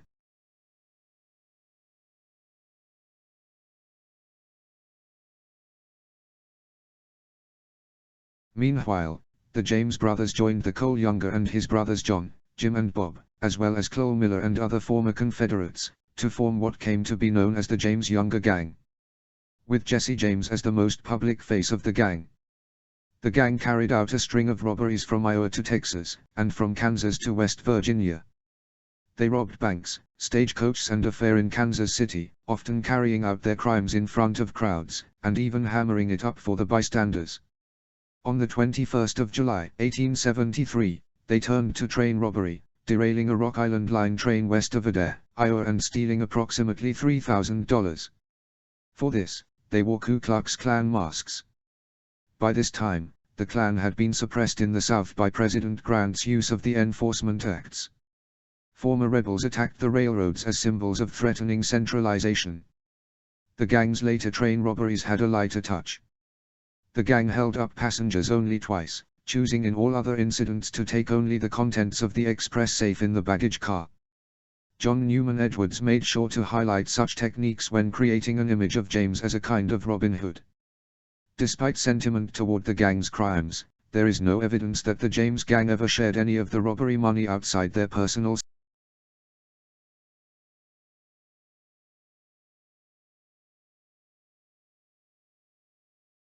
In 1874, the Adams Express Company turned to the Pinkerton National Detective Agency to stop the James Younger Gang. The Chicago-based agency worked primarily against urban professional criminals, as well as providing industrial security, such as strike breaking. Because the gang received support by many former Confederate soldiers in Missouri, they elude the Pinkertons. Joseph Witcher, an agent dispatched to infiltrate Zrelda Samuel's farm, was soon found killed. Two other agents, Captain Louis J. Lull and John Boyle, were sent after the Youngers. Lull was killed by two of the Youngers in a roadside gunfight on the 17th of March, 1874. Before he died, Lull fatally shot John Younger. A deputy sheriff named Edwin Daniels also died in the skirmish. Alan Pinkerton, the agency's founder and leader, took on the case as a personal vendetta. He began to work with former Unionists who lived near the James family farm. On the night of the 25th of January, 1875, he staged a raid on the homestead. Detectives threw an incendiary device into the house. It exploded, killing James's young half-brother Archie and blowing off one of Zrelda Samuel's arms. Afterward, Pinkerton denied that the raid's intent was arson. But biographer Ted Yateman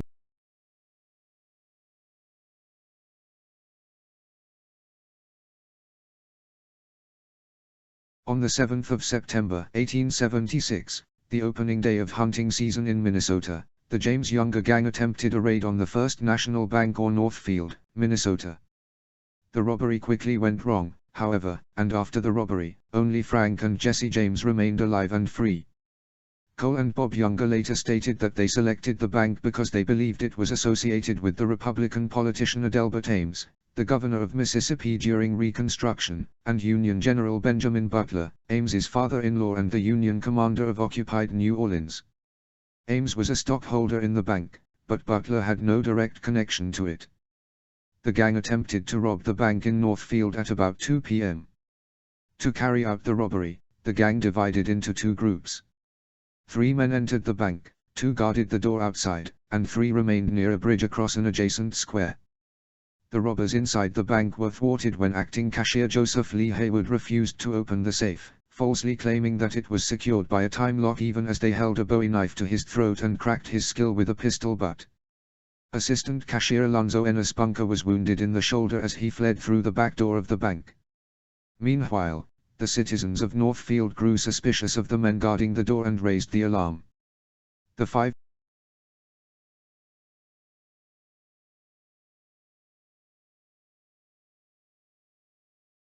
With his gang nearly annihilated, James trusted only the Ford brothers, Charlie and Robert. Although Charlie had been out on raids with James, Bob Ford was an eager new recruit. For protection, James asked the Ford brothers to move in with him and his family. James had often stayed with their sister Martha Bolton and, according to rumor, he was smitten with her. By that time, Bob Ford had conducted secret negotiations with Missouri Governor Thomas T. Crittenden, planning to bring in the famous outlaw. Crittenden had made capture of the James brothers his top priority. In his inaugural address he declared that no political motives could be allowed to keep them from justice. Barred by law from offering a large reward, he turned to the railroad and express corporations to put up a $5,000 bounty for the delivery of each of them and an additional $5,000 for the conviction of either of them. On April 3, 1882, after eating breakfast, the Fords and Jameses went into the living room before traveling to Platte City for a robbery. From newspaper, James had just learned that gang member Dick Liddell had confessed to participating in Woodhit's murder. He was suspicious that the Fords had not told him about it. Robert Ford later said he believed that James had realized they were there to betray him. Instead of confronting them, James walked across.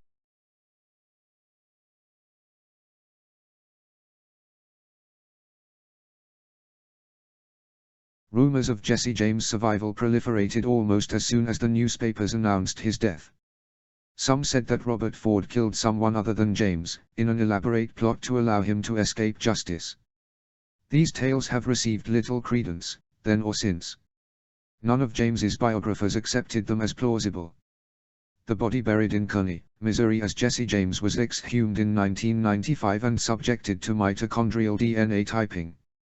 The report, prepared by N.C. Stone, Ph.D., James E. Stars, LLM, and Mark Stoneking, Ph.D., stated the Mount DNA recovered from the remains was consistent with the Mount DNA of one of James's relatives in the female line. The theme of survival was featured in a 2009 documentary, Jesse James' Hidden Treasure, which aired on the History Channel. The documentary was dismissed as pseudo-history and pseudoscience by historian Nancy Samuelson in a review she wrote for the winter 2009 to 2010 edition of the James Younger Gang Journal. J. Frank Dalton claimed to be Jesse James. He died the 15th of August, 1951, in Granbury, Texas. Dalton was allegedly 101 years old at the time of his first public appearance, in May 1948. Aran Baker, Hood County.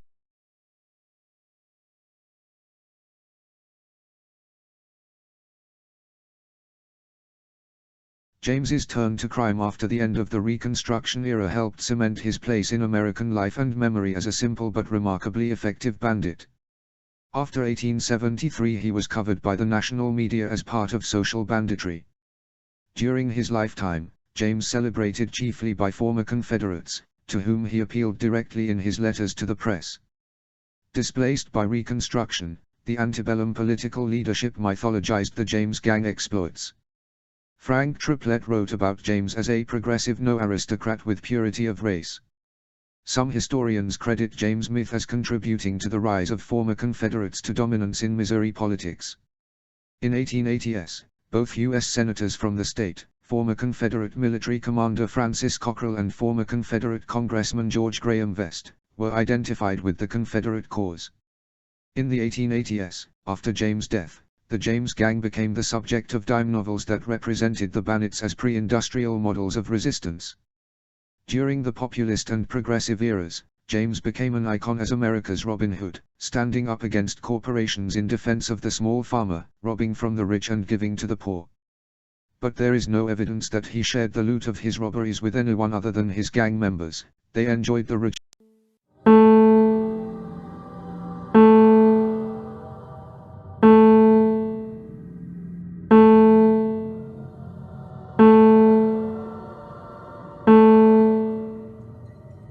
Item hash, SCP-029.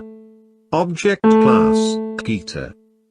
Special Containment Procedures. SCP-029 is to be incarcerated in a Class 5 containment cell. She is to be allowed access to nothing of a physical nature. Her containment cell is to be placed behind a triple airlock, to avoid her escape. As of Incident 02934-A, SCP-029 is no longer to be fed, as she does not appear to need sustenance to survive. There are to be three guards on duty at all times on her cell, and two guards on monitored duty.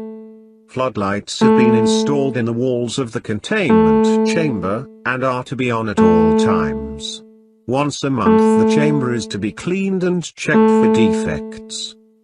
Under absolutely no circumstances are any meant to encounter SCP-029 in any manner. Any males who do encounter SCP-029 are to be held under Class 3 detention for interviewing before termination. SCP-029 has requested a bed, denied. A blanket, denied. Books, denied. Clothes, denied. This is ridiculous. The girl can't even have clothes. We are not animals, let her cover herself. Dr. Erica Bodine. Dr. Bodine, you are granted permission to deliver clothes to SCP-029.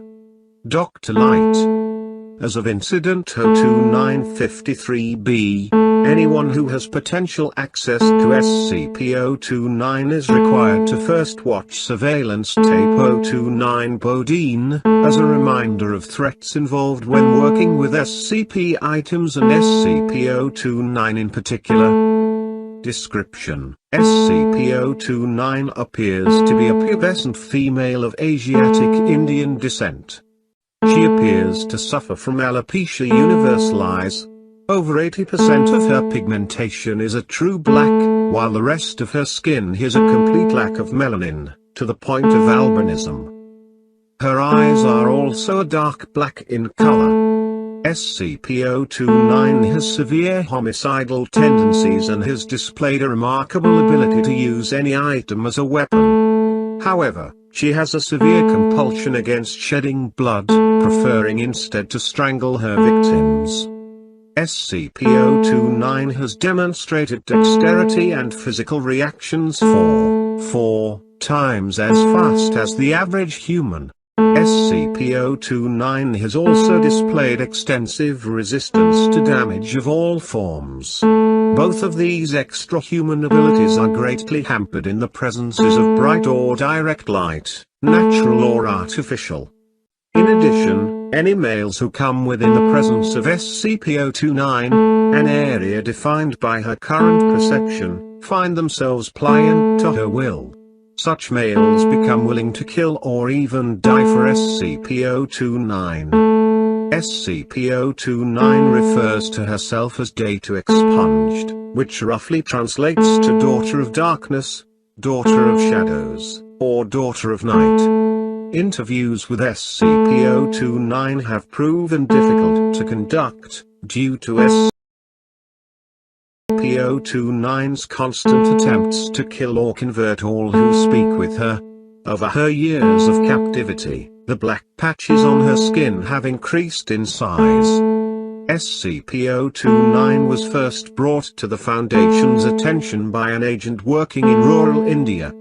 An attempt on his life led him to a small cult who claimed to be Thuggee, in service to the daughter. Several weeks of investigation proved that they believed the world to be in the last years of the Kali Yuga, and that by sacrificing 1 million lives to the Daughter of Darkness, they could raise their goddess and end the world. They also believed that only sacrifices performed through strangulation added to this tally. Events led the agent to their mountain fortress, where he discovered SCP-029.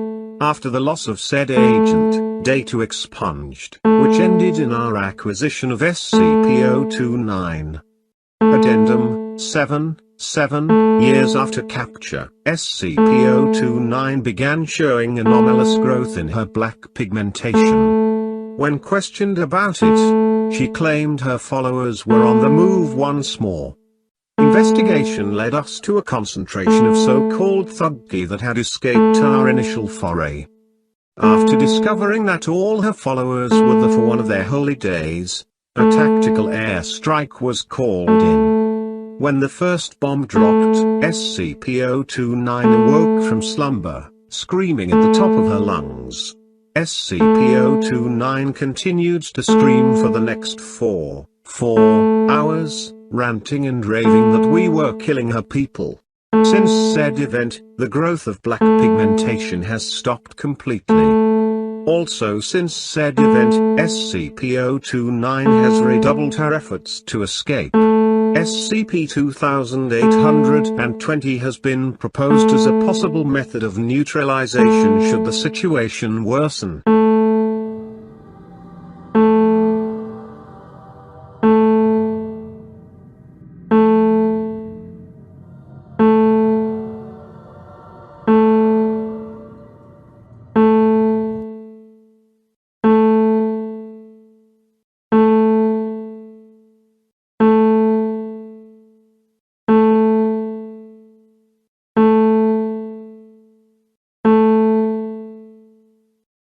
Harold Frederick Shipman, January 14, 1946, January 13, 2004, known to acquaintances as Fred Shipman, was an English general practitioner who is believed to be one of the most prolific serial killers in modern history.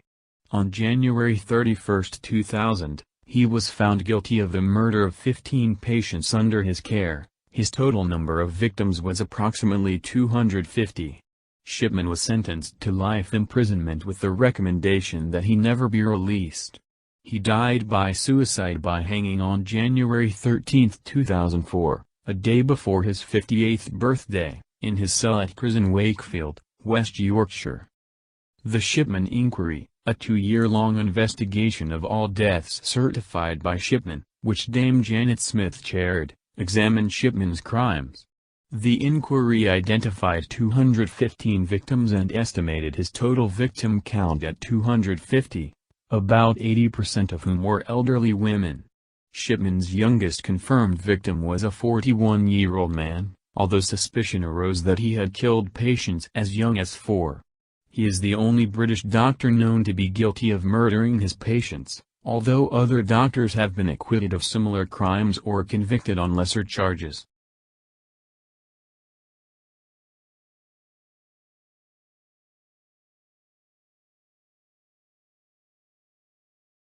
Harold Frederick Shipman was born on January 14, 1946 on the Bestwood Council estate in Nottingham, Nottinghamshire, England, the second of the 3 children of Harold Frederick Shipman, May 12, 1914, January 5, 1985, a truck driver, and Vera Britton, December 23, 1919, June 21, 1963. His working-class parents were devout Methodists. When growing up, Shipman was an accomplished rugby player in youth leagues.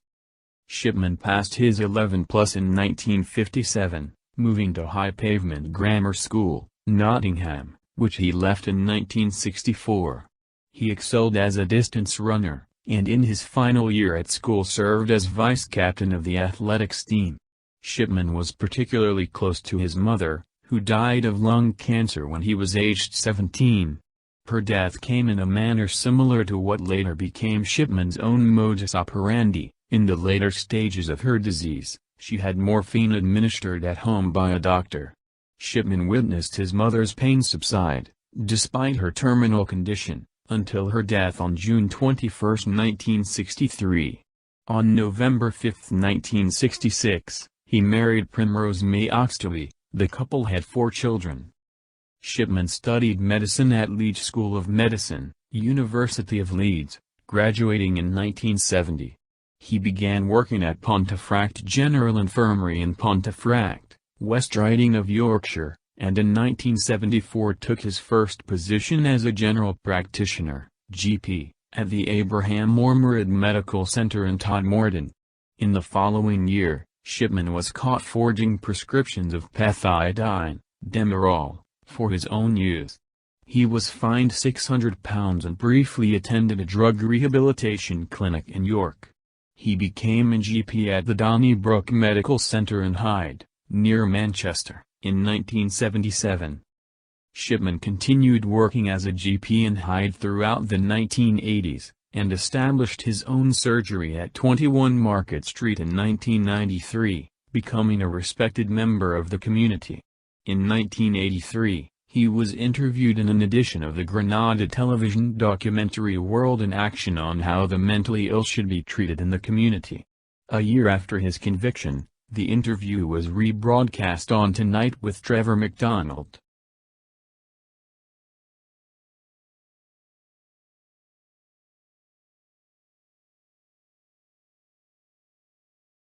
Shipman's trial began at Preston Crown Court on October 5, 1999. He was charged with the murders of 15 women by lethal injections of diamorphine, all between 1995 and 1998. Shipman's legal representatives tried unsuccessfully to have the Grundy case tried separately from the others, as a motive was shown by the alleged forgery of Grundy's will. On January 31, 2000, after 6 days of deliberation, the jury found Shipman guilty of 15 counts of murder and 1 count of forgery. Mr. Justice Forbes subsequently sentenced Shipman to life imprisonment on all 15 counts of murder, with a recommendation that he never be released, to be served concurrently with a sentence of 4 years for forging Grundy's will. On 11th of February, 10 days after his conviction, Shipman was struck off by the General Medical Council, GMC. 2 years later, Home Secretary David Blunkett confirmed the judge's whole life tariff, just months before British government ministers lost their power to set minimum terms for prisoners. While authorities could have brought many additional charges, they concluded that a fair hearing would be impossible in view of the enormous publicity surrounding the original trial. Furthermore, The 15 life sentences already handed down rendered further litigation unnecessary. Shipman consistently denied his guilt, disputing the scientific evidence against him. He never made any public statements about his actions. Shipman's wife, Primrose, steadfastly maintained her husband's innocence even after his conviction. Shipman is the only doctor in the history of British medicine found guilty of murdering his patients. John Bodkin Adams was charged in 1957 with murdering a patient, amid rumors he had killed dozens more over a 10-year period and possibly provided the role model for Shipman. However, he was acquitted. Historian Pamela Cullen has argued that because of Adams' acquittal, there was no impetus to examine the flaws in the British legal system until the Shipman case.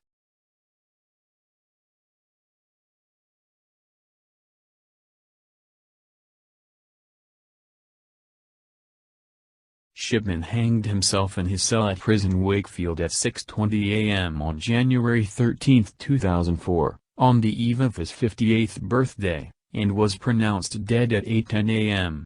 A statement from Her Majesty's Prison Service indicated that he had hanged himself from the window bars of his cell using bed sheets. After Shipman's death, his body was taken to the mortuary at the Medical Legal Centre for a post-mortem examination. West Yorkshire coroner David Hinchliffe eventually released the body to the family after an inquest was opened and adjourned shortly after.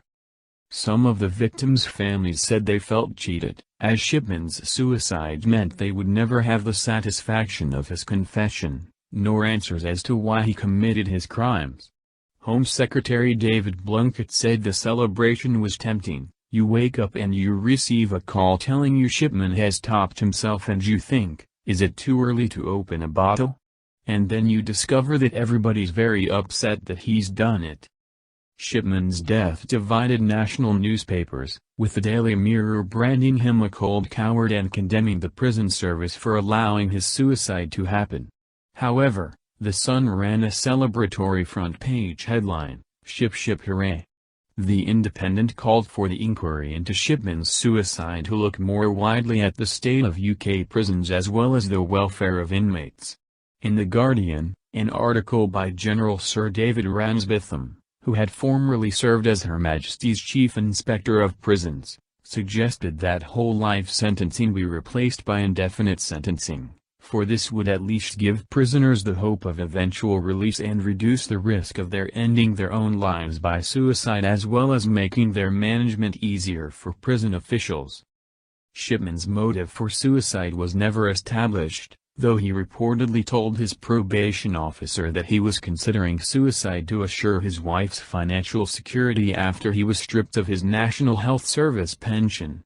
Primrose Shipman received a full NHS pension. She would not have been entitled to it if Shipman had lived past 60. Additionally, there was evidence that Primrose, who had consistently protested Shipman's innocence despite the overwhelming evidence, had begun to suspect his guilt. Shipman refused to take part in courses that would have encouraged acknowledgement of his crimes, leading to the temporary removal of privileges, including the opportunity to telephone his wife. During this period, according to Shipman's cellmate, he received a letter from Primrose exhorting him to tell me everything, no matter what. A 2005 inquiry found that Shipman's suicide could not have been predicted or prevented, but that procedures should nonetheless be re-examined. After Shipman's body was released to the family, it remained in Sheffield for more than a year despite multiple false reports about his funeral. His widow was advised by police against burying her husband in case the grave was attacked. Shipman was eventually cremated on March 19, 2005 at Hutcliffe Wood Crematorium. The cremation took place outside normal hours to maintain secrecy and was attended only by Primrose and their 4 children.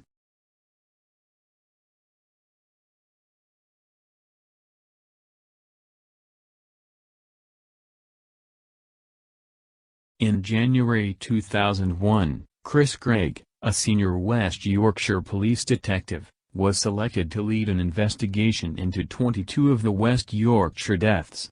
Following this, the Shipman inquiry, submitted in July 2002, concluded that he had killed at least 215 of his patients between 1975 and 1998, during which time he practiced in Todmorden, 1974–75, and Hyde, 1977–98. Dame Janet Smith, the judge who submitted the report, admitted that many more deaths of a suspicious nature could not be definitively ascribed to Shipman. Most of his victims were elderly women in good health. In her sixth and final report, issued on January 24, 2005, Smith reported that she believed that Shipman had killed 3 patients, and she had serious suspicions about 4 further deaths, including that of a 4-year-old girl, during the early stage of his medical career at Pontefract General Infirmary. In total, 459 people died while under his care between 1971 and 1998, but it is uncertain how many of those were murder victims, as he was often the only doctor to certify a death. Smith's estimate of Shipman's total victim count over that 27-year period was 250. The GMC charged 6 doctors, who signed cremation forms for Shipman's victims, with misconduct, claiming they should have noticed the pattern between Shipman's home visits and his patients' deaths. All these doctors were found not guilty. In October 2005, a similar hearing was held against 2 doctors who worked at Tameside General Hospital in 1994, who failed to detect that Shipman had deliberately administered a grossly excessive dose of morphine. The Shipman inquiry recommended changes to the structure of the GMC. In 2005 it came to light that Shipman may have stolen jewelry from his victims. In 1998, police had seized over £10,000 worth of jewelry they found in his garage. In March 2005, when Primrose asked for its return, police wrote to the families of Shipman's victims asking them to identify the jewelry. Unidentified items were handed to the Assets Recovery Agency in May. The investigation ended in August. Authorities returned 66 pieces to Primrose and auctioned 33 pieces that she confirmed were not hers. Proceeds of the auction went to Tameside Victim Support. The only piece returned to a murdered patient's family was a platinum diamond ring, for which the family provided a photograph as proof of ownership. A memorial garden to Shipman's victims, called the Garden of Tranquility, opened in Hyde Park, Hyde, on July 30, 2005. As of early 2009, families of over 200 of the victims of Shipman were still seeking compensation for the loss of their relatives. In September 2009, authorities announced that the letters Shipman wrote in prison would be sold at auction, but following complaints from victims' relatives and the media, they withdrew the letters from the sale.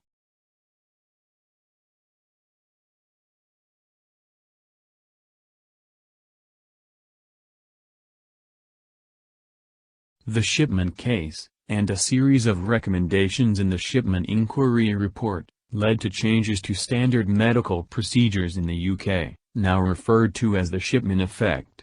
Many doctors reported changes in their dispensing practices, and a reluctance to risk overprescribing pain medication may have led to underprescribing. Death certification practices were altered as well. Perhaps the largest change was the movement from single doctor general practices to multiple doctor general practices. This was not a direct recommendation, but rather because the report stated that there was not enough safeguarding and monitoring of doctors' decisions. The forms needed for cremation in England and Wales have had their questions altered as a direct result of the Shipman case. For example, the persons organizing the funeral must answer, "Do you know or suspect that the death of the person who has died was violent or unnatural? Do you consider that there should be any further examination of the remains of the person who has died?"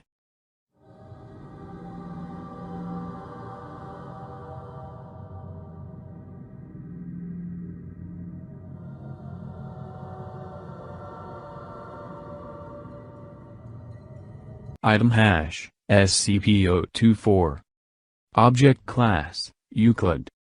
Special Containment Procedures. Due to its nature, SCP-024 cannot be moved to a secure location, so security measures must be placed on site. To conceal its location, 5 identical-looking replicas have been erected around SCP-024. A tight security perimeter must be maintained around SCP-024's compound at all times, with separate security teams guarding SCP-024 and its replicas. None of the security teams, except for team leaders, will be informed of the location of SCP-024. SCP-024 must be secured with magnetically sealed blast doors and reinforced, armored walls to prevent unauthorized entry. Under no circumstances can any security or research personnel enter SCP-024. Only D-Class personnel are allowed entry and strictly for research purposes only. All researchers are to observe and experiment with SCP-024 from the remote observation lab. Any personnel attempting to leave the remote observation lab or enter SCP-024 without prior approval from a Level 4 researcher must be immediately apprehended, with termination authorized. Should containment be breached, or SCP-024's true nature compromised, then the entire compound must be destroyed via specialized demolition charges planted throughout the compound. Description: SCP-024 is an abandoned soundstage that was once owned by Data Expunged. However, SCP-024 itself had been abandoned since Data Expunged, and it is unknown whether its special properties manifested before or after its abandonment. SCP-024 is located in the heart of Data Expunged, and was initially discovered when a group of teenage youths broke into the abandoned compound. The testimony of the lone winner when she turned herself into the police was enough to have Foundation assets mobilized to contain SCP-024. Upon entering SCP-024, visitors are immediately greeted by an anonymous announcer, who communicates via intercom and is able to hear and comprehend the voices of people within SCP-024. The announcer will inform the contestants that they are about to take part in a game show in which the winners will win fabulous prizes, but will also warn that the game will be extremely hazardous, and that the losers will never leave SCP-024. It is at this point the announcer presents the choice of whether to stay or leave SCP-024. Contestants who accept will continue to participate in the game, while those who decline are immediately expelled from SCP-024. Contestants that win the game or decline to participate may never enter SCP-024 again, as entry is denied by an impenetrable, invisible barrier. It is then that the contestants are led to the actual game. The style, composition, and appearance of the game always changes in every individual playthrough, but the game is always centered around a long, elaborate obstacle course that the contestants must navigate through. The rules also vary. Some playthroughs may only allow a single winner, while others encourage the creation of teams to win the game. More often than not, the obstacles seen in these games range from incredibly benign to extremely hazardous and life-threatening. As the contestants attempt to negotiate the course, the announcer will continuously update their status and actively participate in the game, often giving advice, conversing with contestants, and adding new rules. As the game progresses, the obstacles become significantly more dangerous and difficult to overcome, and it is not surprising to have the entire pool of contestants succumb to the rigors of the obstacle course. If such an event happens, the announcer will express sadness at the lack of a winner and SCP-024 will shut down, resetting only when a new batch of contestants enter. Any attempts to break the rules, such as assaulting other contestants and deliberately bypassing obstacles, are met by extreme violence. The announcer will call out the offending contestant, who will be quickly and forcefully ejected from the course by studio guardians. These studio guardians will immediately materialize within SCP-024 when called upon by the announcer and disappear when not needed. The contestant will never be seen again. When a winner is declared, he or she will receive a random grand prize. Any contestants that have survived the course but failed to win are immediately declared losers by the announcer. The lights will switch off, and the winner will immediately appear outside of SCP-024 with her prize while the losers completely disappear. However, the most mysterious aspect of SCP-024 is that after every game, a VHS tape or DVD will appear in the mailbox outside of SCP-024's main entrance. This recording is a complete record of the entire game that was previously played. Even the winners have claimed that they had never seen any cameras or recording devices inside SCP-024. Also, more strangely, a live studio audience can be seen in the background cheering on the contestants. Again, winners have claimed not to have seen a live studio audience while inside SCP-024. Addendum 1. So far, the list of prizes awarded to winners has included, but is not limited to, cash prizes, electronics, various consumer goods, cars, collectibles, full paid vacations to various countries, data expunged. Close examination of these prizes have confirmed that they are completely genuine, and possess no unusual abilities or characteristics whatsoever. There appears to be no consistent pattern for what the prizes will be. Addendum 2. In an attempt to track where the losers are taken, GPS locator beacons were planted on subjects D-124 through D-135 when Group D-245 was sent into SCP-024. When the losers were taken away, all signals from the beacons were lost. Whether this is because the beacons were destroyed, or because the losers were taken to an area that cannot be located via GPS is currently unknown. Addendum 3. The announcer living within SCP-024 appears to be sentient and aware of events that take place outside of the compound. During the test of Group D-523, which consisted only of doctored data expunged, the announcer instead engaged in a conversation with doctored data expunged. Analysis of the conversations have shown that the majority of the subjects are centered around pop culture and information distributed through television, implying that SCP-024 somehow is able to access and interpret television signals.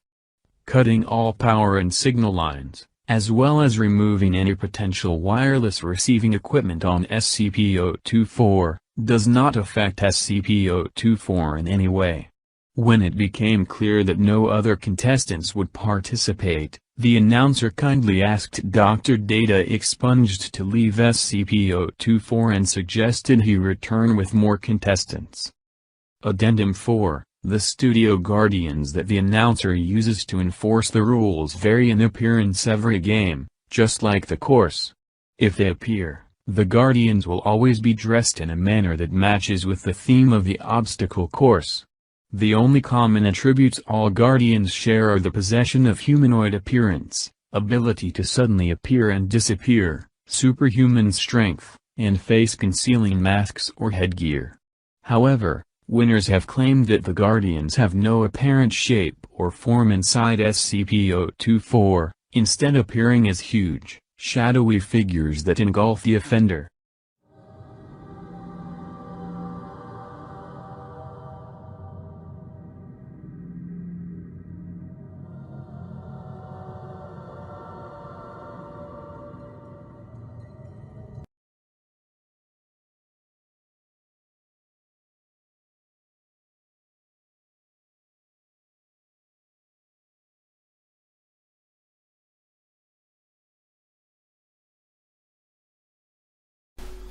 When I was a young teenager back in the day, I was obsessed with urban legends.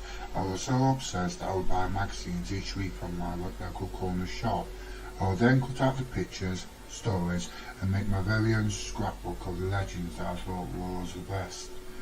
When my mates came over, they would make so much fun of me as I used to collect these stories of urban legends.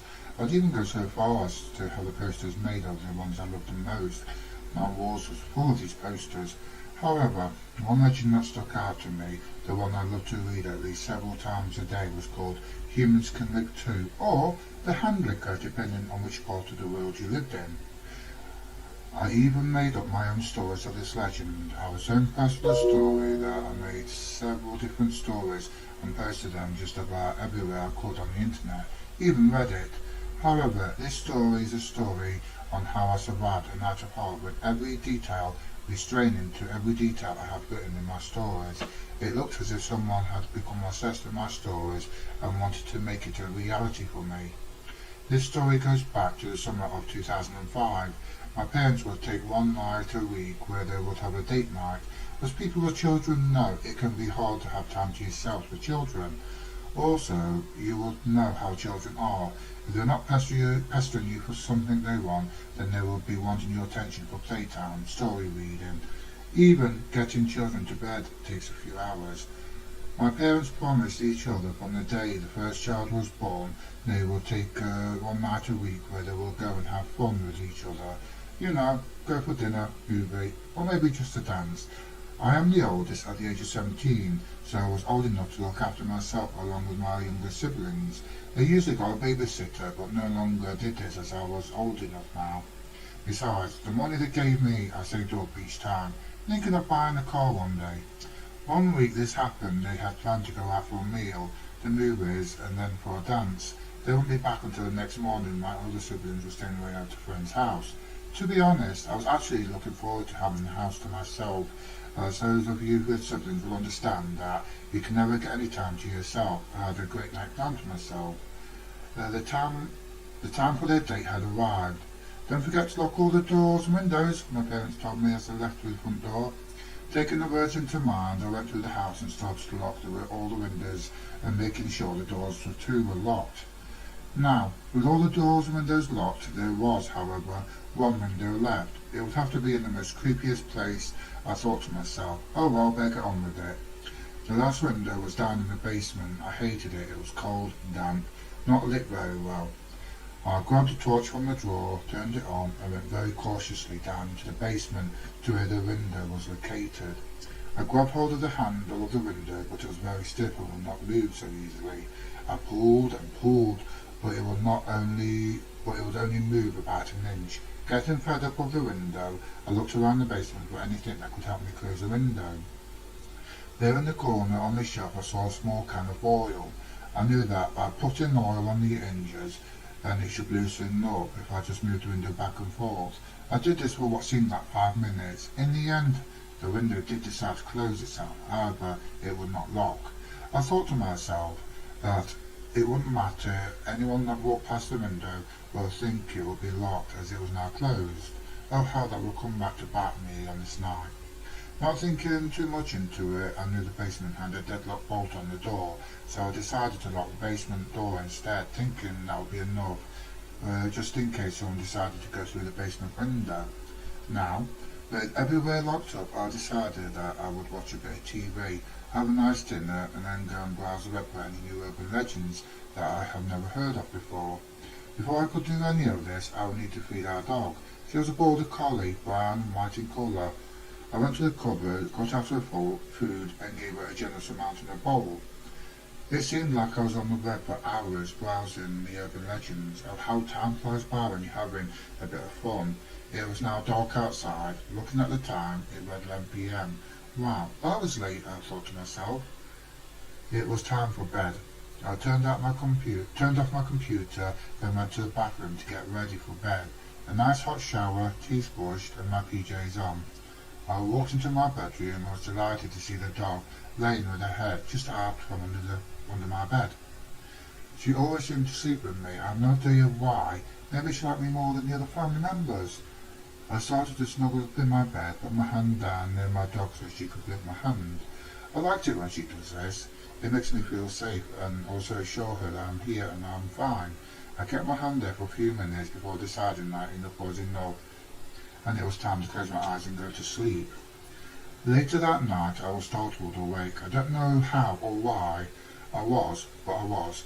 I lay there for a few minutes listening to my surroundings, and then it hit me. I was hearing the tap drip in the bathroom and just figured it was that awoken me.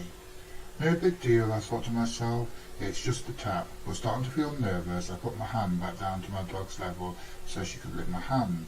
This brings me reassurance, and also I know she is there if I really need her.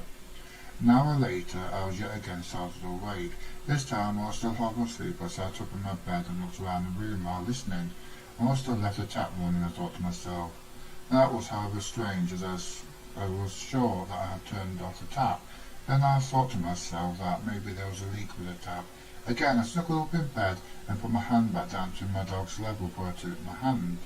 The next time I woke up naturally with nothing startling me awake. I looked at the time, it read 6:25. Thinking that it was now light outside and I wouldn't be able to get any more sleep, I managed to pull myself out of bed. Drawing back the curtains and looking out the window, I could see my parents' car pull into the drive. Great, I thought. I can get my dad to look at the tap and fix that drip that I've been hearing all night. Being out of bed and somewhat cold, I needed to go to the loo. I put on my slippers, opened the door, and went to the room that was the bathroom. What I saw that day when I opened the door will forever haunt me to the day I die.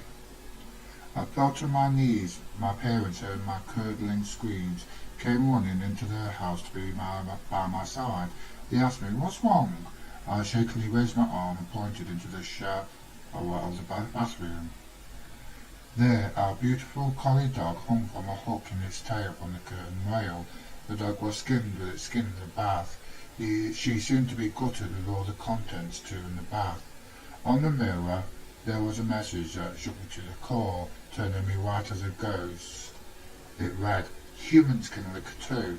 The thought that someone was in my room under my bed while licking my hand turned my stomach. I couldn't take it anymore and I had to own up. I pushed past my parents and ran to the toilet and let loose. I didn't want to because of the scene in the bathroom, but I couldn't help it. My parents called the police that day. They came out, took a statement from me. They said that due to every window and door being locked, the only other way they could have gotten in is through the basement window. However, what startled me the most was, when did this person break into our home? As when I closed the basement window, I also deadbolted the door leading to the basement, but I didn't quite trust leaving the window closed. My parents never left me alone again. When they went out, they made sure that I either go to my friend's house for the night. If not at my friend's house, then I will go and stay at a relative's. My parents bought the house up for sale that year. We couldn't live in the house anymore, knowing that someone was there. The house sold quite quickly and we moved into a new house within 6 months of selling the house. Okay guys, that was the urban legend Humans Can Lick Too. If you enjoyed this video, then please do leave a like, don't forget to comment, and for all more videos, don't forget to subscribe. Until the next time, see you then, bye bye! When I became a young teenager back in the day, I was obsessed with urban legends.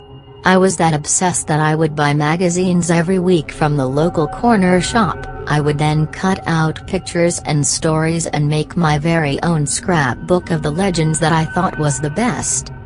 When my mates came over, they would make so much fun off me because I used to collect the best stories of urban legends. I would even go so far as to have posters made of the ones that I thought was the best and keep them pinned to my wall.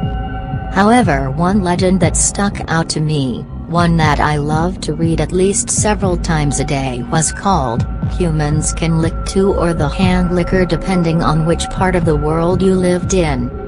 I even made up my own stories on my computer of this legend. I was so impressed with this story, that I made several different stories and posted them just about anywhere I could on the internet. Even on Reddit. However, this story is a story on how I survived a night of horror with every detail restraining to every detail I had written in my stories. It looked as if someone had become obsessed with my stories and wanted to make it a reality for me. This story goes back into the summer of 2005. My parents loved to take what we called date nights. They would go out one night a week for the whole night where they would romance each other. They did this as it was hard to show affection to each other when you have children. You know how things was when you have children and also your other half, If they aren't calling you for something they want, then they just want you attention for a bit. If not, then they would be driving you up the wall, so they would say. People with children out there would know what I am talking about. My parents promised each other that from the day the first child was born, they would take one night a week where they could go and have fun with just each other. You know, go for dinner, a movie, or maybe just a dance. I am now the oldest at the age of 17, so I was old enough to look after myself along with my younger siblings. They usually got in a babysitter, but they no longer did this as I was now old enough. The money they used to pay the babysitter they now gave to me instead. On this week this happened. They had planned to go out for a meal, the movies, and then for a dance. They wouldn't be back till the next morning, and my other siblings was staying at their friend's house. To be honest, I was actually looking forward to having the house to myself, as those of you with siblings will understand that you can never get any time to yourself. I had a great night planned out for myself. The time had come for them to leave the house. Don't forget to lock all the windows and doors, my parents told me as they left through the front door. Taking the words into mind, I went through the house and started to lock all the windows and make sure the doors too was locked. Now with all the door and windows locked, there was however one window left. It would have to be in the most creepy place. I thought to myself, oh well, better get on with it. The last window was down in the basement. I hated it. I was cold, damp, and not lit very well. I grabbed a torch from the drawer, turned it on, and went very cautiously down into the basement to where the window was located. I grabbed hold of the handle of the window, but it was very stiff and would not move so easily. I pulled and pulled, but it would only move about an inch. Getting fed up of the window, I looked around the basement for anything that could help me to close the window. There in the corner on the shelf I saw a small can of oil. I knew that by putting oil on the hinges, then it should loosen up if I just moved the window back and forth. I did this for what seemed like 5 minutes, but in the end, the window decided to close itself. However, it would never lock.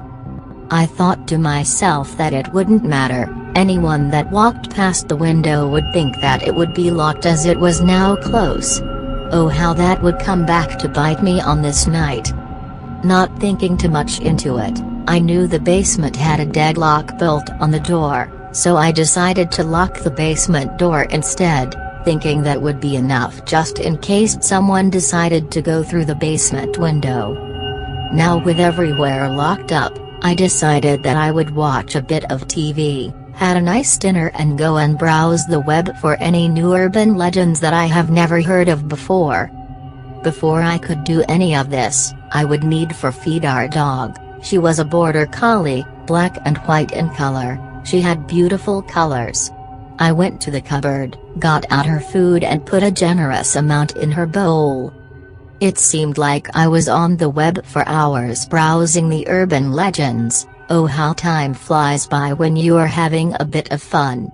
It was now dark outside. Looking at the time, it read 11 p.m. Wow, that is late, I thought to myself. It was time for bed. I turned off my computer, then went to the bathroom to get ready for bed. A nice hot shower, teeth brushed, and my PJs on. I walked into my bedroom and was delighted to see the dog laying with her head just out of under my bed. She always seemed to sleep with me. I have no idea why. Maybe she liked me more than the other members. I started to snuggle up in my bed, put my hand down near my dog so she could lick my hand. I liked it when she does this. It makes me feel safe and also assures her that I am here and I am fine. I kept my hand there for a few minutes before deciding that enough was enough and it was time to close my eyes and go to sleep. Later that night I was startled awake. I didn't know how or why I was, but I was. I laid there for a few minutes listening to my surrounding, and then it hit me. I was hearing the tap drip in the bathroom and just figured it was that awoken me. No big deal, I thought to myself, it was just the tap, but starting to feel nervous, I put my hand back down to my dog's level so he can lick my hand. This brings me reassurance, and also I know he is there if I really need him. An hour later, I was yet again startled awake. This time while still half asleep, I sat up in my bed and looked around the room while listening. I must have left the tap running, I thought to myself. That was however strange, as I saw sure that I had turned off the tap. Then I thought to myself that maybe there was a leak with the tap. Again I snuggled up in bed and put my hand back down to my dog's level to have him lick it. The next time I woke up naturally with nothing startling me awake. I looked at the time, it read 6:25. Thinking that it was now light outside and I won't be able to get any more sleep, I managed to pull myself out of bed. Drawing back the curtains and looking out the window, I can see my parents' car pulling into the drive. Great, I thought, I could get my dad to look at the tap and fix that drip I have been hearing all night. Being out of bed and somewhat cold, I needed to go to the loo. I put on my slippers, opened the door and went to the room that was the bathroom. What I saw that day when I opened the door will forever haunt me day and night. I fell to my knees screaming. My parents, hearing my curdling screams, came running into the house to my side. They asked me what's wrong. I shakily raised my arm and pointed into the shower of the bathroom. There our beautiful collie dog hung from the hook in its tail from the curtain rail. The dog was skinned with its skin in the bath. He seemed to be gutted with all the contents too in the bath. On the mirror, there was a message that shook me to the core. I turned white as a ghost as it read, "Humans can lick too." The thought that there was someone in my room, under my bed while licking my head, turned my stomach. I couldn't take it anymore and I had to throw up. I pushed past my parents and ran to the toilet and let loose. I didn't want to because of the scene in the bathroom, but I couldn't help it. My parents called the police that day. They came and took a statement from me. They said that due to every window and door being locked, the only other way they could have gotten in was through the basement window. However, what startled me the most was, when did this person break into our home, as when I closed the basement window. I also deadbolted the door leading to the basement as I didn't quite trust just leaving the window closed. My parents never left me alone again. When they went out, they made sure that I either went to my friend's house for the night. If not at my friend's house, then I would go and stay at a relative's.